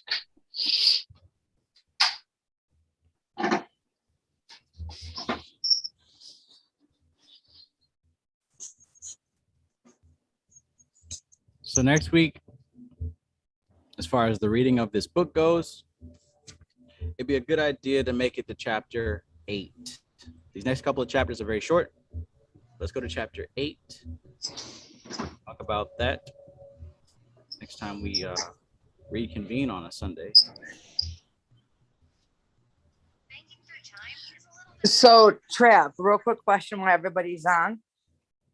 For next Friday coming up, do you want me to restart the Vedic class? Are you ready? Yeah.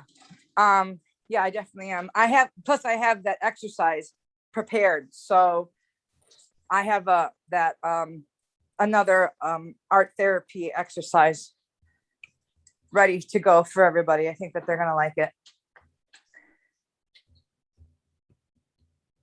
Okay, then.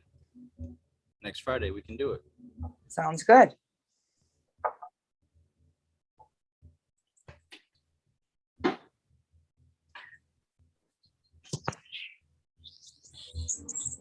Also, again, I want to give my appreciation to everybody who's donated for the app. Of course, we did reach the goal, and I have initiated construction with the developers. Everything's working according to schedule. Looks good so far. For those of you who did donate at the 100 level and above, I did promise that there would be physical items sent out in a care package. Everything is still on schedule.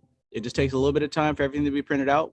Like I mentioned, as far as the book goes, that actually might take a lot longer because there's a lot of stuff I have to go through to get a book printed. But the other things that I was sending in the care package will still be going out. Right now, I guess, because when you're creating a product, you send in a prototype to the manufacturer, and then they send you back what they call a proof, right? They send back an example so you can analyze it, make sure everything is right. And once it's checked off, once we get it perfect, then they can kind of mass produce it and send out a bunch of them. So I'm at the stage where I sent in the prototypes and I'm waiting for them to send back the proofs so I can look over, make sure everything's good. And then once everything is sent back to me, I'll be able to ship each and every one of y'all this care package. And it will include a few different things that I know you're going to enjoy. Absolutely. Of course, you know, you're going to get a t-shirt, but see, I'm not a cheap ass MFer. You're going to get quite a few different things, but t-shirt will be one of them. But as far as the special tools for helping to advance your spiritual growth, once I get sent the proof and everything looks good, I'm going to start getting your addresses and shipping everything out to you. Now, as far as those of you who donated at the level to be in the first class, that is still scheduled to start in September. I will definitely give you an advance of when everything is ready so that everybody can be on the same page. But I'm just letting you know the update. Nothing is forgotten about. Nothing is delayed. Just be patient. Like I mentioned from the beginning, I want the first class to start in September and publicly for the app to go live in October. If things are going to be delayed, it will only be delayed just a little bit, but this is definitely going down. It's definitely happening. Nothing has stopped. Nothing has changed.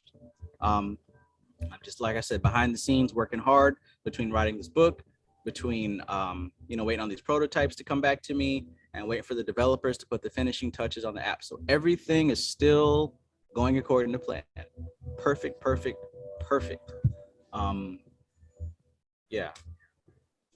I'm trying my best not to divulge what I've got in store because, and this stuff will be sold later on, but since you guys were the ones who invested in me and believed in what we're doing, you're going to get these things first and at a much lower price, mind you.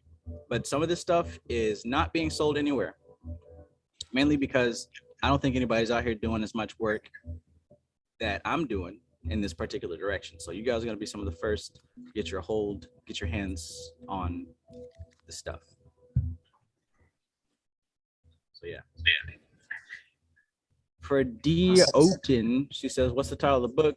And author just jumped in. I would like to direct your attention to the title of this video because that's where both things are.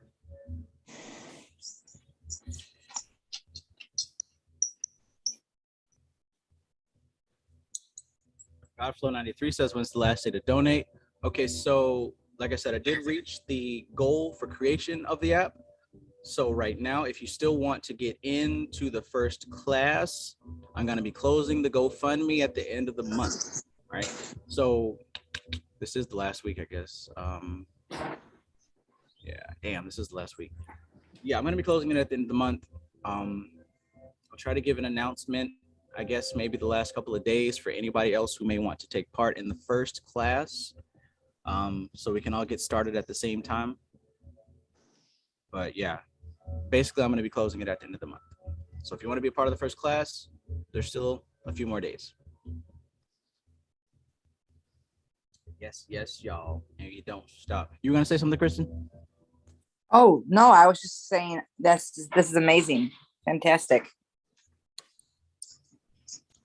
Yeah, I can't wait. I don't want anybody to think that, anything is forgotten about or changed. Like I said, I'm aiming for this to get started in September, but I'm literally building everything from scratch. There's developers working on the technical shit, and I'm working on what's filling in the technical shit. So I'm trying to keep, everybody posted, but sometimes I do get so wrapped up in what I'm creating. Like a week or two. But I know you guys know that I'm doing the thing. Heck yeah. Yeah, we don't want to see a Dr. Umar join you. Yeah.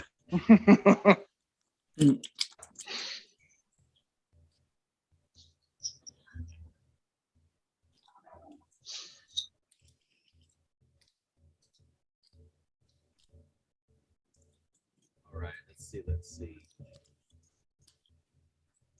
But yeah, this is great. Like the stuff that I'm researching to put into the app has definitely taken me to the next level. If you can't tell by some of the shit we talked about today, the stuff I've been studying lately is all the way next level. Like I said earlier when I was talking with stuff, like the astral projection, working with spirits and psychic ability, all that stuff, that's all fundamental. Like the stuff that I'm talking about, you got to know these things to even get there. So this stuff right here, the astral projection, I spoke with spirit, like that's all little bitty stuff. That's little bitty stuff.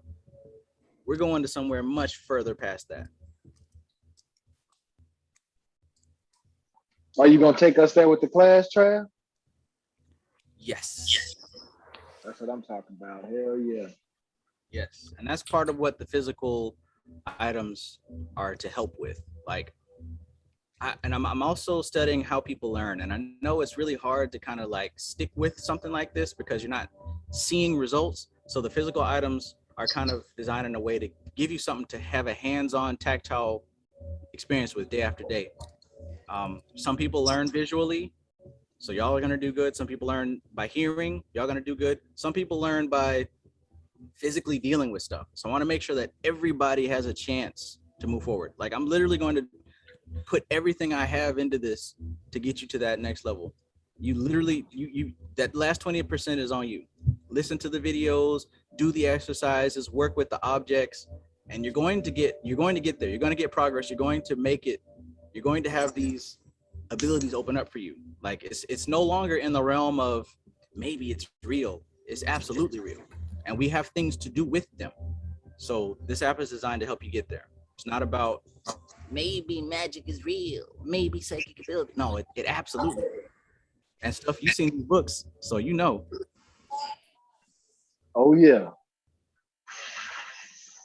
Veronica, you've seen these books, you reading them same books, you know. Hell, you've been practicing the telepathic stuff. Yes, you actually reminded me about that. You just reminded me like a few seconds ago about that telepathic. And they were, well, I was reading that the telepathic, it's basically how did you say, like you activated it, your sensories, you enhance the capacity of your five senses in the matter, in our matter, right? Like the smell, the touch, and the clairs, right, yeah. Right. So you kind of like sharpening. It's just one of the beginnings. Yes, it does. It does. You just reminded me that. Yeah. So in a way, like you're kind of pre-testing some of the stuff that I'm going to be teaching in this first class. Yeah. You and stuff, y'all got some of the preliminary stuff, so y'all are probably going to be a little bit more ahead of everybody else. But it comes naturally. Once you start going, it comes naturally. And then it comes in the path that you, while this is happening, you kind of like, well, like you analyzing in a way, but also you studying it and you have certain theory that makes you feel comfortable on what you're doing. So this is designed to give you a full, well-rounded experience. So not only are you going to experience it yourself, but you're also going to have things to research and study so you can have a logical explanation. Mm-hmm. And like I said, you're going to have actual physical things that are going to help enhance what you're developing. And it's going to keep you away from fantasy land, because that's another one of the pitfalls is you get locked in Alice in Wonderland. Like, oh, I had a vision that I'm supposed to save humanity from sin. No, that's not your job. Your job is to save yourself from foolishness. Then through your behavior of knowledge, you can save other people. But you're not going to save other people by going out trying to save other people. That's good luck. No works out. That's what I tell everybody. Good luck.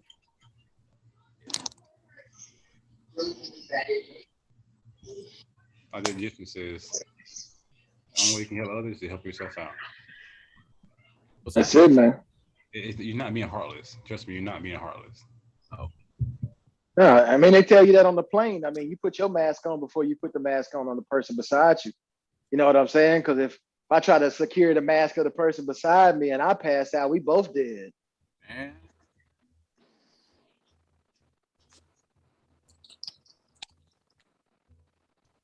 Let the Lord take care of me, because what you talking about, it got a damn thing to do with Jesus. I just heard that. My mom just left. Which part did she say? Oh shit! Oh, which part did she say? Shit. She said pretty much exactly what you said, man. You know, we were having a whole conversation, and she just pretty much was like, "Yo, that junk ain't got nothing to do with me. It ain't got nothing to do with my Jesus." Yeah, I love it. I love it.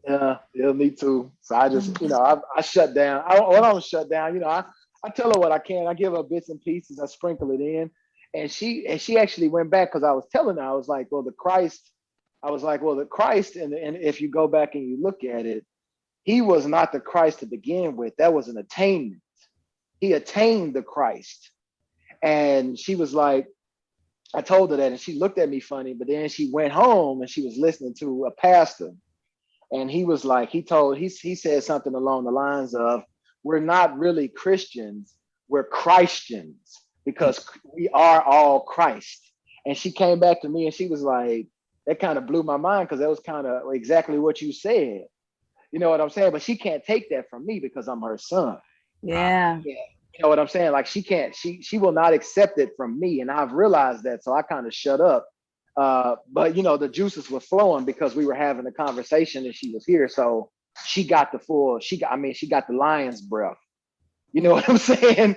Because I was, the juices was flowing, but and that's why I had kind of muted out for a while, because she was here for about an hour. But it's she was saying that, she kind of got to get confirmation from a few different places before she allocates that to her life, which I understand completely. You know what I'm saying? Don't just take what I say for face value. Go and research it on your own so you can assimilate it to your being. You know what I'm saying? And That's where that thought form came from. Your mom said it. I'm sorry. So that's where that thought form came from that I received. Yeah, that's where it came from. My mom just said it, man. She was like, and she got up and left too. That ain't got a damn thing to do with Jesus. Oh, she got up and left too, man. I could see it all over her face. I was like, yeah, she finna leave. She finna leave. She left. You said an important thing though. That the knowledge was real. The only reason she didn't take it the first time is because of where it came from. Yes, and sir. I think that's a big issue with a lot of these normies, these muggles and regular people. They can hear the truth and still reject it, not because it's untrue, but because of where it's coming from. That sucks. Literally reject the truth because of where it's coming from. That's somebody who hasn't developed the faculties to hear what the truth is. They're still judging truth based on the outside appearance. And that's where most people find themselves. They judge truth based on the appearance. So, and that's part of kind of what I do with my whole thing. Like, I like to play around with form and image, just to kind of be a subliminal exercise. A lot of people judge based off of form. So you might see in my Instagram stories, I might have some devil horns, but at the same time, I'm not talking about anything that's traditionally devilish. I'm not talking about hurting anyone or anything evil. Hell, I'm talking about the opposite. But I know that there's some people who will only listen to spiritual things if it's coming from a dark and mystical image. All right. And I know that there's people who will reject it because I got devil horns. I remember my grandma saying, like, I hear what you're saying, but why you always got to have the devil horns? Like, you got to do it a different way. I just can't get with that. So if we could see things from beyond how they actually look, we could literally learn from anything and anyone. You can learn from the dumbass up the street. You can learn from the spider making a web in your lamp. If you know how to look. I just did it last night. I just learned from the lamp last night. You learned from the lamp, you said? Yes, I see how the flies and the bugs and the mosquitoes, they flying around, circling around the lamp itself, and they attracted to the heat. And as soon as they touch the heat, well, you know what happens at the end. Fizzle out. Yeah. You might can get close, right? And it might feel good. That's what I'm saying. Don't underestimate light. When we were talking about darkness. But consider this though. Consider this. What if when they hit that light, they transcended? I was thinking about that too. What happened if that was supposed to go? Yeah. Like what Dion Fortune says, once you hit Kether, you don't come back. Oh man, now you got me. But if I think, go ahead. I was gonna say I think about that every time I like have to kill a bug or something, man. I'll say a prayer for it and be like, Mr. Bug, I hope you go on to be something great. You know what I'm saying? Because I understand that that there's levels to this shit. You know what I'm saying? Just because I had to destroy that physical vessel don't mean that that thing don't continue on. It don't mean that I didn't just release it from matter so it can go on to be something greater. Right. You know what I'm saying? So yeah. Call me what you want, but I say a little prayer over every little dead animal and bug I see. Like yesterday I was walking, I saw a dead frog on the road getting eaten by ants. Oh, God bless your soul. And his sacrifice fed a whole colony. Everything is perfect. Boom. Everything is perfect, man. I try to explain those things. I say that rabbits are the living grass of the natural kingdom, because they have no defenses. They are literally made to feed other things. But you can look at that and say that that's sad, or you can read into it however you want, but it just is. And the rabbit has accepted its place in nature. You know what I'm saying? Like you said, once something gets a hold of it, it just lets go. Prakriti did that specifically. It's not for, who the hell are we to judge that? Prakriti designed it that way. The living grass, what a way to put it. You know, and I keep going back to these videos that I watch every now and then of these wild animals. That's very Lion King of you. the Komodo dragon that was eating that pregnant deer, there was one image that stuck in my head where he bit open her torso. Now, aside from eating the baby right out of her womb, when he ripped open her intestines, this green mush came out, like all the grass that this thing has been eating.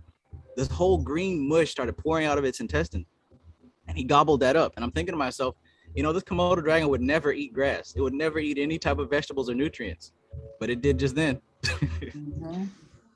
Wow.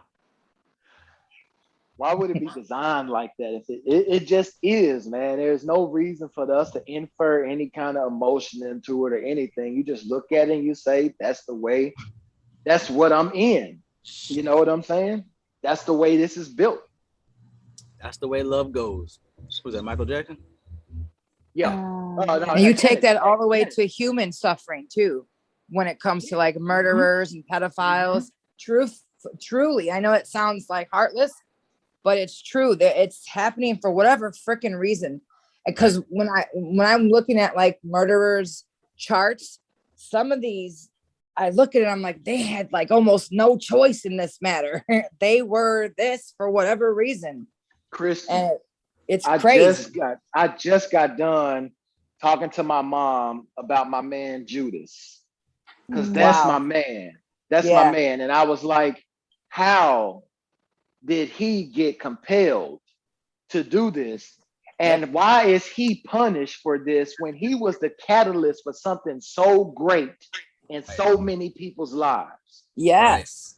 You know what I mean? Like, how he should be at the right hand of God, because if without his sacrifice, none of that shit would have fucking happened. Right. It's a true hero. Jan Fortune and Webb talk about how they talk about positive evil. You remember coming across that? I think so. But positive evil, I mean, that's what Judas would classify as. It's not necessarily evil, but it's that necessary friction, that necessary that evolution uses as a springboard to launch off of. So without friction, there's no growth, no movement. You're kind of just slipping and sliding all over the floor like a boneless person. But with friction, you're able to press your muscles and jump off that board, right? That you're able to propel away from it. That's what positive evil is. Somebody like Judas was able to be the springboard. Right? You got the cross. Judas would be this line, where Jesus would be this line. Boom. Ooh, that's fire. Closing point, bro. That's fire. Closing to the point. I heard I watched a video saying how like God has angels on one side and demons on the other. I was like, what? So he'll send demons to do, like, when somebody's doing bad stuff or whatever, I'll send demons to him. Just to get them straight. Yeah, because it's destruction and it's creation. You got to have both sides of there. I was just explaining this, man. This is, oh my God. There is two twofold, there is a twofold nature to reality. I mean, that's what the tree of life is, and then you got it creates the middle pillar with the fulcrum. You know what I'm saying? But in reality, there's twofold. There's destruction and there's creation, but they both emanate from the same power. Even in the book, he say, I am I create life, I destroy life, I kill, I make alive. I am he who does all these things. And I still can't get people to be like, yo, God is destruction as well as life. You have to realize it's the same source. The same source. Yeah, the same source. The same source, man. But what you say? So it's in movies too. You got Thanos, you got Apocalypse, you got all these evil villains that destroying stuff. Man, that's bad. Stop them. No, it has to be done. It has to be done. Necessary evil.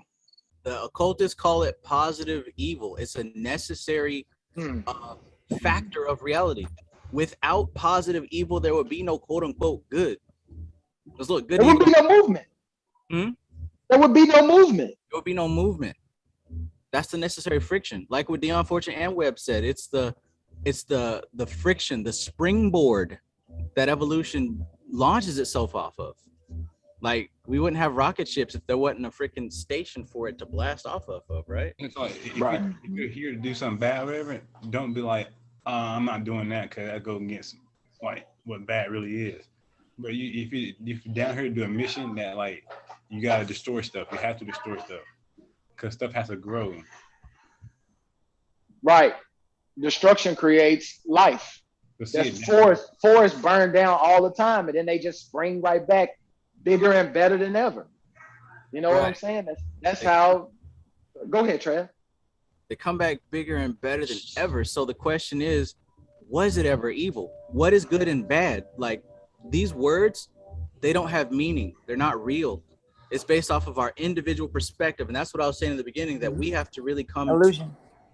Right. It's an illusion. We got to come to the harmony of our place. We don't have the right to call something good or evil. We don't have the right, because we're temporary beings ourselves. I can't say that a forest fire is bad. Prakriti knows what she's doing. She knew what she was doing before and after I existed. You know what's funny is we were talking about autophagy, and autophagy is literally the same thing.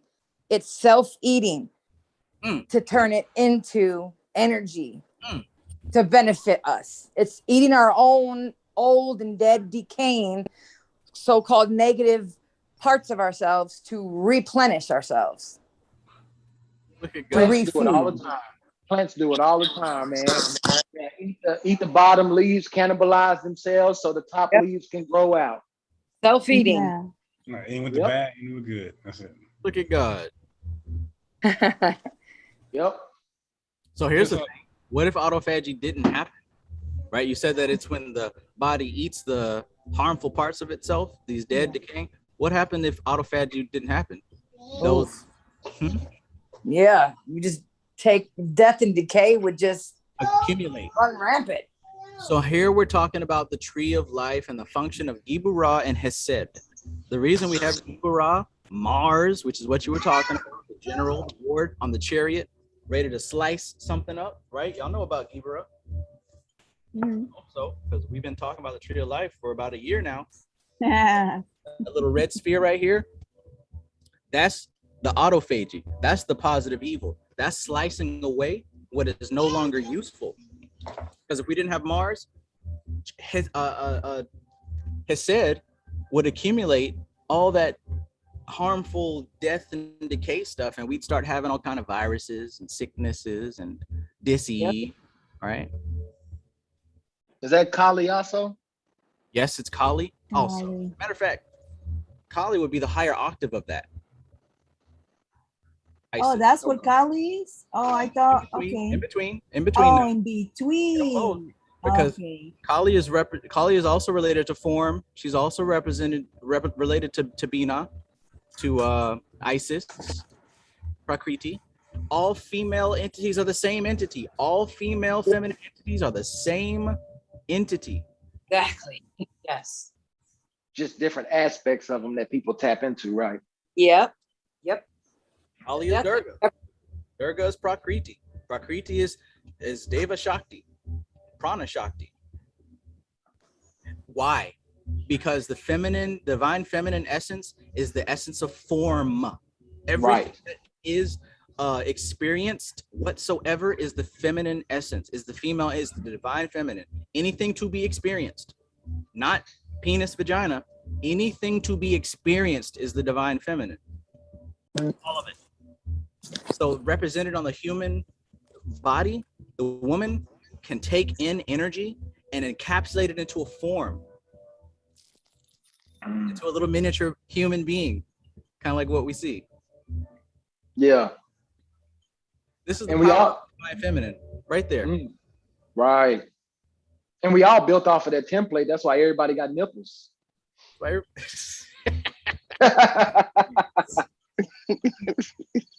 Okay. Now I feel like covering. Really, Travis? Exactly. And me and my friend were talking about this yesterday. You know, when we're in the womb, we start out as a what? Female. Right. So for some people, the balls drop. For some, they stay up in there. Yep. For some, that seam opens up. For some, it stays closed. For some, it's halfway.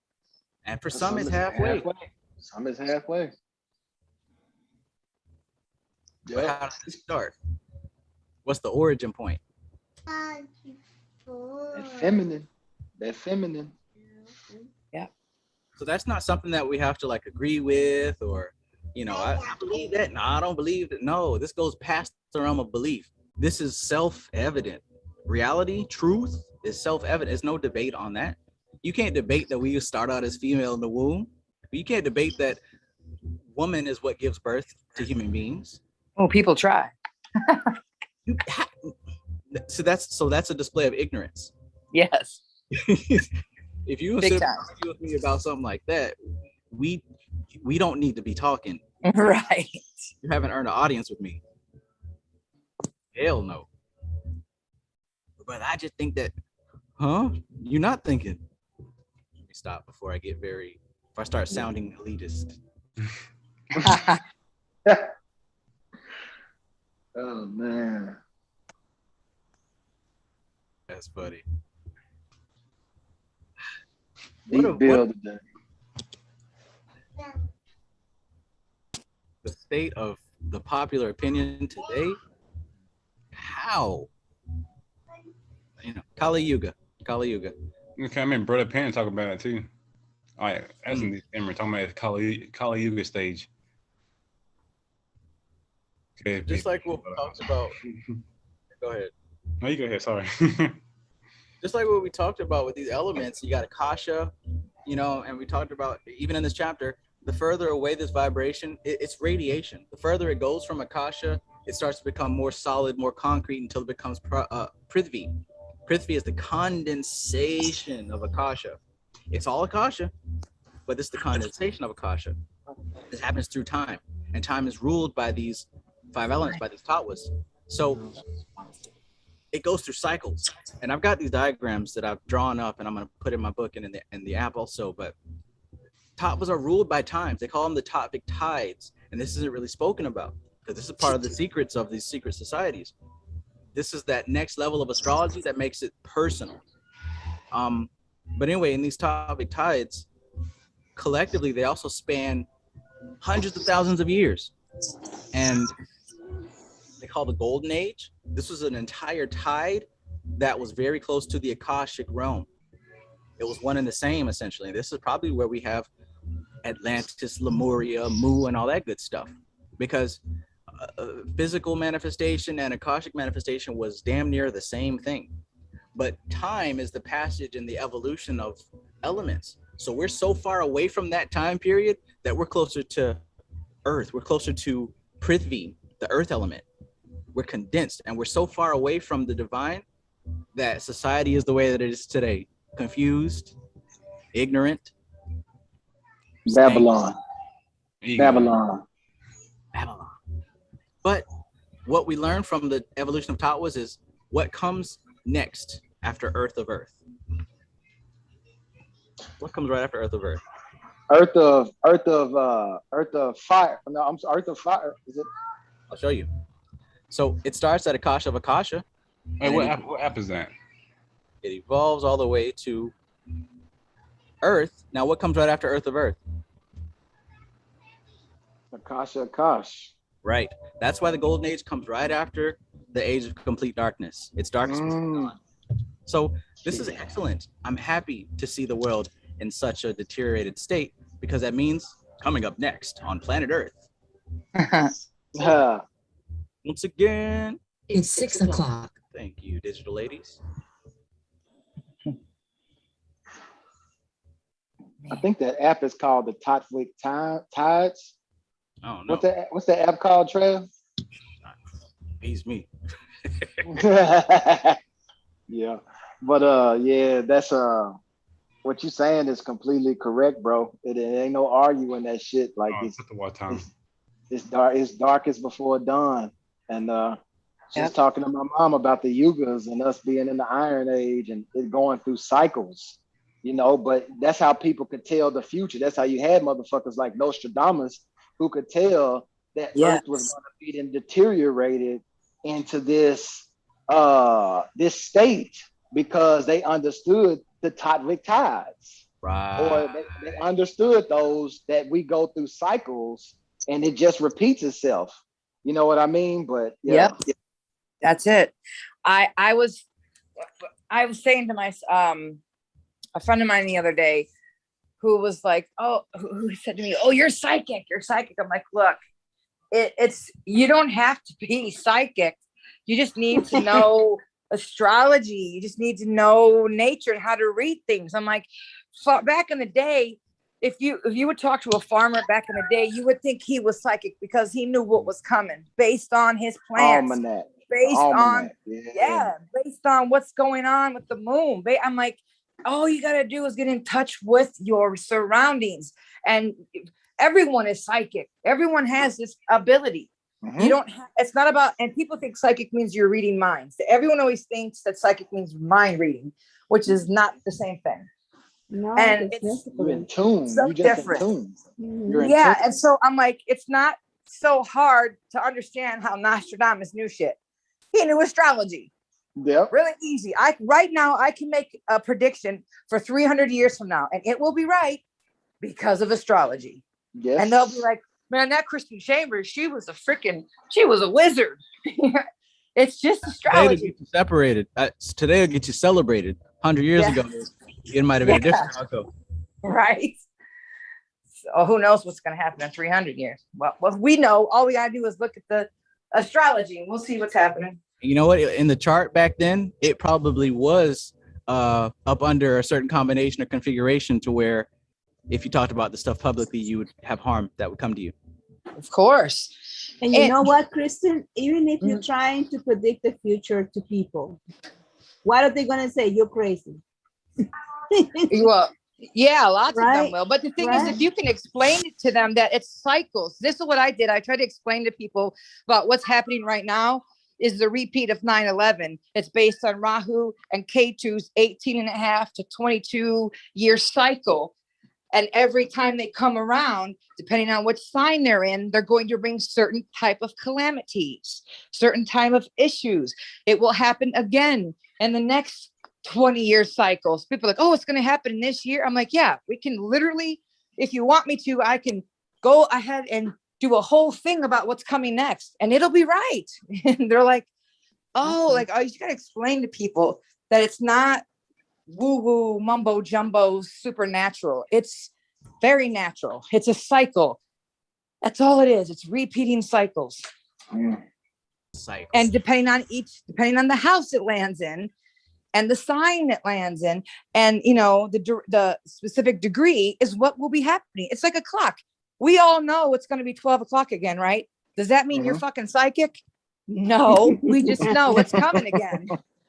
It's the same thing.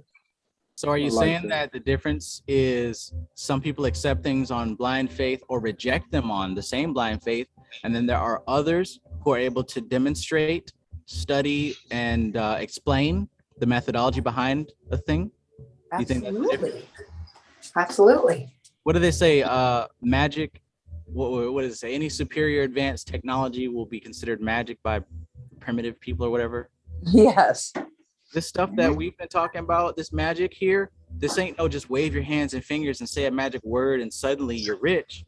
There's a process and a science that involves cycles and the interpretation of symbols and the understanding of the forces that are at play. That's why I'm so confident when I say, yes, you can learn how to do this thing or that thing. I can explain to you how it works. Not only that, but I can explain to you how you can come into your own experience of it. So you don't have to take my word for it. That's what makes it. But if I was to say Mercury retrograde and all the computers gonna crash, well, why? Right. Because that's how it is. That's not science. That's woo woo hocus pocus. Yes. Yes. That's when you're able, and that's the thing. I've had the most skeptical of people, especially as of recently, have their minds open and then pay attention and then them continue to ask me from now on what's coming next, because they see, oh, there's actually a science, a method, a cycle. There's something to it. It's not just the shit we see on TV, how it's some supernatural, I'm pulling the shit out of the air. No, there's something behind it. There's something tangible. There's something that you can read. Really, it's not just making shit up, floating rocks. I'm just giving these floating rocks these personalities. It's not that.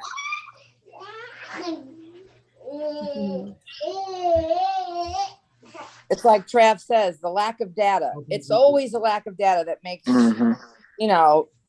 people confused or skepticism is good to a point, but then that means then now you need to dig and make and research. Don't just write shit off because whatever, because you're lazy or because it's whatever. I mean, there's things, I don't know. It's up to you to what you look up, but you know what I'm saying? If you're going to just discredit something, you need to come at it in a scientific point of view. You need to really come at it. Don't just write it off because it sounds crazy. Lots of things sound crazy. Yeah. People need to understand. You get the slice out of my paycheck before I get it. That sounds crazy to me.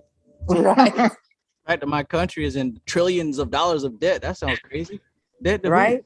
What is $1 trillion? What do I have to do with it? Why I got to suffer? That sounds crazy. Right. To me. Yep. The fact that I have to. I'm not going to get into any of this controversial stuff, but there's a lot of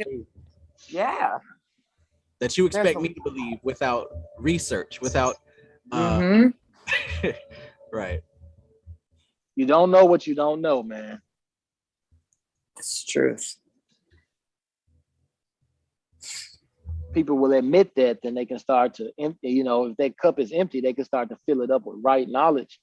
But most people are just trying to argue with you down with the way that they feel about what the fuck you saying. Yeah. I don't have time for that. Don't. Right. No, sir. Right. It's too long to base my reality on what I feel like. Yeah. I just feel that Lucifer is an evil entity and the Antichrist. Oh man, somebody said, don't even. I know. Somebody said something about the Antichrist and how he's going to be using ancient spiritual systems to deceive the world. I don't know. Man. I hate him. I will kill him if I like. First of all, who are you talking about? Who? Right. Second of all, ancient spiritual systems, like no. First of all, was he would deceive the world. I'm like, you don't need ancient spiritual systems to deceive the world. It's not hard to deceive the world. Any person who says that is the world that has been deceived. There you go. So in actuality, what they're saying really works. It works on them. Anybody who falls for that, you're actually the world that's been deceived. Yikes. Yes. I was just telling Mom that it's a bunch of different definitions of the word world in your scriptures. If you just go to the etymology of those words, the world is not talking about the same thing in every scripture that you read. There's different definitions of that.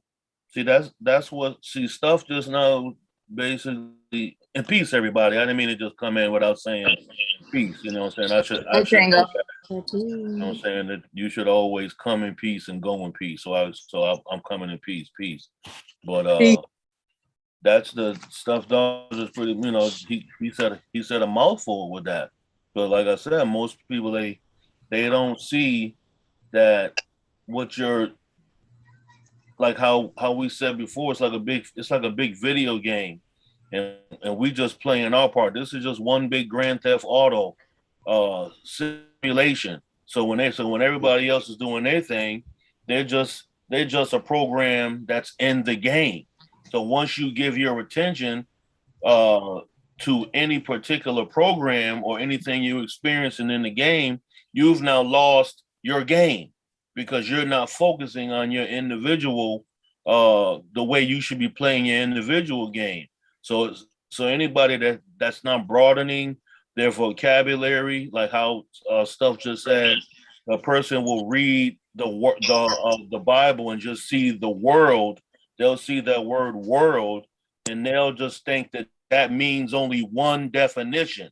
But a scholar or a person who thinks outside the box, which is pretty much an occultist, you have to see the multiple levels of words. So being that the people don't know how to look beyond or broader into the words, they fall victim to all the stuff that come with that because it's purposely set up like that. This system is not made for us to get it instantly as it's being given to you.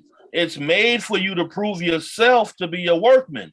It's made for you to be a craftsman, an architecture who has to build their own world. So if you're not capable of breaking down words and thoughts and patterns and modalities and archetypes and this and this and this, then you fall victim. And then by falling victim, you start labeling things. That's evil, that's bad, that's wrong, that's right, that's righteous, that's unrighteous. That's based off of doubt. All of that stuff right there is comes from a doubtful, uneducated mind. You see what I'm saying? So the whole thing is we all know. See, we know. You know what I'm saying? The people that's in the Zoom, the audience that's in Facebook, we know. Christian knows. She broke the pattern of ignorance when she began to study astrology. She didn't figure out the pattern of existence is found in the pattern of the stars. Just like I just read, you have one mirror that's facing upward, that's reflecting what it sees above, but you have another mirror that's facing down, that's also reflecting what it's getting from below. But in between those two mirrors, so to speak, as an example, that's where all of plastic information and also real information exists there as well, because Prakriti is mirroring Purusha, and Purusha is mirroring the Prakriti. Because you know why? Because there really is no duality of either one. It's both the same thing. It's just different. It's just different polarities of vibration. The more that we came into the world we call physical is nothing but a slower vibration of where we came from. So of course it seems like it's matter and it's real and it hurts and it feels good and it don't feel good. That's just mirroring of the quintessence of where what we call emotions come from. But if nobody sees those intricate, this is a very intricate life science. Their minds have become so slow vibrational that it's like an opera singer that can hit that high note and crack a wine glass. Some people can't vibrate that high. Most people cannot. Yeah. Well, let's say that most people, and that's why they're dense. That's why they represent. That's why they represent the planet. Some people truly density. Yep, dense. Some people represent fucking Pluto. Some people represent Neptune. Yeah. Some motherfuckers be like cold and like, damn, you don't get that because they have nothing to they don't have a foundation, which basically means a grasp on reality. They have nothing to stand on that makes them firm. So they can't go from Malkuth to Kether and look back down and invoke the four winds because they're standing on nothing. Yeah. So when we go back to, as you said a little while ago, you said what did you say? Air and fire. You said that fire of fire equals air of air. What did you say earlier? Just a little while ago, Trav.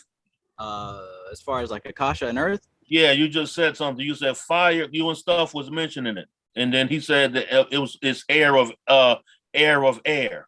Akasha of Akash. Akasha of Akash. Oh yeah. So the whole thing is that right there. That's the basic. That right there is the realm of the high magi. So if those who don't, if a neophyte, if he doesn't have proper development and training, they'll fall into the illusionary worlds of what those things mean. Because let's not forget, the mind is all and all is mind. Meaning that's what's creating these parallel, these multiple plane experiences. So as well as there's wisdom there of the truth, there's also what we have to say is foolishness there of the truth, which basically means that people have been thinking about these same things and praying about these same things and speaking about these same things. Y'all just said for multiple Kali Yugas, thousands and thousands and thousands and thousands of years. That's information, whether it's useful or not. So people thinking they're vibrating into the Akash of Akash. Yeah, you are, but what level you are? You in the fake? You in the plastic one? You're not in the real Akasha. You're not in as you would say as a 5%. You ain't going back to the triple stage of darkness. You're not going back to the existent realm of non-definition. Going back that far is like a moth, like what Veronica said, a moth actually touching that light bulb. It goes into the light. Finally getting there. If you coming back talking about Oshun told me to do this and that, you didn't go there. Took a nap. Why you think they worship the sun? Going into the sun is what some Kemites believe. They went back into the light, knowing that the light that we see from the sun is that's not the true light. True light is black. Yes. There is, and that's the only way you describe it. Meaning that it ain't illuminated right. How you turn the light bulb on and you now can read your book in the dark. It's the only way I can say you can still read your book in the dark, but you don't need to read the book there because the thought that the author wrote down came from the triple stage of darkness. It don't need to be no author there. But the information that makes you an author comes from there. Yes. So most people ain't getting it. They don't have that's why I always say they don't have spiritual stamina. They don't have the ability to go far. So what they do is they make it to, it's like climbing a mountain. You climb up a mountain, you can get to some very beautiful scenery. Beautiful. You can look down and be like, yo, I can't believe we this high up here. You know what I'm saying? This is magnificent. I made it up here. We're in the realms of gods. But you haven't made it to Valhalla yet. They're like, yo, you still got to go higher. But some people get stuck there. They're like, nah, I'm good right here. I feel my peace right here. I feel deep in that one right here. Because that they've made it to their limit. They're not going past any other thresholds. Yeah, that's their ceiling. It's like I said in the Comic-Con, like the last gate is not open because people get too comfortable. They settle. And they won't go for the last gate. You see how we was all like in shock. Whoever like comic books and it's in the movies. Thanos came and this nigga got all the motherfucking infinity stones and shit like that. Snapped his finger. Nigga killed mad people. He didn't kill the people. The infinity stone quintessence killed the people. All he did was he gained access to a key that opened the door for him to do what we thought he did. He didn't do a motherfucking thing. That's how power works. Monica asked us about power. That's kind of what I was hitting at. You not doing it with power. The power chooses you. If it wasn't Thanos, it would have picked somebody else. Matter of fact, it did pick somebody else after Thanos. Does anybody? Tony Stark. Yeah.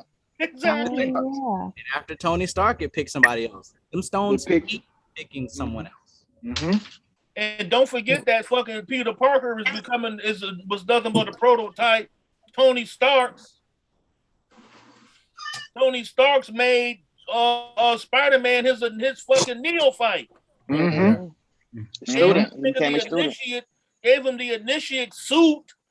He stepped Spider-Man's game up to where Peter Parker was like, "Oh shit, I can do this now." Don't forget about Doctor Strange. Then you know there was another level above your power. Yeah. And then what happened? Fucking, he had to die. Isn't that what the there can only be one ruling power at a time?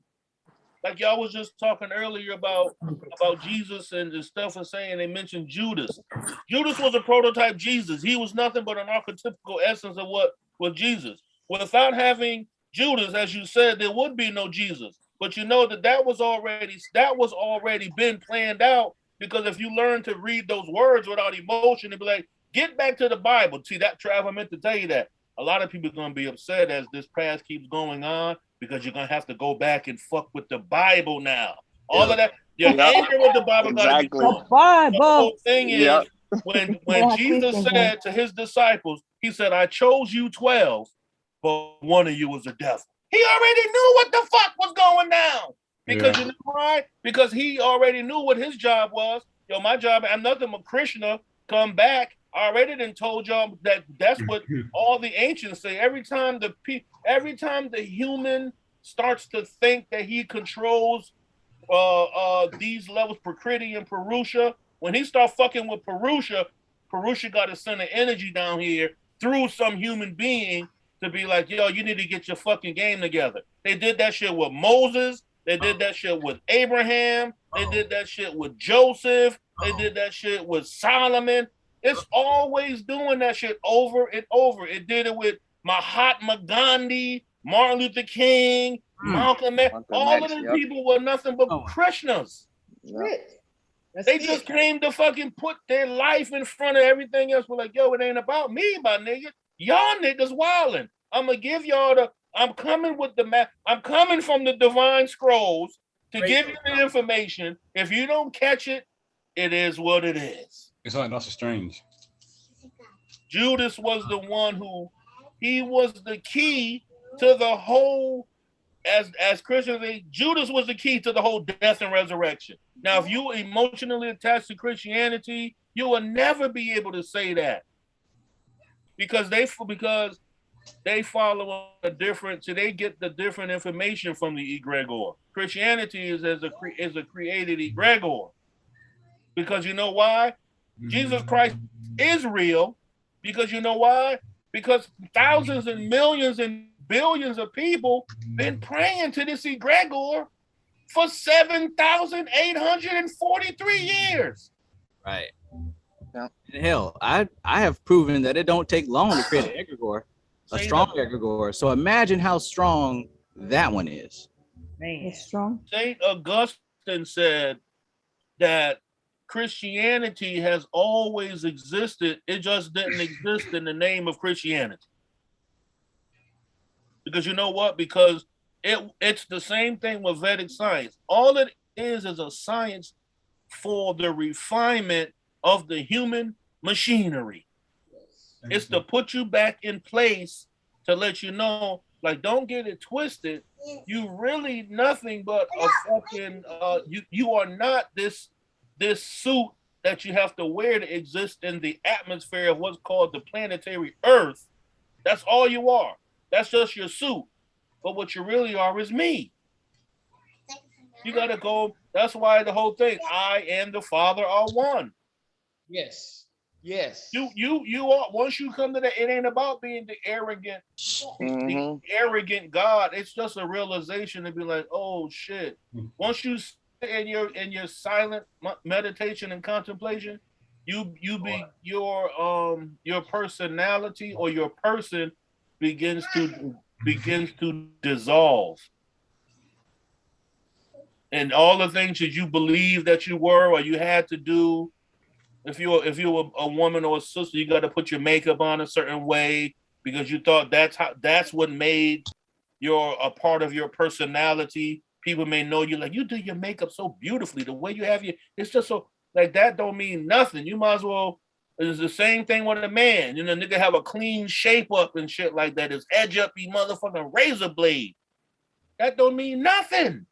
What motherfuckers identify with though is your awakened consciousness awakened at the same time in the subconscious, so you're actually consciously aware of Purusha working through Prakriti. That's the highest level of the Magi, is to be able to manipulate your own mind to heightened, aware, cognitive consciousness of both realms. That I'm not just actively aware of what's going on right now. No, I'm also actively aware in what, or I'm gonna just throw that word out, astral light. Trav, you know what I'm saying? You know. Maybe Let's go ahead and put that word out there. Let's put the astral light. Extra light, yeah. In a biblical term, it's I don't know if we remember that. I don't know if we have recalled that from the chapters that we have just read, at least in the Ophiel book. And you know what? Ophiel, now when you read all of these authors, everybody, yo, they all were patterns of the previous teacher. So once you keep reading Ophiel and French Barden and what's her name? Dion Fortune, you actually start tapping into the personality concepts that they tapped into. That's why you have to keep buying all of these books until you get to a point where the original source is going to become non-written. Right.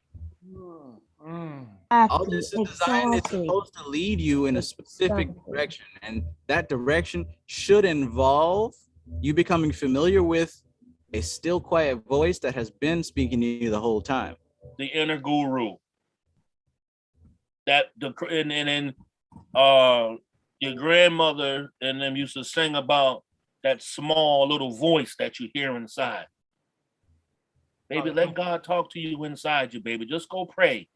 Go pray. God will talk to you. You will hear him. All you gotta do is just be still, be quiet, and you will hear it. All they saying, in other words, is like, yo, you already got it in you. It ain't about, you ain't got to go talk to Bishop. You can go talk to the Supreme Bishop.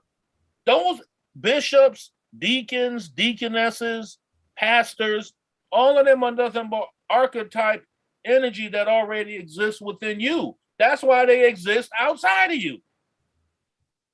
So you can see what it looks like. Right. Their personalities. Every personality already is in you. You have to develop the conscious, workable willpower and consistency to get there. Anybody who's been consistently following Trav as their enlightened instructor, you should have high spiritual stamina by now. If not, log off this motherfucker right now and take your ass to sleep. I'm not as nice as Trav is. You understand what I'm saying? Of course I am, but Trav will never tell you that. Trav is a beautiful guy. So you know what I'm saying? You've been taking your time for more, and you can go back to what a couple of years ago already. Ophiel, he already said this and he already did it. Verbatim. So if you're not able to have the stamina or consistency that you need to be creatively and magically transforming your life for the betterment and not for the materialism. I think people are mixing that up, Trav. They thinking that because they ain't getting some materialistic items in their life, that means they ain't doing magic good enough. It don't work like that. You got to stop looking for materialism to actually appear. It shouldn't be pointed and directed at the materialism. It should be pointed inward. And from the transformation and evolution of your inward self, everything that you need outwardly is going to effortlessly appear. Yo. But hell, if you come to the understanding of that much, then of course you struggle. The thing is, the more that you learn and obtain, the greater your desire to serve mankind should become. That's your ultimate duty. A person don't come into divine information and supreme wisdom just to obtain shit. You're supposed to become a servant of some fucking body, because at one point you was destitute just like them. Yes. That's one of I just gave away a secret of masonry. That's one of your rituals you go through. You got fucking your shoes off. You ain't got nothing. Your belt taken, everything taken away from you. Your shirt, one leg exposed, one arm exposed. You fucking camel-toed and shod and blindfolded. And they tell you, look at you in this destitute state. And they ask you to give them something. What can you give me right now? And you don't I don't have anything to give. And then you're supposed to contemplate the state that you're in right now and realize that this is how you're born. You don't have the reason you're attempting to become a master of this craft is because you are to be able to serve those who are destitute as you are right now. And if you don't like the way it feels, then you know that once you get shit to change, you don't want nobody else to feel like that. Hence, the pattern that you're setting, Travis, you got to now go to another level and you develop the app and a teaching platform because he has to go deeper than just this.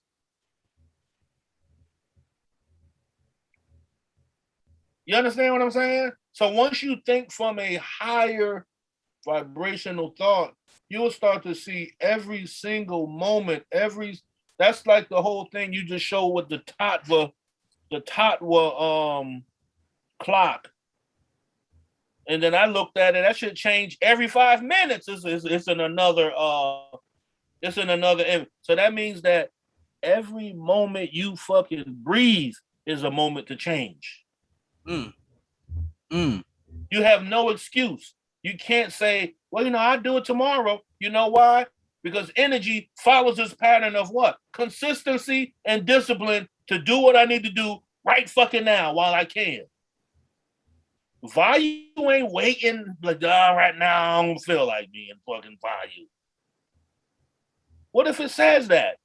Then with Thanos out of here. On some real shit. Right. Because that's what Thanos did. All he did was manipulate what? The elements of Prakriti and Purusha. He fucked with the Gunas. Isn't that what life is?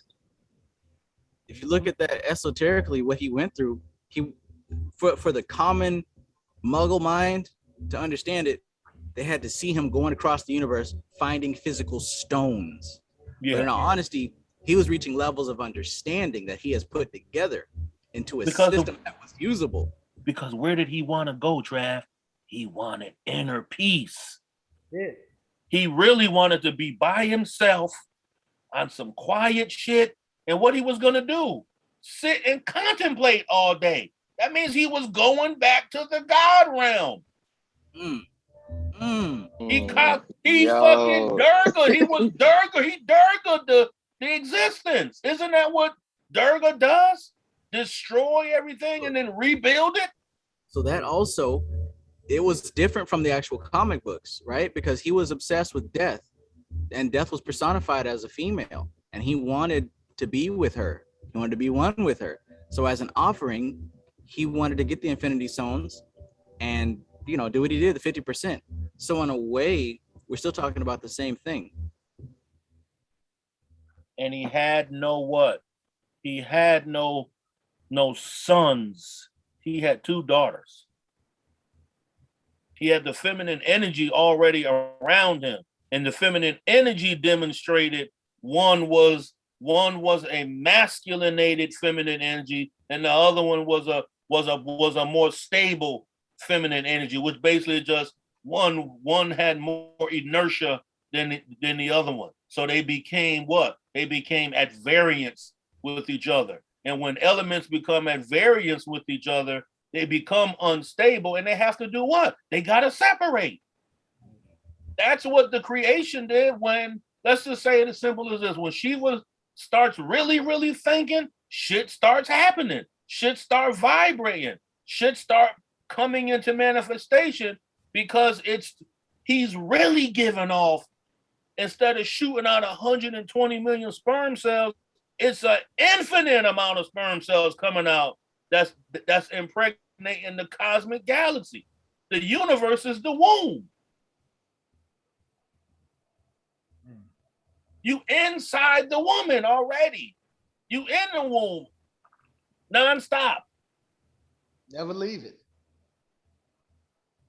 So when they put these movies, that's why motherfuckers got to break the code and all of that, or whatever they call it.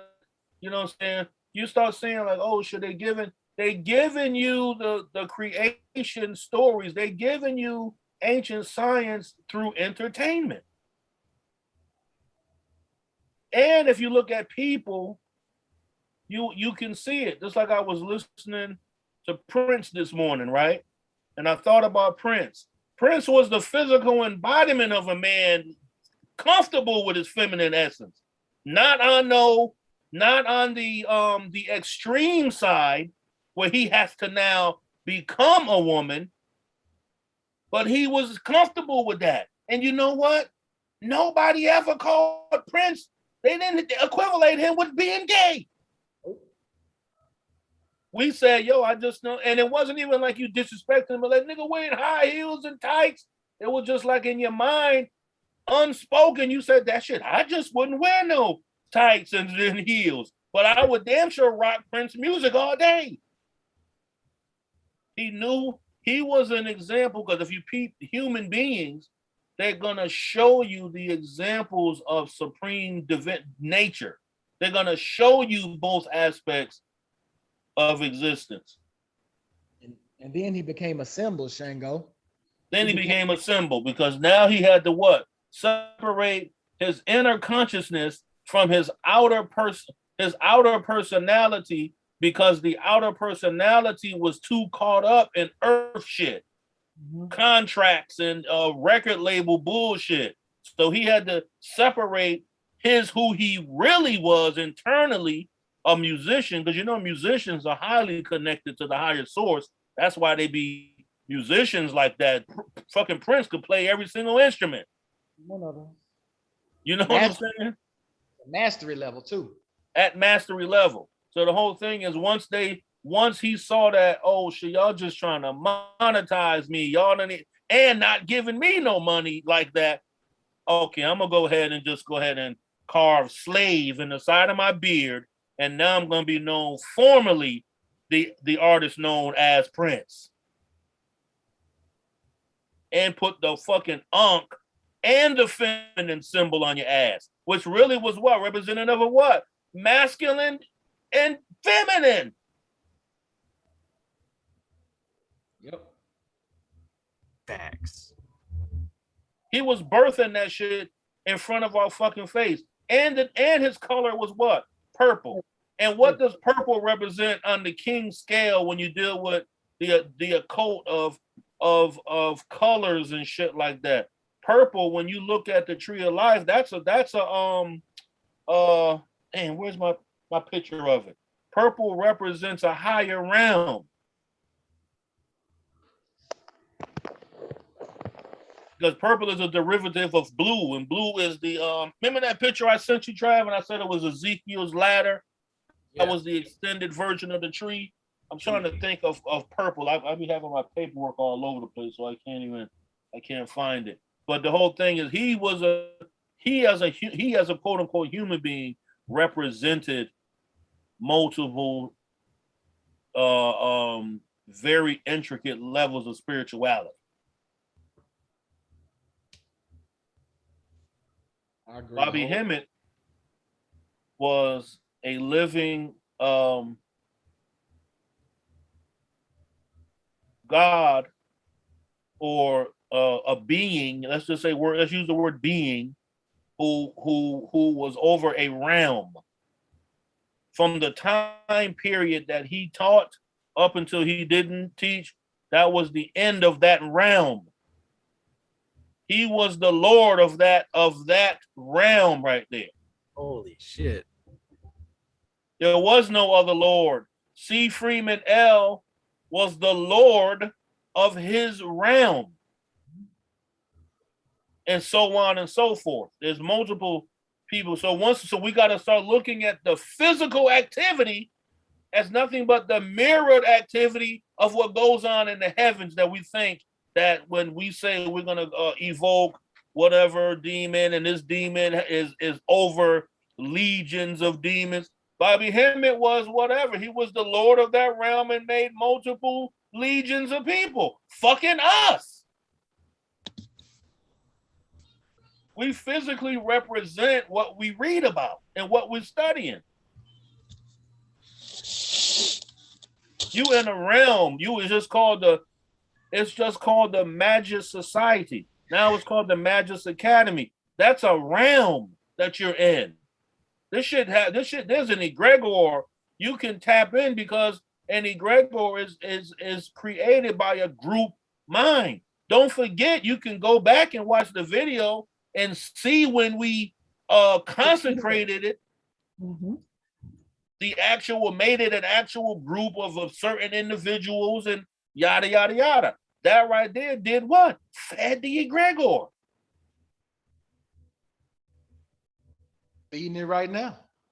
And everybody right now is being fed. So what I'm saying is, as a practicing, because you can be an occultist, you can be a spiritualist, or you can be a kabbalist. Those are just different levels of schooling. An occultist doesn't have to be necessarily a kabbalist. He can know of the Kabbalah, because you can be an occult. You could be specifically one. You're like it's just like with yoga. That's why I tell people, like, you got to be careful. And people be asking about these videos and like, well, what y'all reading? I said, well, you got to think. That's why I say, well, when you're dealing with the Bihar school of yoga, you're dealing with a particular tantra information. This is Jnana yoga. This is Jnana and Bhakti yoga.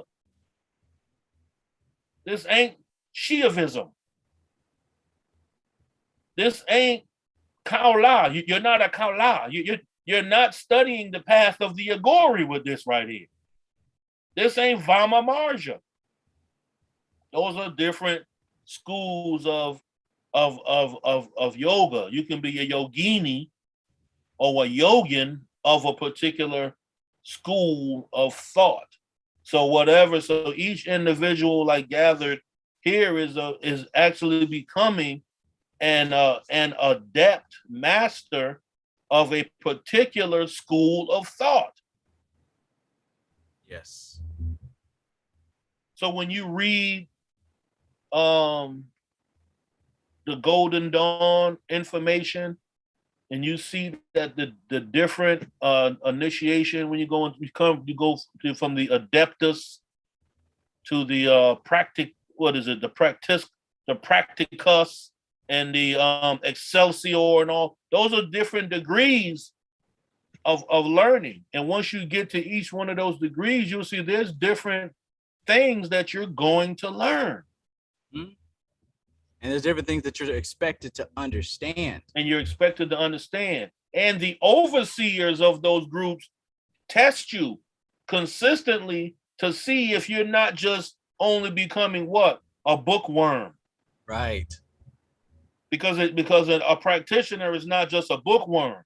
A practitioner is one who reads in between who can read in between the words and come up with greater divine information. What's really happened is the high overseers obtain the information, like I said, from that middle in between those mirror worlds. They know how to tap into the source of information that becomes written information that's disseminated to who? To fucking initiates. Inner realm context. So even with the, you know what I'm saying? So that's why it ain't cocky to say who we are. I'm not an initiate. You understand that? And that's not cocky, but we always initiating ourselves because we're always starting something new. But when it comes to the craft and the discipline and order of a cult society, I'm not an entered apprentice. I'm a master level, and that's only because of being put through certain type of trials and tribulations and coming out tested. We're like, you're right and exact.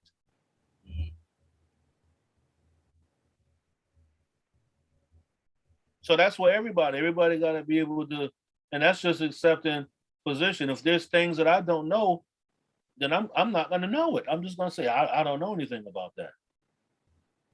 But I definitely now go research to go find out what it is, because it's a part of my duty. If somebody asks you something and they sincerely want to know, and if you don't know, then you still have a duty to provide them with that information. So now you got to go do your research, find out, and go back and present to them what they know, what you know, because it can be life-saving.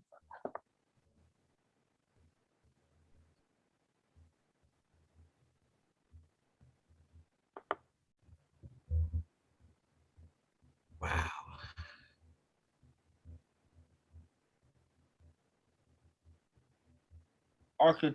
Archetypes, patterns, modalities. As Christian breaks down the astrological viewpoint of our lives, there are tools, techniques, and learnings that you actually, once you study those, you get a key. You can read a whole book, and that whole book can be 231 pages, but there could be one specific thing that they taught in that book that's the key that you should have paid attention to in the fucking preface. Not the rest of the book. The preface, he gave you the key. If you miss that, then the whole book you might as well make a sandwich out of that shit. Bob Hemming said that too, man. He was like, yeah, I bought some books just for one passage. And the rest of the book doesn't mean nothing. Mm-hmm. And so you really start to understand that when you continue your learning and you go back to a book that you thought you already read and mastered, that's when you find that key. Sometimes you find it right off the bat, depending on your level. But supposedly, if as you're going along and you're advancing in your understanding, hopefully that's what you're doing. If you're doing that right, you go back to these old books, you're going to continually find information that you didn't realize at the time. You know what it's almost? I just had a silly thought in my mind where it's like, you know what I'm saying, back in the day, you step to a girl in the club or whatever, like, yo, you want to go back with me? Like, and she says, yeah. Nigga, the key worked. You didn't found it. So the way you feel about that moment on a basic level, that's how you feel when you read something. You be like, and it makes you put the book down and be like, yo, what did this motherfucker just say? And you ponder that shit, and you be like, yo, and you can't even go back and read. You can't go back and read no more, because now you got to think about what you just read. Look, that's how you know. So yes, that has been happening something's in it. But the past couple of weeks, that exact part, like, all right, I'm gonna finish this book tonight. No, hit that passage. I gotta put this thing down and think about what the hell he just said. Wow. Be like, yo, that right there, those be the keys. Those moments in reading and research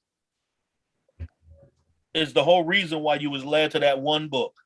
For that information, for that right there. Those who know and want to keep it from you, that's why the price suddenly jump up $30,000 after they done saw it. Like Travis, you know what I'm saying?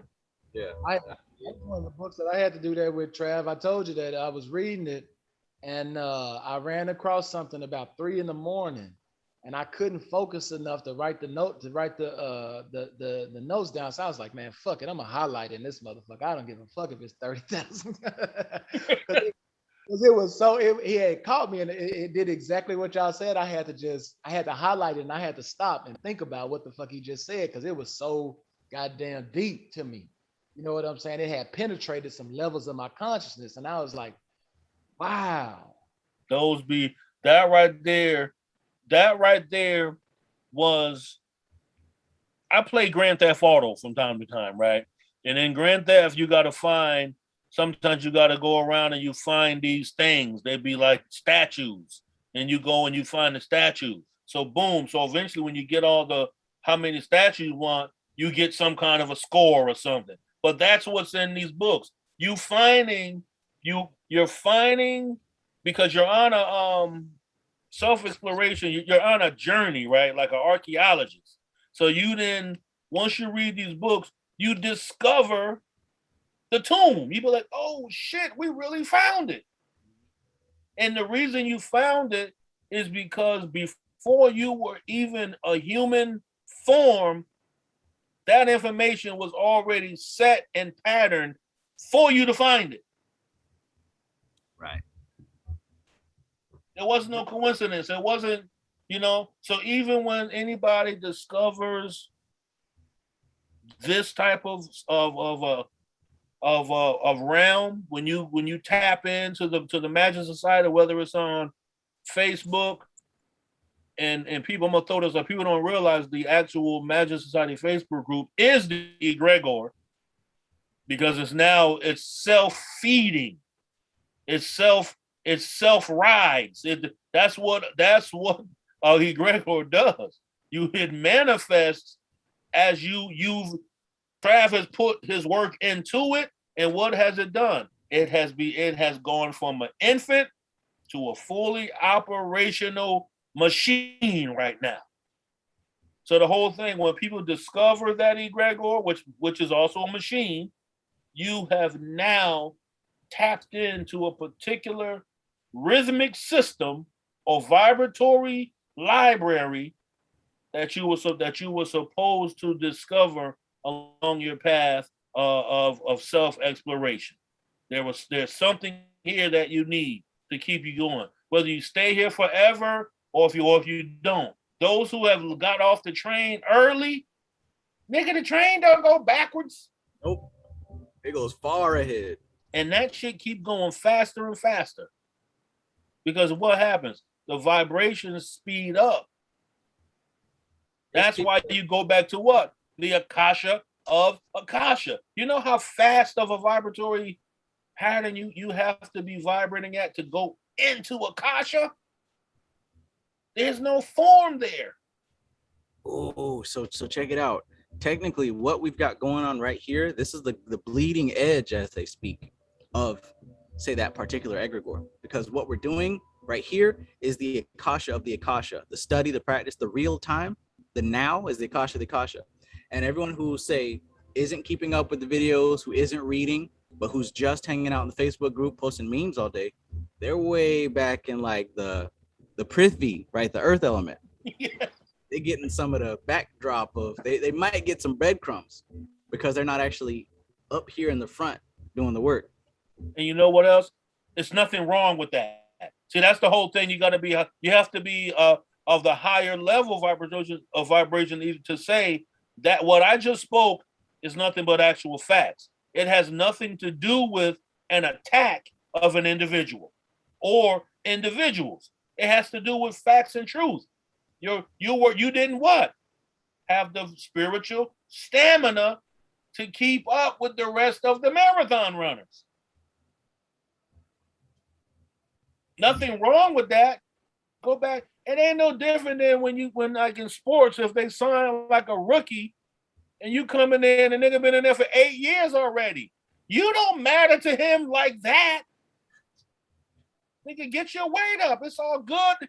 I'm gonna dap you up. You know what I'm saying? Like, yo, we on the same team. But yo, at the same time, you need to find your lane, man. Nigga, we win games over here. That's what we about. We win. We can't keep trying to, nigga, you keep getting hurt. I got to come pick you up every time. You're getting late. arguments all damn day. Arguments with you, and you knew. I'm out of here, man. Right. Yeah, you out of here. You out of here. Don't think that I can go to the GM office right now and my word means something with him.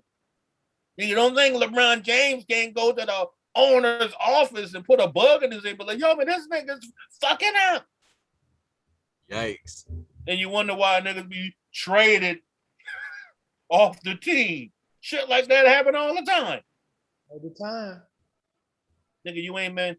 That's the same thing with our lives. You should be canceling out your auntie if every time your aunt come around and she with the garbage or she bring you down to her level, or it's like when you come around people and they instantly like suck something out from you, you got to get away from people like that. You got to cancel out family. You got to cancel out friends that ain't for higher vibratory levels. If you can't fight it with raising your vibration, now you can put to application the stuff that you learn and try to fight it. You're like, fuck it, let me see if I can raise my vibration and see if I can change this individual. That's how you test. That's how you become a scientist. Sometimes you can't always run. You're gonna have to stand there. You're gonna have to take it. Either you're gonna get knocked out or you're gonna get beat up real good, but you ain't gonna get knocked out, or you're gonna come out the victor. You're gonna be the one beating ass, meaning that you've used magic, meaning that what? You've changed the vibration of the mental connection to make it conducive for your purpose, which is to maintain your inner peace. Or as Trav said, maintain your frame. If you can't maintain your frame around people that don't like you or you don't like them, you ain't maintaining your frame. If they shake you, if they instantly make you feel some kind of way,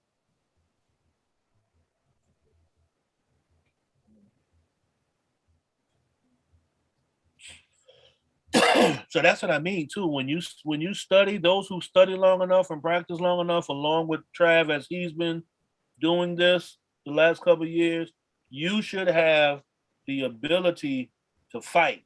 You should be a champion amongst champions now. You ain't hanging with the fucking mules. Nigga, we motherfucking pedigree stallions over here, man. Right.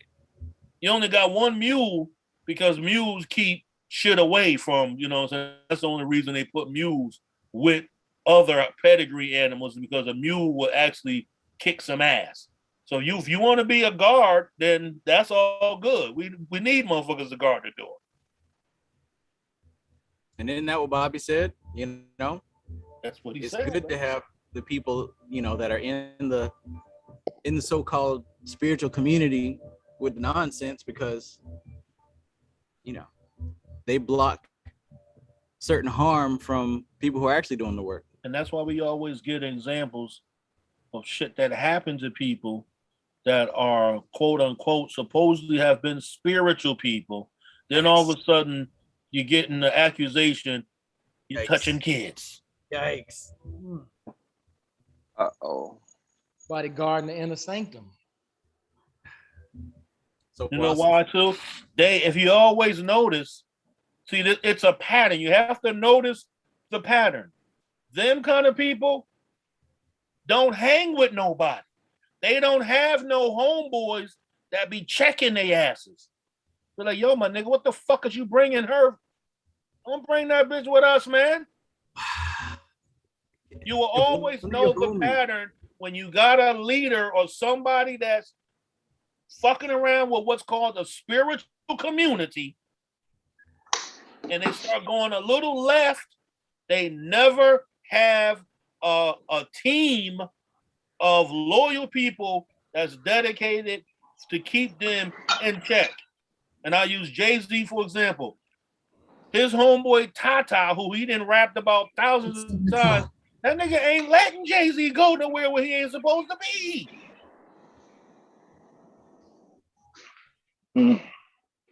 So those why we gotta have examples like that. So you can see the pattern like, oh shit, these niggas do end up being, they always run this shit by themselves. So that means that what? Those aren't even real people. That's just a program that plays over and over through the different human form. What you call it, Trav? A necessary evil or something like that? Positive evil? Positive evil. Positive evil, yeah. Because it's nothing but an example.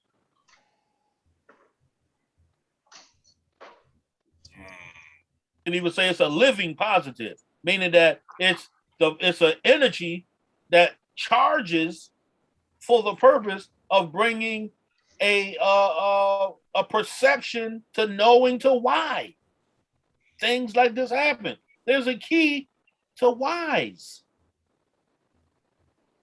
You are able to get the keys. The more obscure study that you undertake, the more keys that you will have on your keychain. And you'll be surprised at some of the doors that some of those keys open. Doors that you thought didn't lead anywhere. Some of them niggas who be opening up doors that make you look real good, them niggas fucking jimmied the lock. They broke in. They stole the sacred fire. That's why they end up burning real bright. It looks real, real good because they got divine fire. But after a while, that shit either consumes their ass fizzle out, or the fire burns out real quick. Become a supernova. Yep. Because they go back to representing the planet. And what's a black hole? Black holes they say black holes are leftover energy from once was a planet that then imploded on itself. What's a supernova? It once was a fucking planet that exploded. So motherfuckers become stars. And nigga, you ain't even real light. You are past light. Yeah. So what like when you look at the stars at night, they say, oh shit, you really ain't really seeing the light. You just seeing it now because it's just catching up to you. So what you seeing already didn't happened already. Right. That shit is in the future. In order to find the light, you can only find the light by reflected in an object itself. Yeah. And it has to reflect upon our universe because our universe is what? Nothing but a reflection of another universe because the universe is what? Nothing but a part. We only live in a ch4 in the universe. We don't live, our Milky Way galaxy ain't the whole fucking tree. That's just Malkuth. We just live in a ch4. Whole physical plane. Look at that. Whole physical plane. And the color on there is green. So now you got to do the science of those colors. See where that purple is at? See how when you look back to see that purple, then it goes to black, and then you got that white. All of that shit means something, man. Right. These people don't do nothing by accident. That picture ain't just haphazard. That shit is all symbols to trigger your subconscious mind to bring it out. as what I just read as an archaic symbols that already exist within your inner astral light.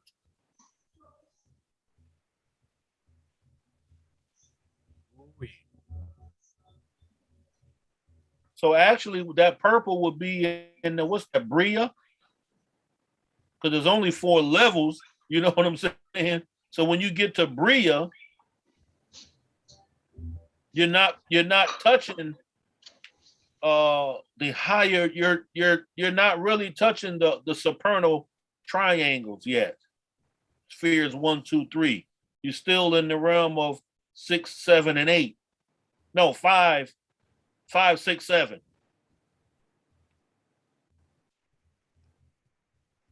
And that's as high as, so we can go there. So that's called, and actually in some Kabbalah realms, we're living in what's called the astral realm. Our Malkuth realm is, in some Kabbalah teachings, is the astral realm. And then you go up into Tepereth, that's the super consciousness.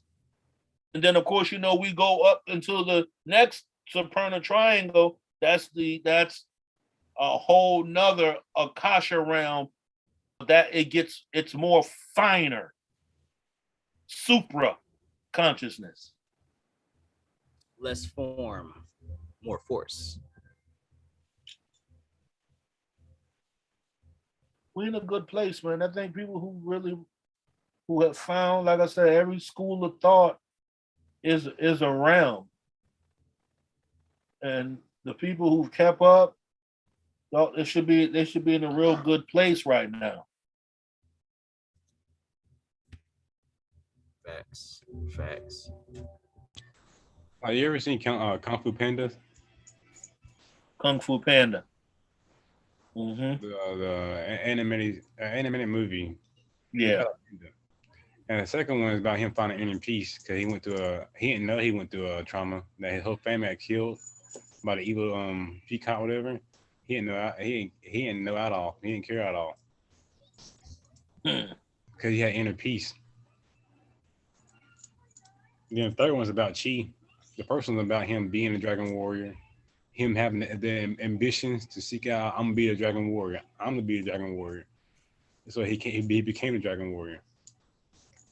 See, and that's the whole level that the master, the higher magi wants. That's who seeks inner peace. In the Asset society, that's the Asar realm. That's you become an Asarian. An Asarian is that you have developed a particular inner peace that nothing outside of yourself can disturb. Your whole family dies at one point, at one time. You, of course, face the reality of that, but your inner peace is not destroyed. Yeah, because my dad died because he had diabetes or whatever. My older brother, he cried his heart out.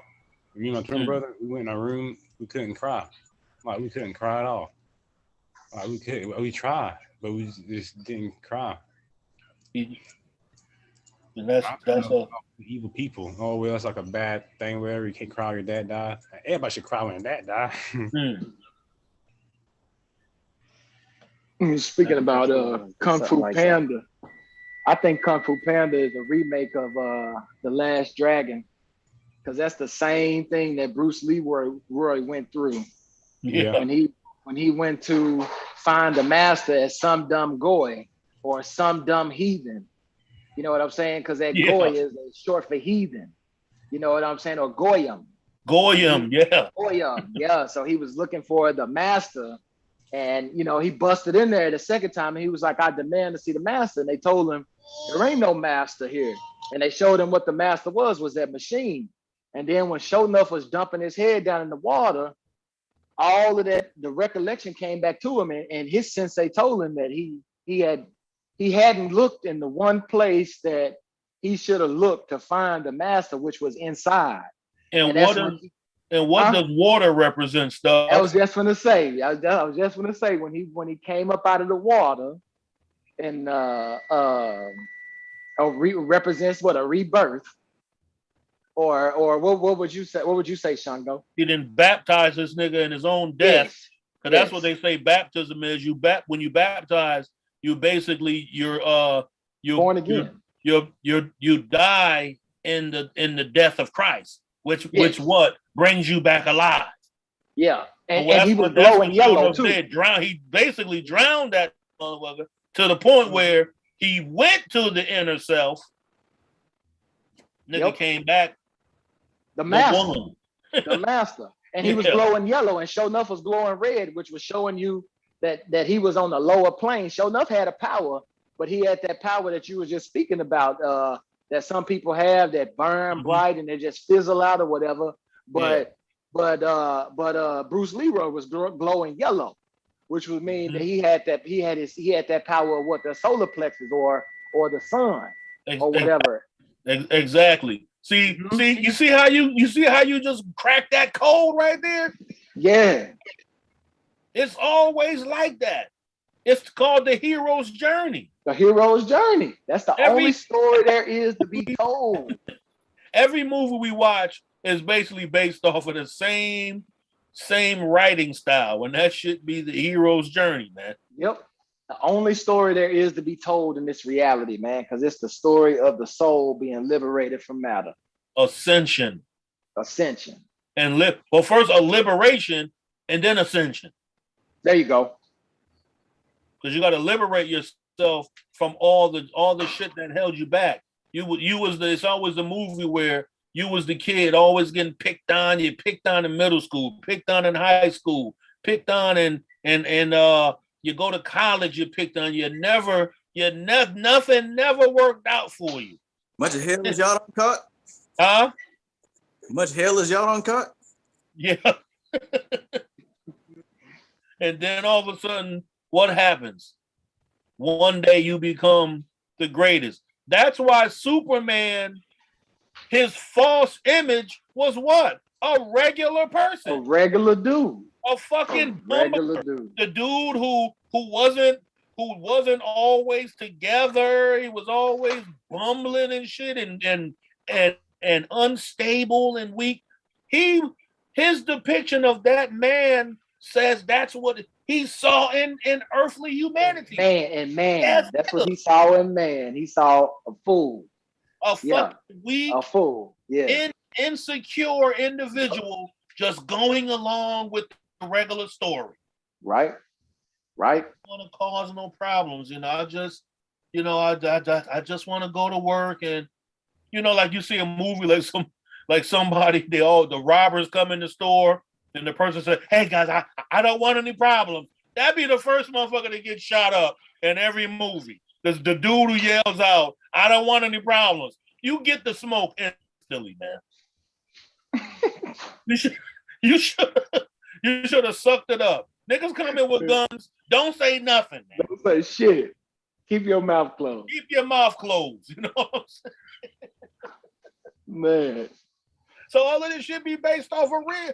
If we just be silent as a monk, as an adept, or as a neophyte, whatever level you want, as long as we're quiet and we're aware and we're observing our life going on, you will start seeing the patterns. You be like, yo, this nigga is the same nigga I just saw. Like, I could put you with 8 other people and all of y'all will be like robots doing the same thing. So then you start being like, yo, it really is a simulation. A movie. It's a great experience. Full of NPCs. Full of NPCs, man. And like I said, I play Grand Theft Auto, and it's a great game to see how that really works out when you play that game, because when you talk to some people on the game, yo, they are the character. That's a real fucking world that they're in. Mm-hmm. Yeah. what's the name go into that a lot. I'm Corporal not Chaos, he used video games a lot to explain certain things, man, because like you said, that's a world in itself. That's pretty much what we're going through right now, except we are conscious. We're in first person and not in third person like we are if we playing the game with the joystick. But it's the same thing, though. We always have any city, state, town, whatever. Everybody always have the guy who was everybody clowned him, whether he a white dude, black dude, or whatever. And the nigga ended up becoming a cop. And he thought he was the toughest individual in the world. We knew one dude went to school with, he was a cop. And we used to make the nigga take off his whole cop belt and shit like that because, like, nigga, you can't come over here with that shit. Take your belt off before you come walk. We made him go put his whole belt back in the car to come walk up and talk to us. Don't take your uniform off, motherfucker. Put your hat back in the car, and he'll go do it. No. Wow. You're the same guy that we chumped in high school. Right. Wow. You're gonna change your player character. You now was supposed to gain experience points. No, man. He didn't have it, man, for the respect. He wanted the position that he held to honor that respect from y'all, but y'all pulled his card. Because it was always the ones who tried too hard to be something that they weren't. That's what turns you off about a beta. A beta is like somebody who, dude, you trying too hard to be with us. Just be yourself, and maybe we might notice something in you to make you a part of what we're doing. Don't try to keep doing shit when we told you don't do that, but you keep doing it. Now we're going to play you out every time you see, nigga, go to the store and get us something to drink, man. Since you want to come over here. Now we sending you to the store for blunts and beer all day. You the nigga doing store runs. God damn. And who hasn't come across that? You know what I'm saying? We know people. It could be your cousin. You could have chumped your cousin when you came around and when you was little.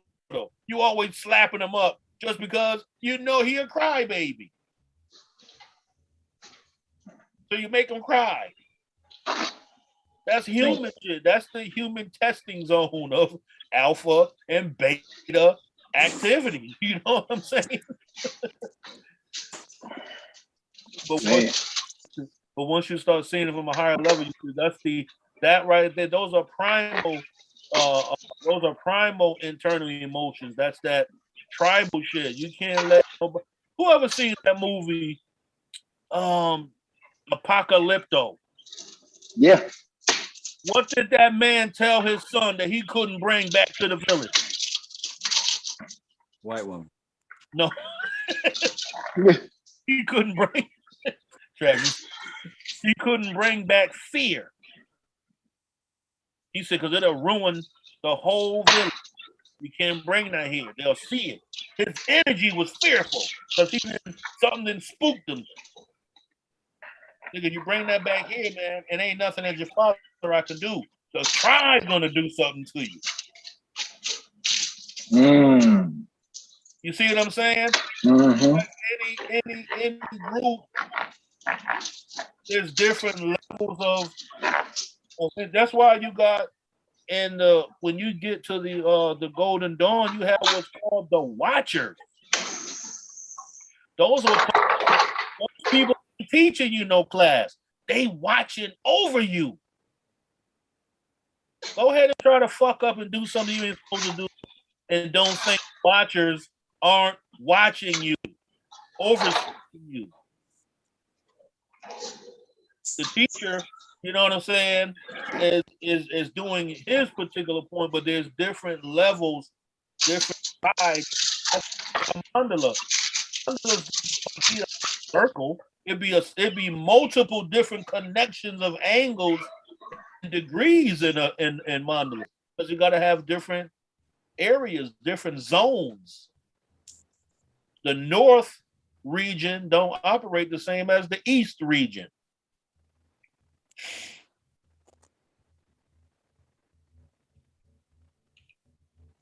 Oh, Shango.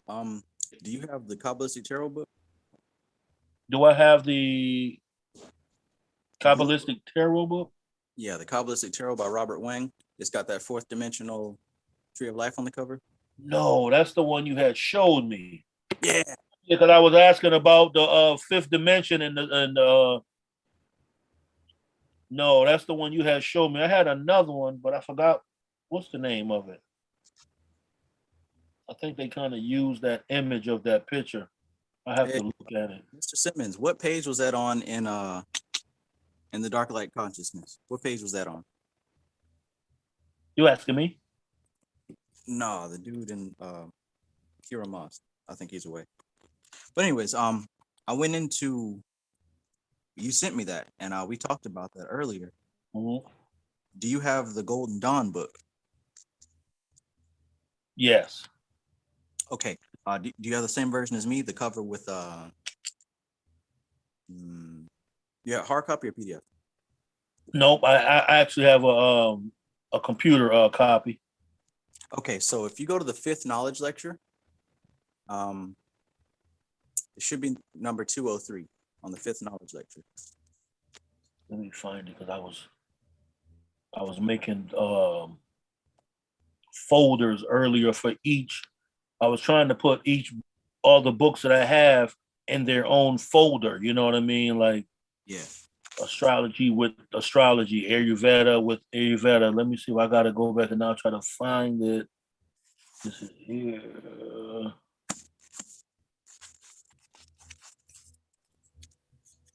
One day I'm gonna get out of having all these computer versions of these books and just go ahead and buy them. Okay. So. Hey, in Dark Light Consciousness, it's on page 145. Thank you. That's what I was looking for. Okay, go ahead and rock with that because I can't even find where I even put them. 145. Perfect. Thank you, sir. You got it.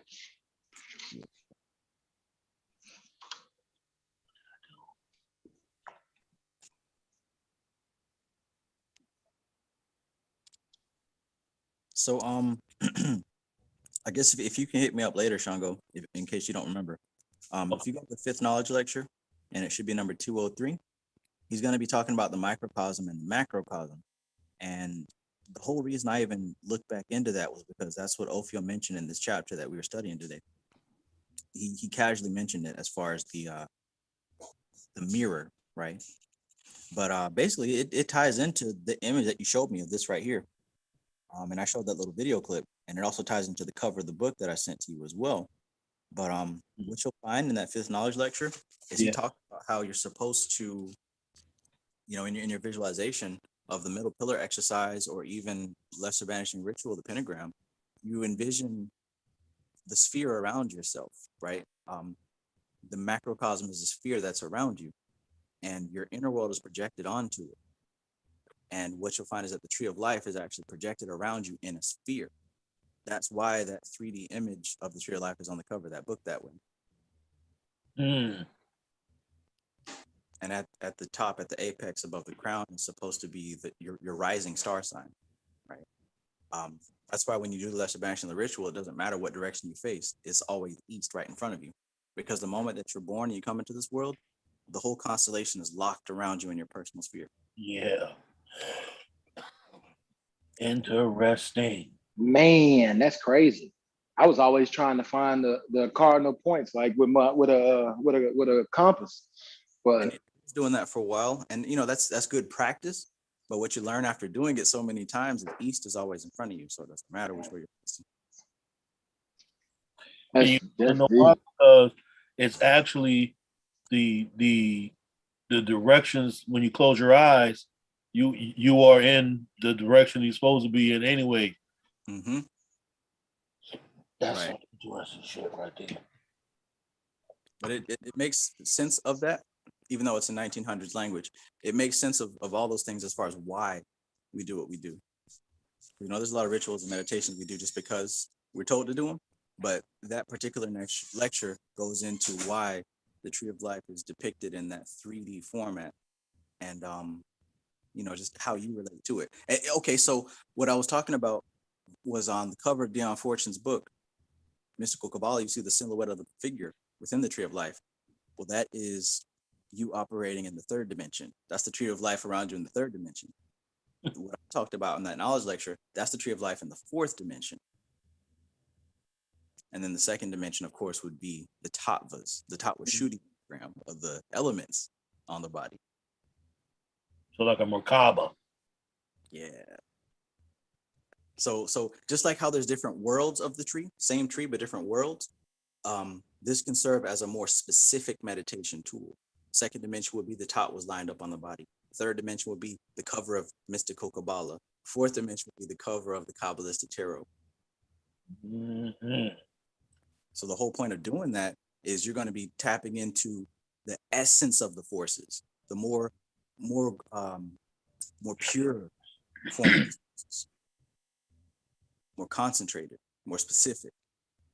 See, and that really comes with that. That comes with that study. Mm-hmm.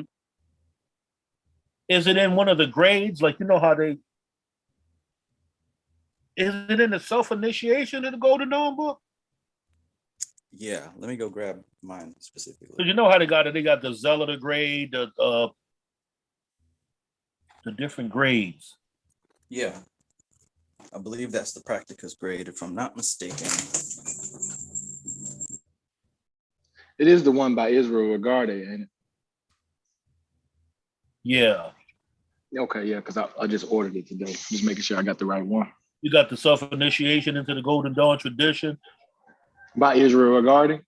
I believe this one is by, hold on one second. Let me go back up to the top.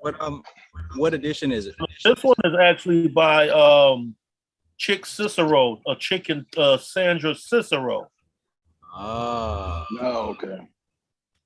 Trav, I got the one you holding up right now. That's the Israel Regarde one? Yeah, that's the one that I got. Okay, so give me 1 second. I think, see, I got the Golden Dawn, the original account of the teachings. That one is by Israel Regarde. Is that the one? The Golden Dawn. I think that's it. Yeah. So let me go back to that book. Oh, okay. Okay, and then they did the preface to the, so in book one is knowledge, lectures, and instructional papers. Mm-hmm. And then they got book 2 is rituals of the outer order. So this is in book 1. That's at the end of book 1. So the Adeptus minor grade paper.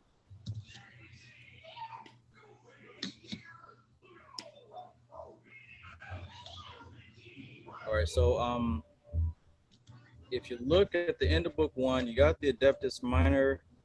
It's literally just before the Adeptus minor. When you see that Adeptus minor, does it say 217 next to it? Adeptus minor. Hold on, move this over here. No, we don't say that. Hold on, let me go back up.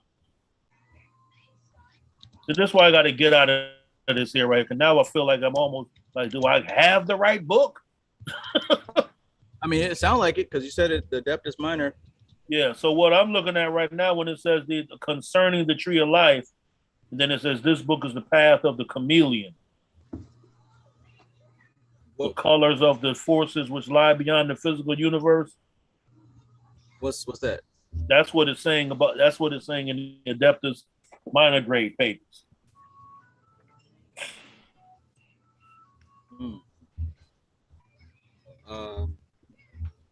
And next to it, you don't see the number 217 anywhere? For page 217? Not page, but like the number, like verse number or whatever, number 217? No. Damn, that sucks. But this is talking about, this is talking about the tree of life. Then it goes into... before that. Before that, you should find something that says the microcosmic man. Okay, give me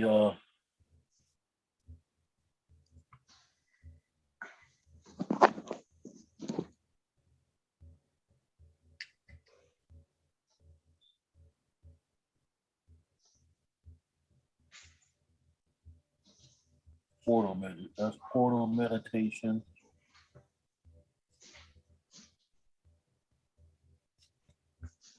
Trav, you ever read Dark Light Consciousness? I didn't finish it. No. Okay.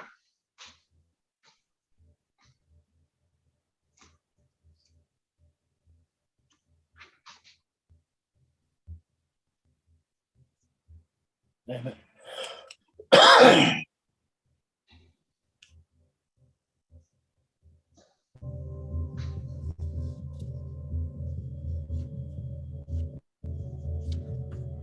So it should be probably quite a few pages before the task undertaken by the Adeptus Minor. Mine is like 2, 4, 6 pages before that. And it should say the microcosm man. The book that I have, it's on page 136. You got the actual, she has the her cat. Let me see. Hold on, because I got the whole thing. You have the physical copy, or you got the the PDF? No, I had the actually book itself. 136. Hers different for her as well. Okay, so I have this one. I know it's not the same as his. See, that's the one I'm looking in right there. So it's 136, page 130. 136. Let me go to 136 and see if it actually gonna match up, because it don't seem But like in hours, you're not going to see the graphic, because I look for the graphic itself and it's not there. I'll look for it already and it's not there. But we can always find out. Thank you, Wild Brazil. I appreciate you.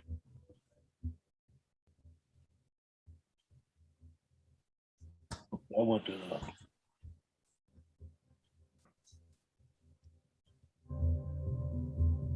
I went to 136, and this is breaking down. This is breaking down the planets, 12 signs, the neophyte grade papers. That's 135. First knowledge lecture, neophyte grade papers. The 4 elements of the ancients are duplicated conditions of heat and dryness. And it's talking about, the four elements on this page. This is a big book. Yeah, that's what I'm saying. Wow. It's 1,000 pages in this thing. So and you said I should be looking for what again, Trav? Tell me one more time. Okay, so this is the 5th knowledge lecture. Maybe we can go back to the table of contents, because it was volume 1, book 1. Yeah, we have the same thing, volume 1, book 1. Yeah. You see that in the table of contents? So right here, I'm on page 134, and it says book 1, knowledge lectures and instructional papers.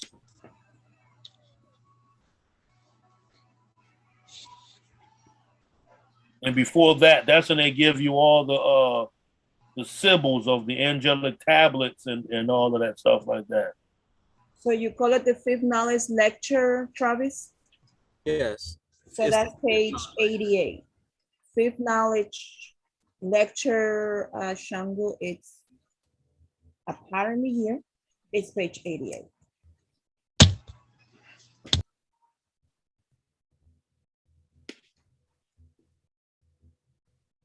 Yeah, it's page 88. Oh yeah, I saw this one too. Yeah.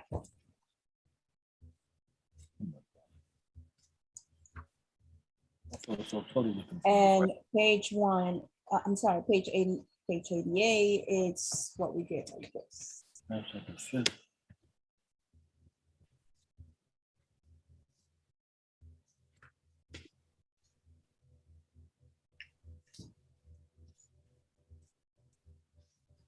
Yeah.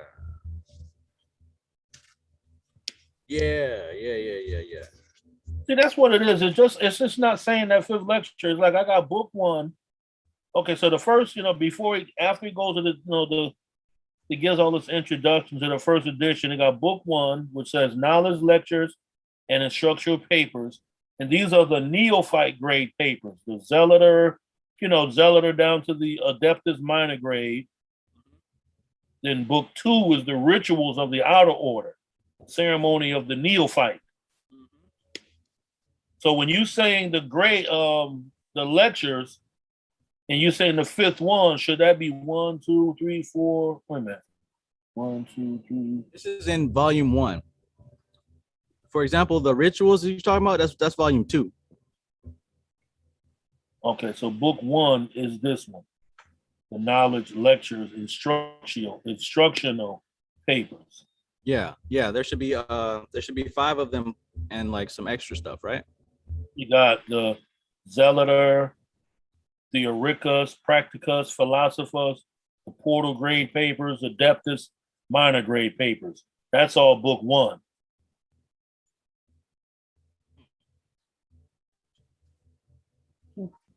Okay.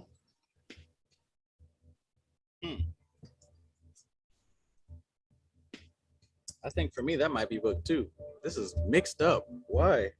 See, that's me dealing with these PDFs. So I got to get the heck out. I wouldn't be in this if I wasn't dealing with this PDF right here. Yeah, this is pretty much that. I guess You got the exact same one as him, Veronica? I have this one. I have the one that Shango has.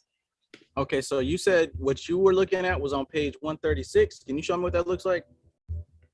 No, it's not a graphic. It's just like it's just Yeah, show me what you got for the yeah, 5th. 130, 136. Oh, sure.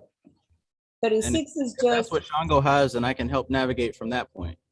yeah, no, it's just this. All right, so that says Can you see it? concerning the microcosm and macrocosm. Yes, thou will. Yeah, as thou should know, the 5th, etc.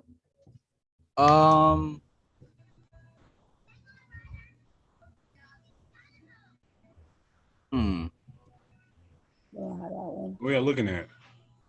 Possibly, quite possibly. What's your next page? What's the next page? Hold on, let me turn off the light. Right. Is that what you have on your page 136, Shango? On my page 136, I have this is talking about the 12 signs are distributed among the 4 triplicities. That helps.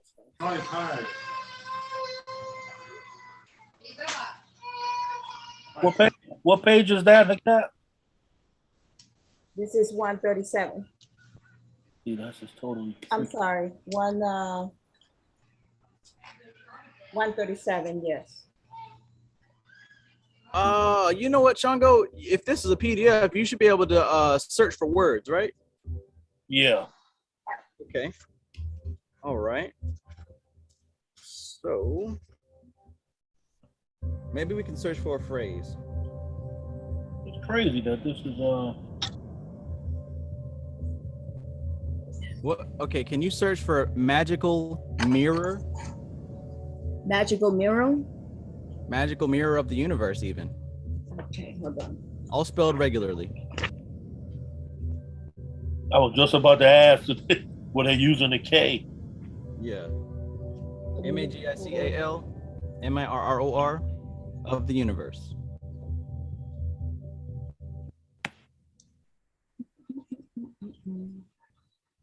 Magical mirror of the universe. Magical mirror of the universe, page 125 through 129. Oh, it's searching right now for me. That's actually how I found it, going to the back in the index.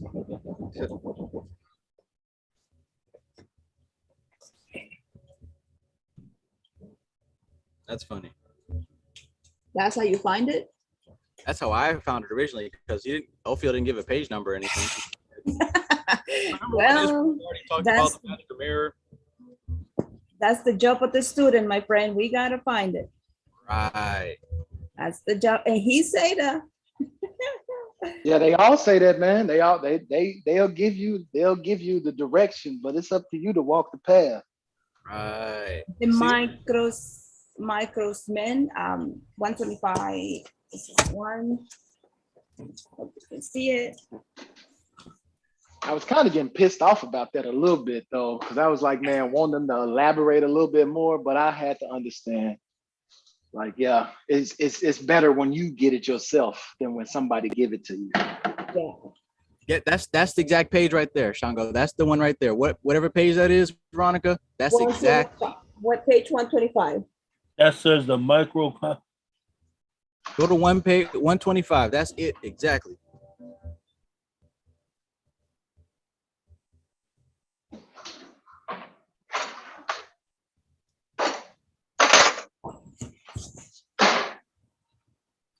I hate this PDF right now. Now I get it now. I'm Welcome to research. Now I'm getting it. Now, if I was by myself reading this, boom, okay. Now that I'm trying to find what Drive want me to find, I can find none of that shit's coming up right now. 125. My page 125 got total sigils and everything out here. Okay, so it should be between 125 to 129. So, oh man. So you probably. If I was able to show you what I got on here. Show me what you have. Can you have a. I don't know. Can I even share the screen? Hold on, let me see. Yeah, hold on. This is so dumb. I don't advocate nobody get PDFs now. I wouldn't care if the other book, if a book cost $7 million, go ahead and buy the book for $7 million. And don't download the PDF if you're trying to cross-reference. Man, now I'm in the point, man. I'm like, oh my God, I have to find myself another job at this point with all these books that we've been getting, man. Amazing. Look, this is why I have stacks on my desk, man. I be cross-referencing all day. Like, this is regular for me. Is that even? Okay. Okay. All right. Okay. Now see how she said page 125. How you said page 125. Watch what I go when I go to page 125. This is on page 125 right here. Well, look at the next page. That looks pretty close, right? Hold on. Let me. I'm gonna make this. So now. No, he's too far away. He really is too far away. The next page is gonna come with crosses. I think. You see that right there? That's what. Can you see this? I see that. Look at Prana. Yeah, I can see that. Look at Prana Shakti over there. And they say image of Adonai, Ha Haaretz. Yes. Now, is this in your? This is in your book too, right, Trav? No, I mean, if it is, it ain't on the page I'm looking at. So how far am I from where you? It's just the one that I have. Similar as yours. It's just in a different orders. What book are you talking about? You're gonna have to go in the back and look it up for the title. That's the only way that you can find it. Okay, book one. Okay. Hold on. This is the table of contents. Kether, Chokma, Hokma, Bina, Chesed, Gibura. Now, in my version, this is page 136. When we brought the DSs, we brought the chargers, right? Huh? Yeah. Oh God. Oh Lord.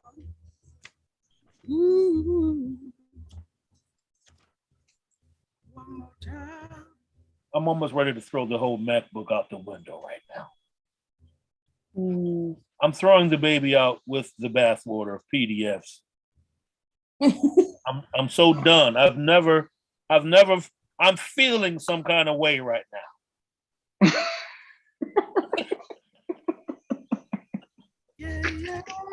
I gotta be honest. I feel garbage right now that I can't find this page. I feel so inadequate. I'm gonna have to do shadow work.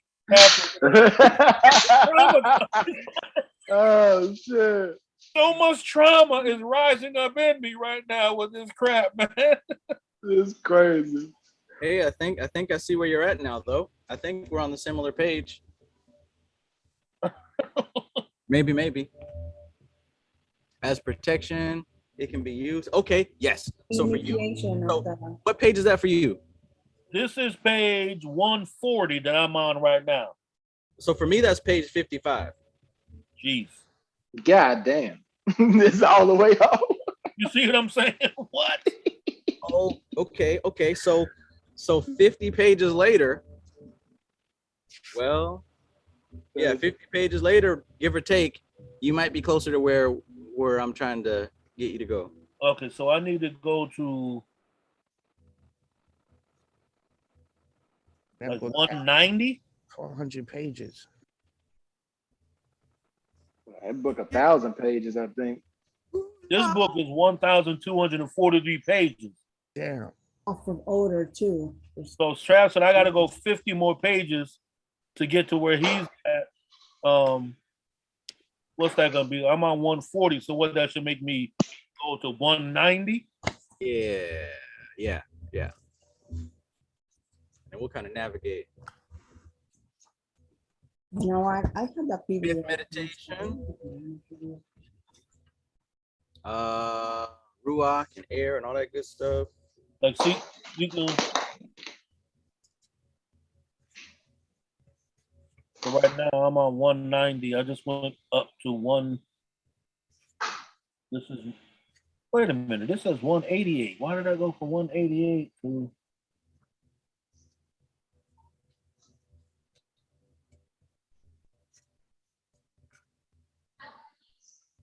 Jesus Christ. Starting to read now for the fall. It might be a cold one in the refrigerator. Okay, you're close. You're close. Well, I should keep going forward. Yes.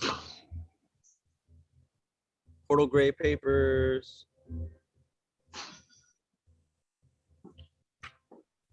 Yeah, okay, you're getting close. Thank God for picking. I recognize that one. Adeptus minor grade concerning the tree of life. I think you get close. Yeah. Let's speed it up now. Next page. The microcosm man. Here Yeah. There we go. There we go. Victory. Yeah. Victory is mine. Yeah. This might be the most comical part I've ever been involved It's in. for real, man. Holy Lord. Earned This that is one. comedy. No, man, that don't nobody buy y'all books, man. Don't follow behind me. Follow Trash. Get a victory to who the victory belonged to. Get a victory to the Lord. Go back on the screen now, Trash. Don't. Wait a minute. He is the victory. Oh my God! Don't tell me I just closed the whole book down after going through all of that. Oh, man. Go back. What? Okay, it came back up. Good. Ah, good. Okay, I just had it on the big screen, so I can just let me make that. Let me make that. Oh small. Lord. Jesus Christ. Okay. Jesus. So now, Trail, that I'm on the microcosm man, what was I supposed to be doing again here? Oh man. Well, so from that point all the way to where it says task undertaken by the Adeptus Minor. That should be about 5-6 pages afterwards. Yeah. All right. So you want to read that section because it's supplementary to what Ophiel was talking about, but there's also additional information involving the different koshas, right? Anamana kosha, pranamaya kosha, manamaya kosha, vijnananda manda kosha, ananda kosha, right? The 5 layers. Yeah. And how it connects to pretty much it's describing that through Hermetic language, through Kabbalistic language. Higher self, lower self. It even touches on autopilot. A lot of stuff that we've been talking about, all summed up here in about 6 pages. That's interesting, man, because I've been reading the other author. I'm not going to even say the name, but by reading this other author, man, I'm hearing Ophiel, they're all repeating each other. Yes. Yep. Yes. They're Yes. all repeating each other. There's Got the you same know, source. and you can tell that. See, what that's we're when reading these books, we're in the realm of the OTO. I'm gonna just say it like that.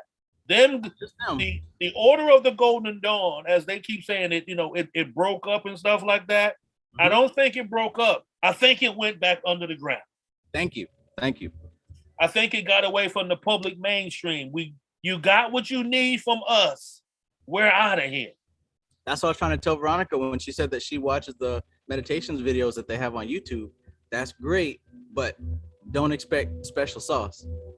They're not putting no special sauce on it. Not the modern way. Not these when they modernize it.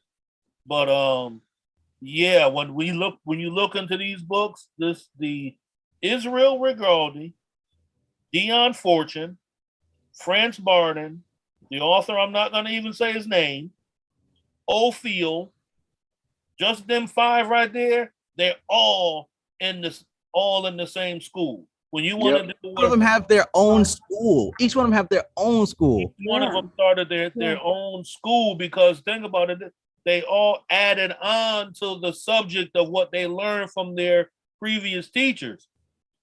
Like Ophiel said, he learned from Dion Fortune, who was held accountable for what she was saying because she took an initiation. So the whole thing is, on a personal level, you should hold to your initiation. You should hold, if you swore to some sort of secrecy under the rules of the fraternity, then try to hold your oath. That's what the fraternity's for. You're supposed to be truthful to it. Ophiel wasn't in the order. He wasn't held under no rules or restrictions. So what he learned, shit, he told everybody. Yeah, he said he took no such oath. He took no such oaths. See, but he understood the importance of oath taking. Even the author that we don't name, even he took an oath, but he also described that everything he wrote didn't come from that oath. And think about how much jewels he'll drop a whole word. That's what I had meant, because the other day when I was like, yo, Trav, like when I sent you that yo, Trav, I had just read something from him, and I was like, oh shit, this dude is wilding with the info for what he's saying. He mentioned something and didn't say nothing else about it. Right. You know, I said, I can't believe he just dropped that on me like that and thought that I wasn't gonna catch that. I was just saying that was pissing me off at the beginning because I was running into all of those blocks or roadblocks, but then I started to kind of realize that you got to go and meditate on that stuff and figure out what it means to you. You got to leave the whole book alone. Or, you know what I'm saying? That's why I got stacks like this, because when they mention something, it's time for me to go cross-reference. It's time for me to go dig. And like this. Yeah, I missed that right there. And to be honest with you, in my early years of studying and research, of course I wasn't using no fucking PDFs and shit like that. You know what I'm saying? I had multiple books. I got about 300 all mixed up all throughout all areas. But now, when I started getting into technology and, you know, say iPads and MacBooks and all of this, I was like, yo, I can download. Now I see that sucks. It took me 45 minutes to find one page in a book that you were telling me. So now the whole thing, I had to say, Dan Trav, refresh my mind as to the reason why I was looking for this page. Yeah. Never again will I ever go through that. That's something I'm not going to go through no more. That's my oath to myself. Like I mentioned, when you don't have, back in the day when you went somewhere with somebody, and you're ready to leave, but you can't because you got to wait for them.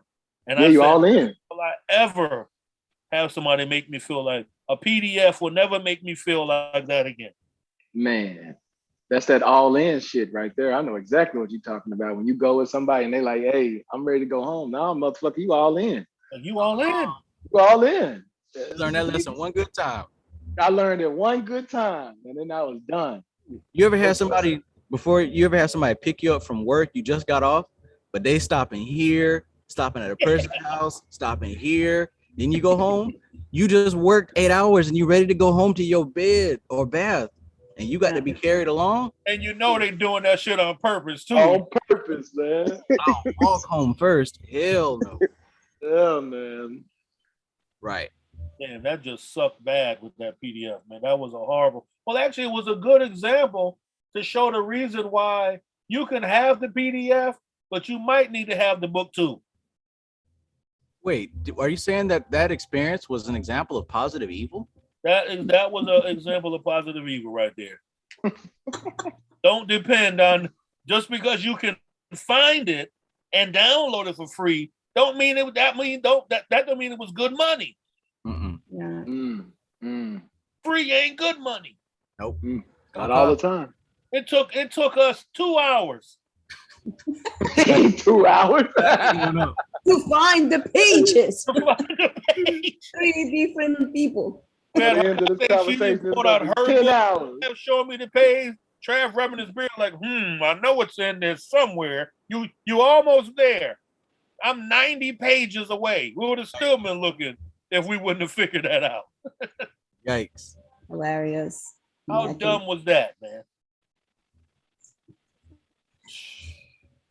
Hey. And then some of the PDFs too, you be all excited that you got it, and you start going through, and you realize they purposely didn't print all the pages. Oh man. So you get to page 60 and then start dropping some gems, and then the pages go from 60 to 110. Ooh, psychomancy. Psychomancy do that. Yeah. Psychomancy. Yeah.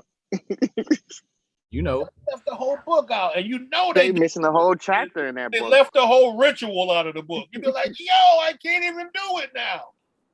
Hell no. Little experiences like that turn me off from PDFs. Yeah.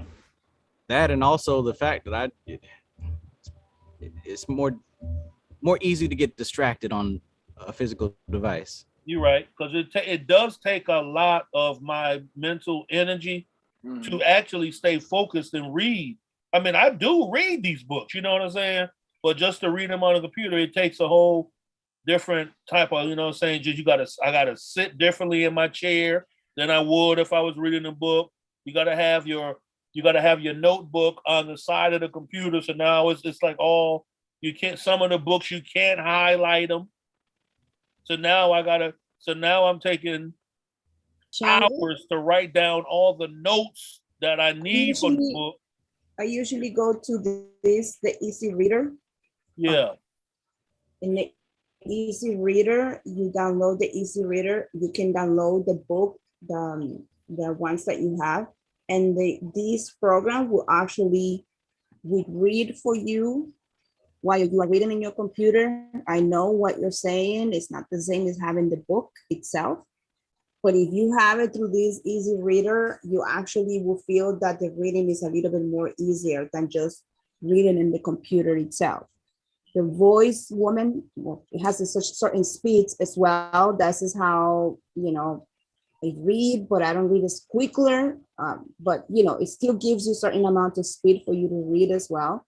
Yeah. And then you can be able to take notes and know that. Well, you had this woman reading it for you and you looking at the computer and you reading it as well. I don't know if that helps. I'm fully traumatized by this experience of the searching for that page. I need wine or something right now. Yeah.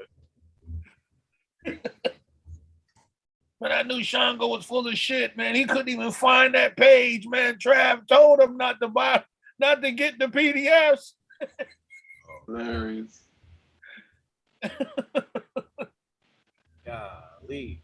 Did you realize how far I was from that page in that PDF? And there was over 1,000 pages in that book.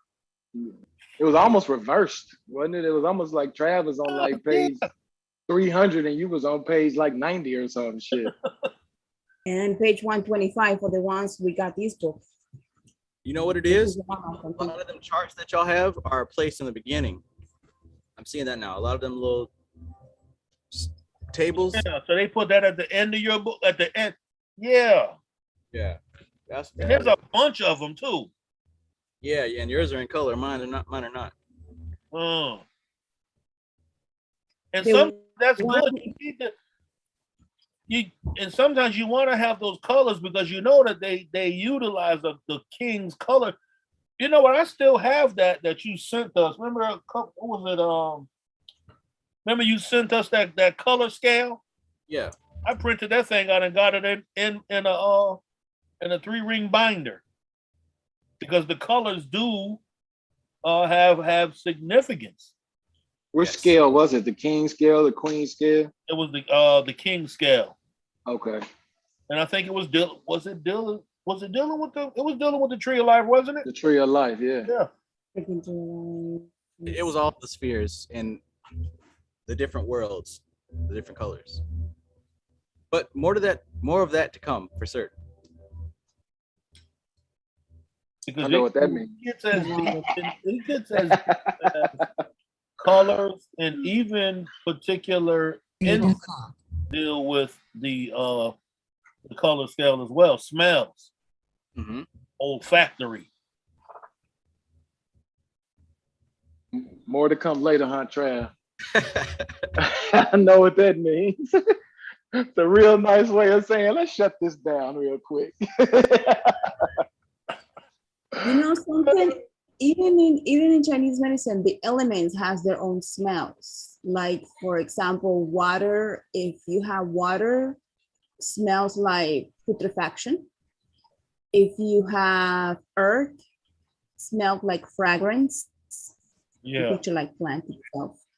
If you have fire, fire is the symbol of the heart.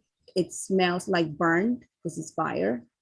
And air has rancid on it.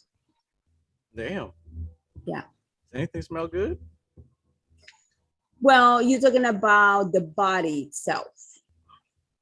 Well, there aren't too many smells that come from the body that are pleasant. No, but I mean, like when you diagnose specific conditions, if you smell these things on the person, then you know what element is unbalanced. That's in a lot of magical practices. Smells and invoke a particular mind state, so you can use a lot of that. And it makes sense because picture when we see people that they say that they have diabetes and they urinate and they have that fragrance smell when they urinate. Did you guys know that? Yeah. Well, some people when they have diabetes, they sense that smell of fragrance in their urinate. And that's one of the signs that you can diagnose when a patient has diabetes. And is that why they use the dog? Of the earth. Is that why they use the dog and the dog can alert the people? You are absolutely right, Shango. Ketones. The ketones comes high. And they can't, your animals know that too, stuff. Yeah. Yeah, that's what I was wondering if that's why they use the dog. The dog is like, it teach the dog how to alert the person to. Is that what the dog is tapping into, the smell? When I took the EMT course, a person is having a diabetic episode to the where they go into a diabetic shock, their breath smells like juicy fruit. Their breath smells sweet. Sweet breath, but that's not good. Just think about how ironic that is. Because your sugar level is messed up or low, it actually gives off a smell of sweetness in your body, which goes back to the elements. Because you got to think that's dealing with earth and also fire, and earth, air, and fire. So that's why you can smell it. So the fire is internal because it's burning off all your ketones. Yes. And Prithvi is olfactory anyway, ain't it? It's olfactory, yeah. Yeah, so you're dealing with the human body, which is earth, so that would make sense. And now imagine it's for different practices for us. All of that. Think about if a man's chemistry is off in his body and he's sperming all inside of women, he throws her chemistry off and could make her universe completely toxic. which is a scientific, which is basically scientific proof and knowledge that women say they need to do cleansing processes to get off the yoni memory from past bad relationships. Well, you know something else, another process would work good with that is tat vashuddhi, because you have to actually realize that what you're actually experiencing is rananbandha. It's actually the body memory, and then sunk in so deep, chitta, or into your manas, your mind, that it's a part of who you are. It's a part of your persona. So sometimes you got to go a little deeper than the particular herbs that you wash, and then you sometimes got to do actual ritual, tat vashuddhi ritual, or tat vashuddhi practices for a specific amount of time to get that out of your system. And think about how we say that when we're in a bad relationship and you break it, people like, girl, you got to get him out of your system. What part of the system does the bad memory exist in? So see how you got to have this deep relationship with yourself and be analytical to know where it's gone. You got to find where it's gone. You know what I'm saying? Just like I joked about that, not finding that page. Yeah, that shit really was starting to make me feel some kind of way. I was like, yo, I'm more organized than that. So that right there, by not being able to find that, was causing me to have a total inner chaotic atmosphere change. Rananbandha started popping up because I don't like to be not in control of certain shit. So at that moment, I wasn't in control.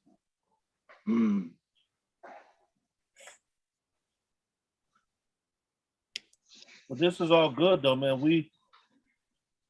I dealt with social media for a while, but there was a time where I would cut my whole social media off. I really wasn't a part of groups, but I've been in a group. This is the only time that I've never joined a group ever. Like even when I was studying the Nation of the Gods and Earths, I was always I was like a rogue. You know what I'm saying? You had to have an enlightener. So I had an enlightener, but when it came to going to the rallies and stuff that they have in Harlem, that really wasn't my thing. You know what I'm saying? So you got to be careful and choose the right group of people that you around. So these are good groups of people that we know that we are part of right now, particularly. I agree 100%, Shango. Because the intention is there, and it's a shared intention. It's not an ulterior intention, you know?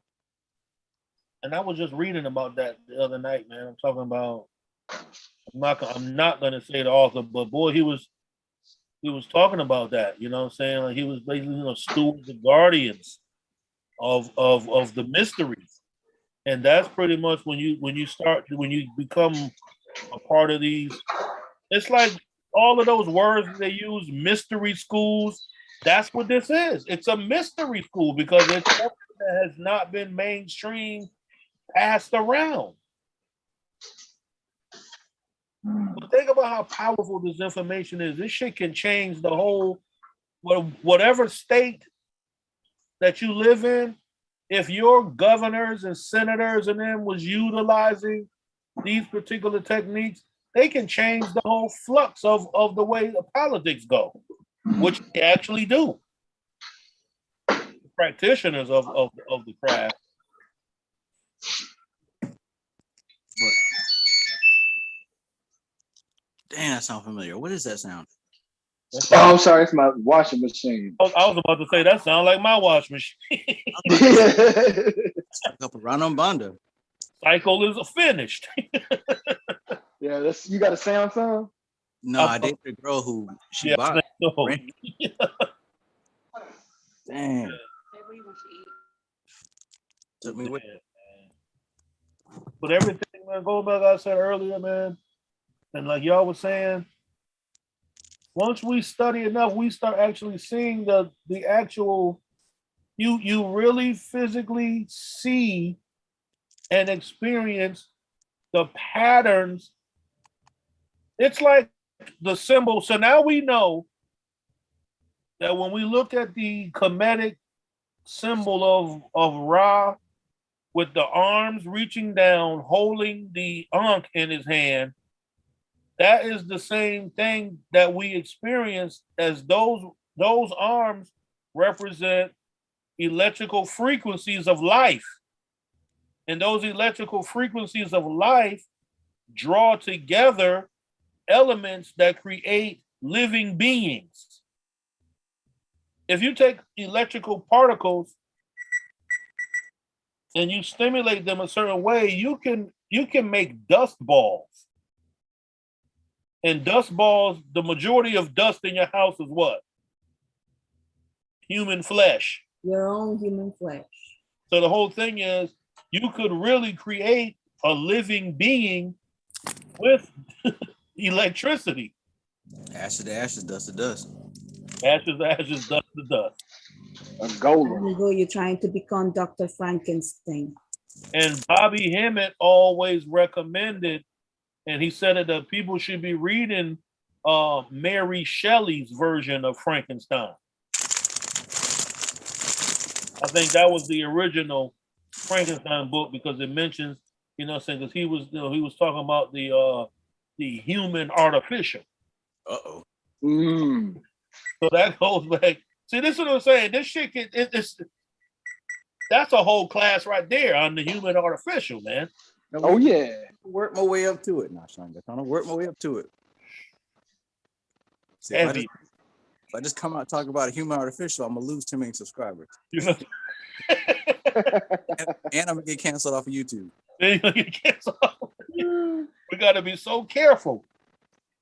The way I see it is if you slowly introduce indisputable fact, then by the time a claim is made, it's gonna be supported by so much documentation that there won't be anything to cancel. Yeah. Patience. YouTube needs the world. Like I said, this is a realm that needed to be open. There's multiple realms already open. And what I mean is it's just schools of learning. Panic is a realm. He has his own realm of learning. And whoever else, what's his name? Seven Bomar? Yeah. That's a realm. Brother Polite is a realm. Brother Polite is a realm, but he's depicting an off balance. Like I said, he represents a pattern. So he cut from the cloth of Malachi York. Malachi York was a pattern that you when you become too wrapped up in indigenous ways of mating in the Western world, your ass going to jail, man. Mm-hmm. He worshiped Malachi York. Now it'd be hard for people to hear that when it is indigenous ways that age between a man and a woman and a woman, but that shit didn't matter. But that's some indigenous shit. But we live in America, man. We westernized minds. You can't be fucking nobody. Child. Nope. That's culture. That's the culture here.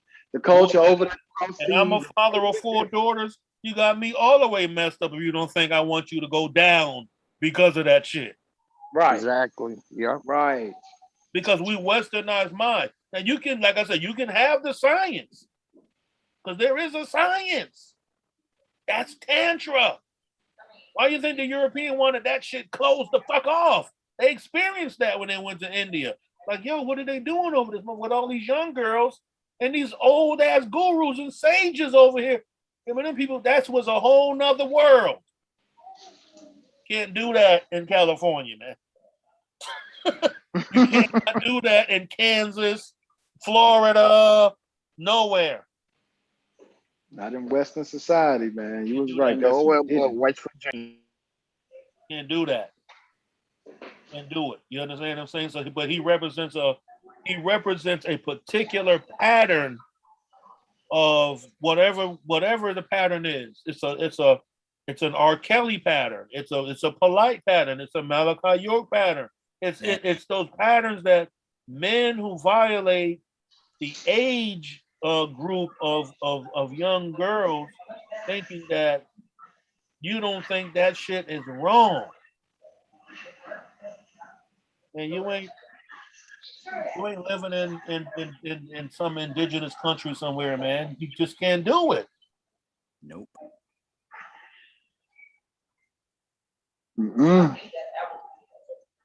Now, I'm gonna be honest.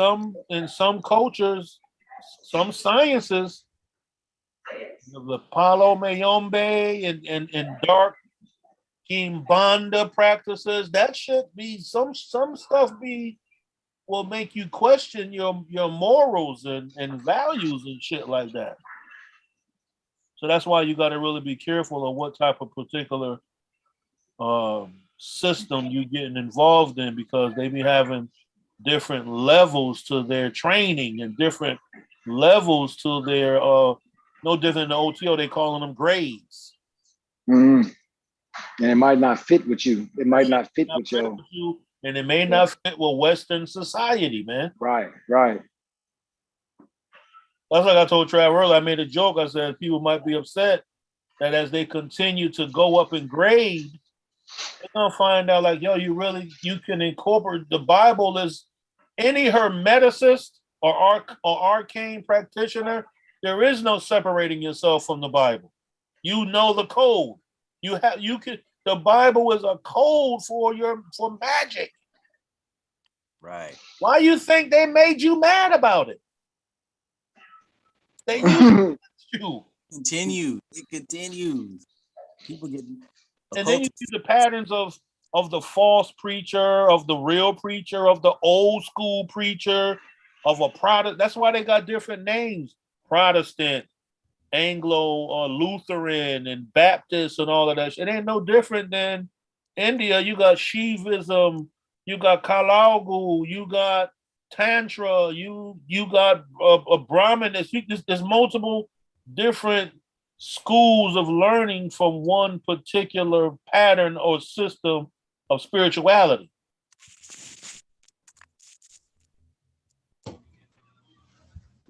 But the Bible, you can't even get away from the Bible, especially if you rocking with the Hebraic level of Kabbalah. There's still people that I might talk to in maybe the Facebook group, and they're still getting triggered over the Bible. So it's like you're not really on that level to understand what I'm really talking about. If this is making you emotionally upset, because people are talking about how I hate God or I hate Jesus, but you can't. You don't even know what these things are. And it's a key, Trav. The greatest thing as a teacher or instructor for you to have is knowledge of the Bible and what it says, because you have to speak the language of the normal people.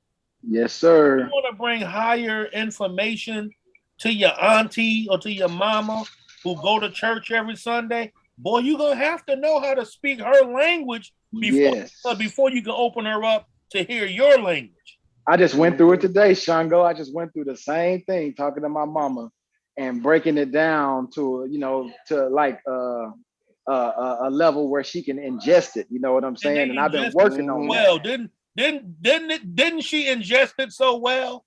She took some of it, but then some of it she just had to cut off, because she told me that she has to go and like she follows the Bible, and it says like talks about the three witnesses, one person to confirm. You need three people to confirm one thing. She went to that scripture, and she was saying she needed confirmation outside of what I'm saying.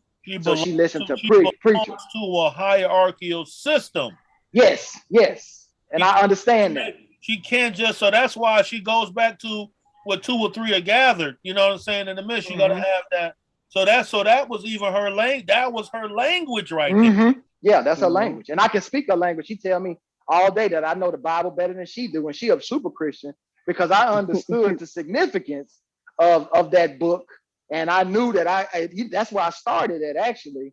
And I knew that it was going to come a time when I had to pick it back up because it's not been around this long for no reason. You know what I'm saying? Exactly. Things do not last like that for no reason. You know what I mean? Yeah. Some Christians call it strange fire. You can't bring strange fire into the temple of God, is how they believe. You strange fire is a doctrine that doesn't follow the word of Christ. Yeah. You can marry all esoteric religious spiritual systems together and give them the whole fucking book of the New Testament mysticism, and they won't even know. Like, mama, I put raisins in that potato salad, and you ain't even know it was there. What else beyond me? You did it up so fine and chopped it up so thoroughly, they didn't even know it was in there. I made a burrito. You ain't know it was beyond meat. You sure ate 2 or 3? You know, vegan meals, I have your life. I done went to a vegan restaurant in Atlanta. Boy, they told me they had barbecue chicken and macaroni and cheese. I wasn't eating no chicken. I wasn't even eating cheese. But it tasted just like it. I was like, yo, this is the best. I know, right? To really be vegan, I need somebody who can prepare me vegan meals. I think I gotta get over I gotta know how to prepare the meal. So I would love to eat what they serve me vegan. I just have to have somebody else cook it for me, man. Yeah, I gotta give a shout out to Mo B in the chat. She put me on that vegan cheese. Because going vegan, I give up dairy as well. And I don't follow no labels. I just don't eat animal products or anything that has an etheric body. So she put me on the vegan cheese, and I thought it was gonna taste gross. But no, that stuff melts. It's got flavor to it. I don't know how they It's make really it. good. It's exactly and the whole thing about what you're saying, Trav, every human being doesn't have to be vegan. Oh no. Some people think that everybody should be vegan. That's not true. Nah, it's not. That's why you got to study when you deal with the Eastern information of the. I think there's a balance to it. You got to eat for your blood type. You actually got to eat for your type. Yeah, that's saying? That's the type too. Because sometimes you never know what caste that you come from. You might be a kshatri. You might be a warrior caste, and warriors have to eat meat. That might be some DNA. It might be in your DNA. But if you want to be, of course we know, if you want to be working at an optimal level as a human machine, you should be eating more green leafy vegetables than steak every week. It got to be a balance. A diet book. I like flavor. You know what I'm saying? That's my whole thing. I just need to make. I just gotta have whatever vegan meal I gotta have. It gotta be flavorful. You know what I'm saying? Yeah, I'm with you. I'm not saying you got to sprinkle adobo or sazon all over that thing, but it definitely give me some cumin and some tamarind, turmeric, and mix me up some seasoning and that thing. Boy, I'll eat it every day.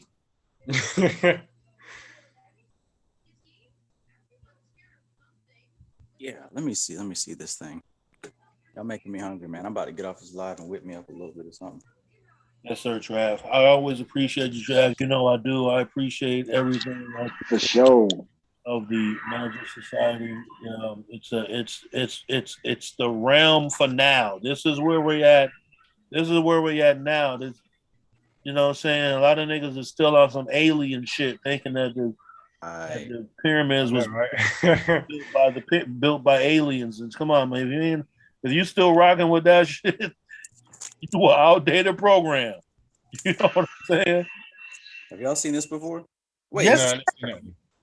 Yeah, that's Goya. I mean, Goya. Mijo. That's Yep. all. A dopo to travel. Yes. That's what I'm saying right there. That. I didn't know this was in here. I guess this was from one of my roommates, but That's for cooking, mijo. man, I tried this on something before. But be careful because it has a lot of sodium in it. So you You need do small got a lot of quantities. soda, Yeah. but you can mix you can cook that with some beans. Half a pack Me- though. Use a half a pack. You can season your mix with that. Well, too good. I had to cut back on that. Nah, I found myself. Yeah, you got the real deal up in that thing. Sazon and adobo, man. You know what I'm saying? That's like when you go digging in like ancient caves and you find some little secret. I had to put that back. Yo, my roommate was cooking with Sazon up in this thing. They used to have a commercial. It was made by Goya. The commercial used to go, Goya. Oh, Goya. Yeah, was this Goya right there? I might use this. You just now got so much love from the Latino community because you showing that right there. You're gonna have the whole the whole Puerto Rican community is coming to town. Dominican and Puerto Ricans are coming. Now, yeah, but don't use the whole bag, Travis. It has tons of sodium in it. What that thing got about 800 milligrams?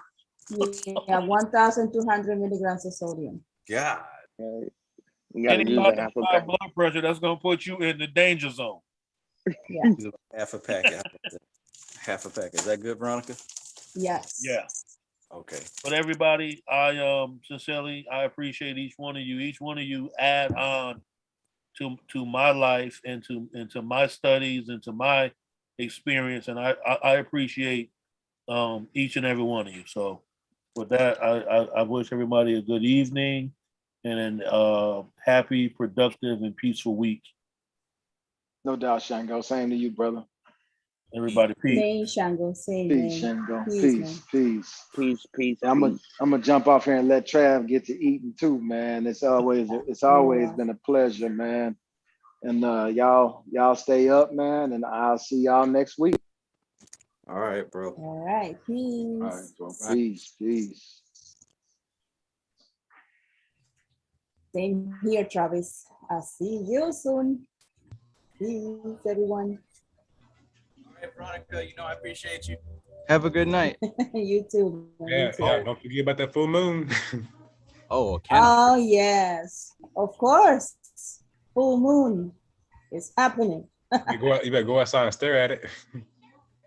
Yes. We'll go inside and stare at it. Oh, yeah.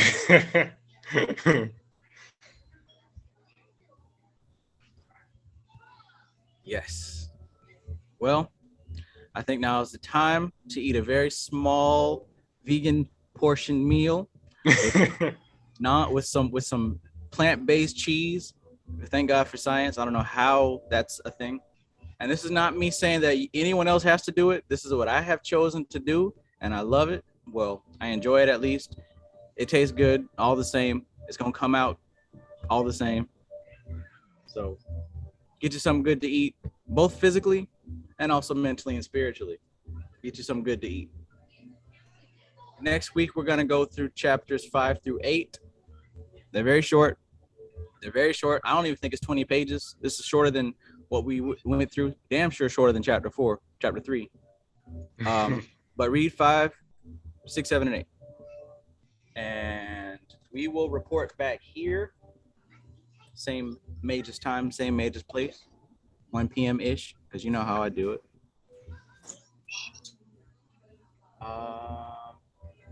Yeah. I think Kristen popped on to give us a goodbye.